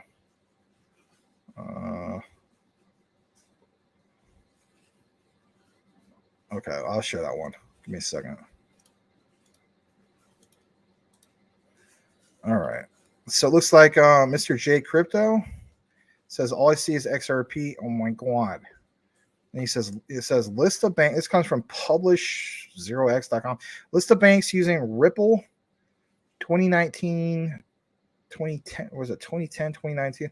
Last week, I published quite a lengthy list of Ripple partners. I didn't cover them all. For that would have been unnecessary and lengthy. Ripple has over 200 members on its Ripple net. All right, hold on. Maybe I should click on this. Give me a second. I'm unshare for a second. There we go. All right, let me get into that. All right. I have to be careful when it comes to Facebook. All right, so shout out to Mr. J Crypto and also Crypto Mike. So this is way back. This is the banks using Ripple. Let's get down into it. Let's go further down. You have SBI Holdings, American Express, which is big. I'm still bitter with those dudes. They didn't hire me. I had a freaking job interview, and they were like, "Oh, we have another candidate." And I was just like, "What?" They tried to give me a line, and then at the end of the day, you know what they told me? They said I was overqualified because I have an MBA and the position required a bachelor's. Really? So you wanted me to basically have the minimum? So you don't want anybody to overachieve? Sorry, I'm still bitter over that. Anyway. Okay, so you got Standard Chartered. We've heard about them.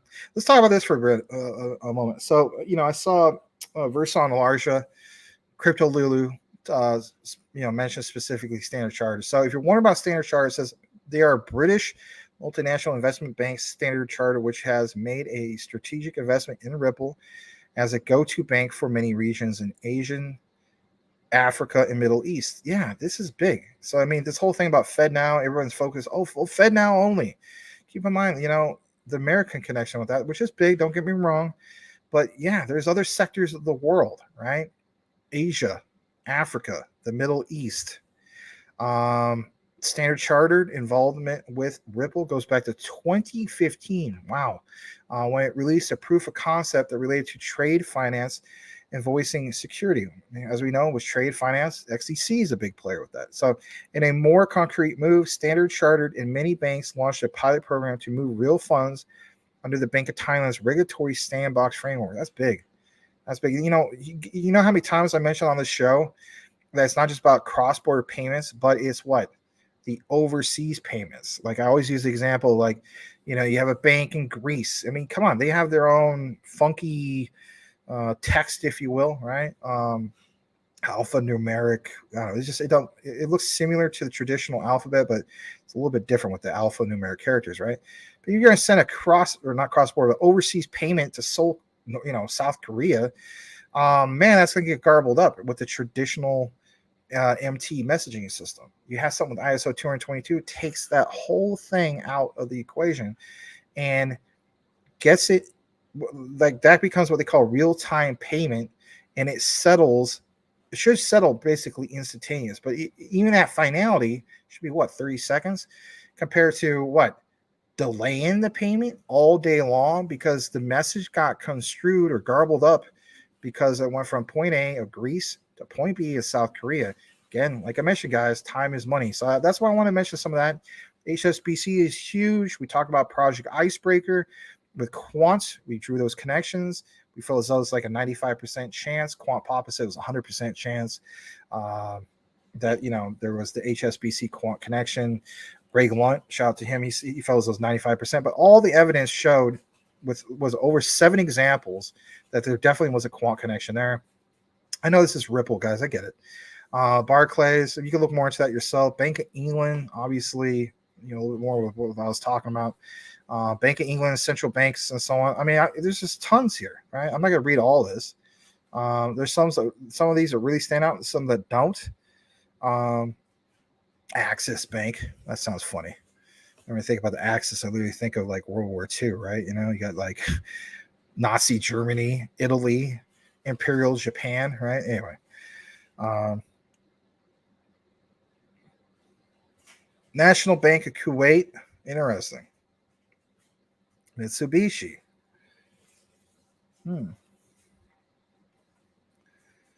Let's talk about Mitsubishi real quick. So the bank has successfully conducted pilot programs stating that Ripple solutions have made cross-border transactions faster and cheaper. Interesting. But the whole thing is this: to dismiss Ripple, in which obviously we're not. You can't. You go through this list. How can you dismiss Ripple and say that you're going to go all in on Cypherium? I mean, people are doing it. I don't mean no disrespect, obviously, to Web36. I think he's a good guy. He's passionate about Cypherium. But, I mean, for me personally, I'm just not looking to put all my eggs in one basket. And I don't think you guys either. For the same reasons why a lot of you guys are into IOTA, into Corium, into Energy Web Token. What's the consistent thing here, right? Is the QFS, the quantum financial system, right? You got basically you're investing in the top 20 of those particular ones, right? So my thing is this: like, I'm not going to put all my eggs in one basket. I don't think you guys should either. I'm not going to tell you what to do. Look at this Royal Bank of Canada. I mean, there's so many big standout ones here. So that was 20. You know what? I will read this last one because you know what? Something about Abu Dhabi, that particular region, right? So many people talk about, hey, I want to move to Dubai and and that particular region. So look at this: the National Bank of Abu Dhabi, whose name has been since changed to the First Abu Dhabi Bank, is the largest bank of the Middle East and North Africa, with a coverage of 18 countries. And given that the United Arab Emirates is the 4th most active when it comes to remittances at 19 billion annually in remittance, large international networks makes it particularly suitable for using Ripple's cross-border solutions. It is also the first Middle Eastern bank to use Ripple for cross-border payments. Now tell me you're not impressed by the fact that Ripple has managed to convince so many banks in so many regions that it can provide revolutionary improvement on their processes. Oh yeah, very, very true. Again, the whole point of why we're showing you all this, and thank you to Crypto Mike, is because we want people to understand, don't just go based off of a few people who posted on Twitter saying that go all in on Cypherium and only Cypherium. Understand that you cannot dismiss all of these particular partnerships. And this is just the the tip of the iceberg. We didn't get, was it 200? We only gave you 20 right here, right? 20.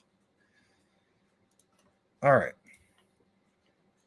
Probably going to wrap things up in a little bit. Hold on, let me see where I'm at. I'm not going to go 5 hours or 6 hours. If you thought that, you thought wrong. But I do have a little bit more. All right, so Mike NN says there's a live show on YouTube saying that XRP lost the case, Ripple lost a case. That's probably a scam show where it shows Brad Garlinghouse. I think I know which one you're talking about. I'll bring that up. I want to show you guys this real quick, especially if you're new to crypto. And I'm not disrespecting anybody. Oh, I see it right now. Yeah. So let me show you this. When you see stuff like this, this is scam. There is not like 1,100 people watching. I bet you anything that's like bots or something. Ripple lost a lot. That's clickbait. Let's see what happens. We go there. Let me see. I bet you there's nobody in the comments. Yeah, there's nobody in the comments. I remember the first time it's bullcrap. My younger And this is a brother was recorded working one from a with, long time SBC ago. Communications, and he They said, want you to "You click have an on some IP of the address." stuff, and then if this anything, was they in want you to 1993, and I, of course, I didn't know it was an IP address. I don't But know, click on something to like get your info, and then you lose money. These things that exist. Another one that exists basically is the one that always shows Elon Musk, right? That's all clickbait too. If you don't see a lot of people in the comments, it's bull. It's a bunch of BS. Okay. And I want to mention this too. All right. So I'm not going to mention any names, but there's other particular content creators. Like they have like, I don't know, man, like 200 or 300 people supposedly, and there's hardly any comments. Please, anyway. GS says, Mike, don't click the link in their chat. Scammers. Yeah. McDizzle, oh, not the live scams that run 24/7. Send me 10,000 XRP and I'll send you back. Yeah, that's just, it's kind of like the old expression of, remember those chain letters from like, depending on how old you are, right? So remember chain letters from like the 80s and 90s, like, put like $50 in this envelope. God. And then you're supposed to get like an envelope back with like 200. Oh yeah. Okay. You're never going to see that $50 ever again. But they would claim that if you did that, somebody else would send you. It's the same. It's the Web3 version of chain letters. Am I too far off? I don't think so. All right. Let's see here. Yep, GS is right. Humble servant, bro. Congress just had an emergency meeting. They're telling us not to take our money out of the banks.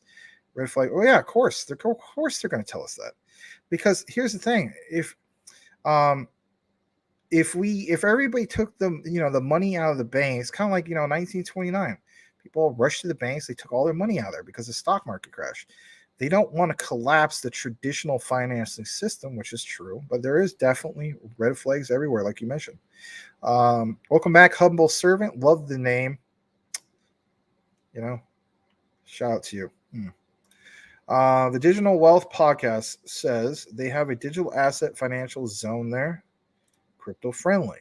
Well, welcome, Digital Wealth Podcast. Thank you for being here. And phishing attempts, yes, very much so. All right. I want to give you guys, believe it or not, we added Rio to the list. So I have a Rio update. Max is doing more coverage on Rio. He's just not going to do a one and done deep dive. No, I'm not. So let's check out Rio real quick. And by the way, we're going to show what shows on CMC real quick. So it's got a pullback, right? 26 cents.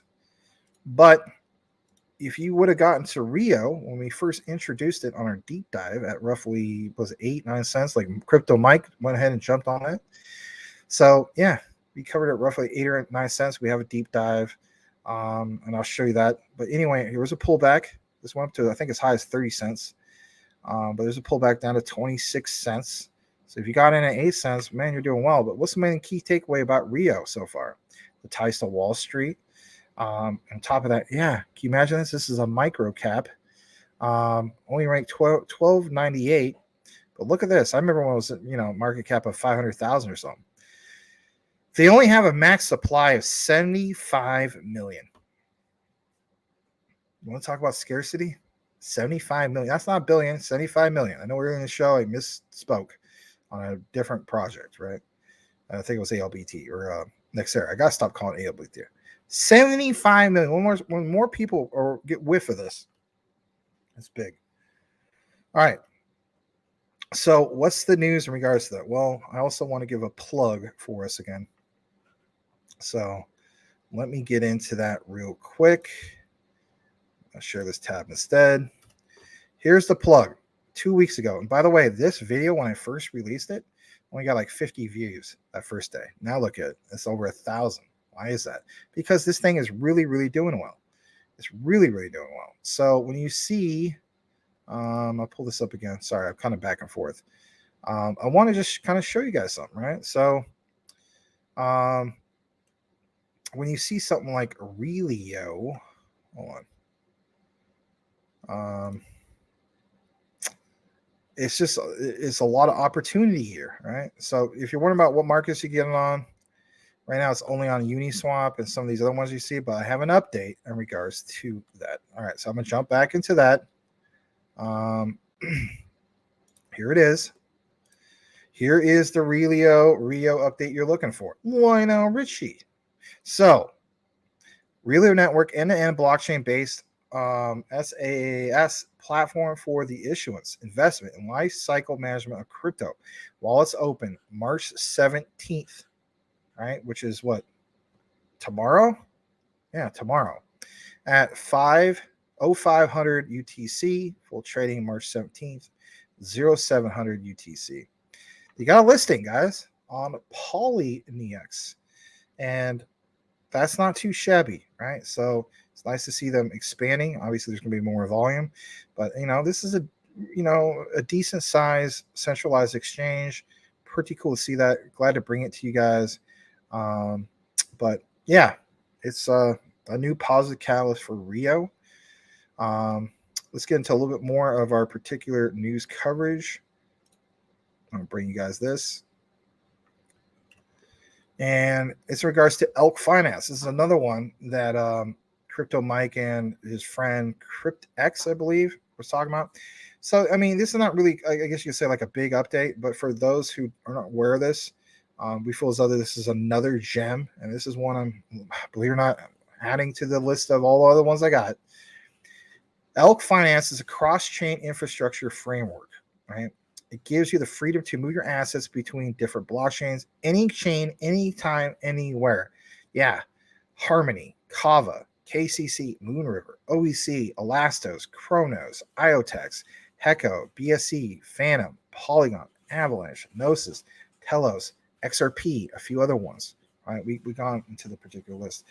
It's big, right? So there's that, and I think that might come close to be wrapping things up, if I'm not mistaken. So I'm just gonna go ahead and welcome or read a few more comments, I should say. So let's see where we're at. And Stevie says, do you hold your Rio on the MetaMask? You hold Rio on your MetaMask. Okay.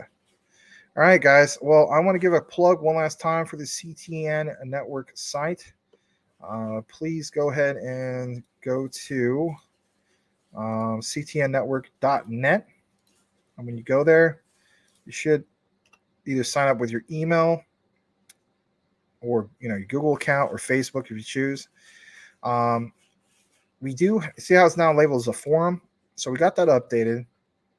And when you go there, of course you have to agree, but anyway, you can see other people already posting in there, which is cool. I posted this thing not that long ago from Ted Lift Capital. Thought this was kind of cool in regards to when do ISO 222 changes come into effect.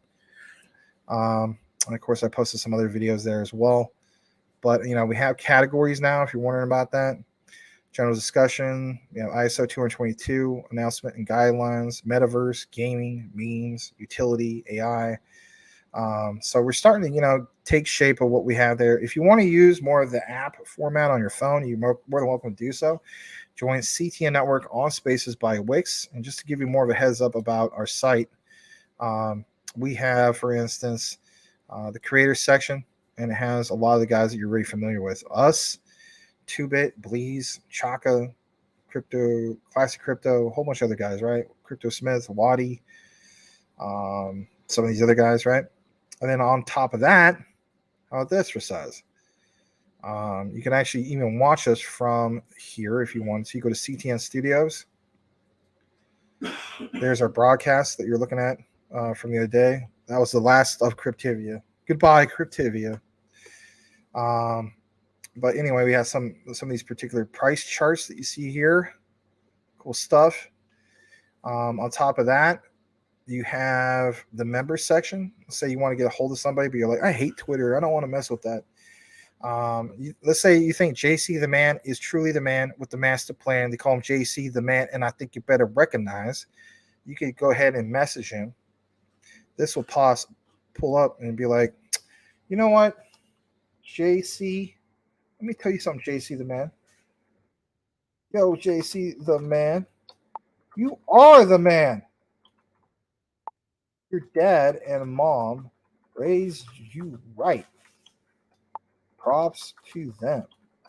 And I subbed to you 3 times.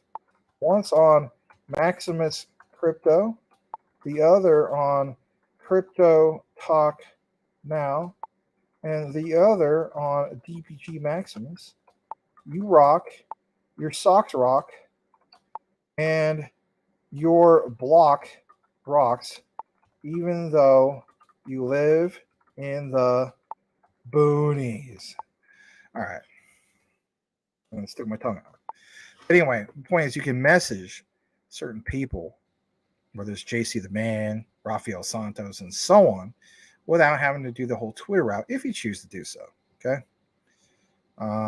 It's like Rippler sent me a message. I'll have to look at that later. So there you have it. Check it out. Be glad that you did so, hopefully. And I'm going to wrap up the show by hopefully just reading maybe a couple more, and that's it. So let's see here. Let's see. Black was talking to you, and Decent was. All right. So, I think the longest show, this is the second longest show I ever did in the history of CTN. The longest I did was 5.5 hours. This one's 4.5 hours. So I need to get some chow. It's real late, 10:40 over here on Pacific Standard Time. But I just want to state, I really do appreciate each and every single one of you guys. Be on the lookout for more recorded content. We'll be back here tomorrow, 9 p.m. Eastern, 6 p.m. Pacific, for more Crypto Talk Now. Know what you hold, know why you hold it. Stay the course. You're so close to the finish line. On behalf of myself, Larry, and the rest of the Crypto Talk Now Network team, this is Max, over and out. It's been a good show. Thank you to all who were here from beginning to end. You guys are quite the troopers. We'll see you tomorrow. Have a blessed night, everybody. Good night.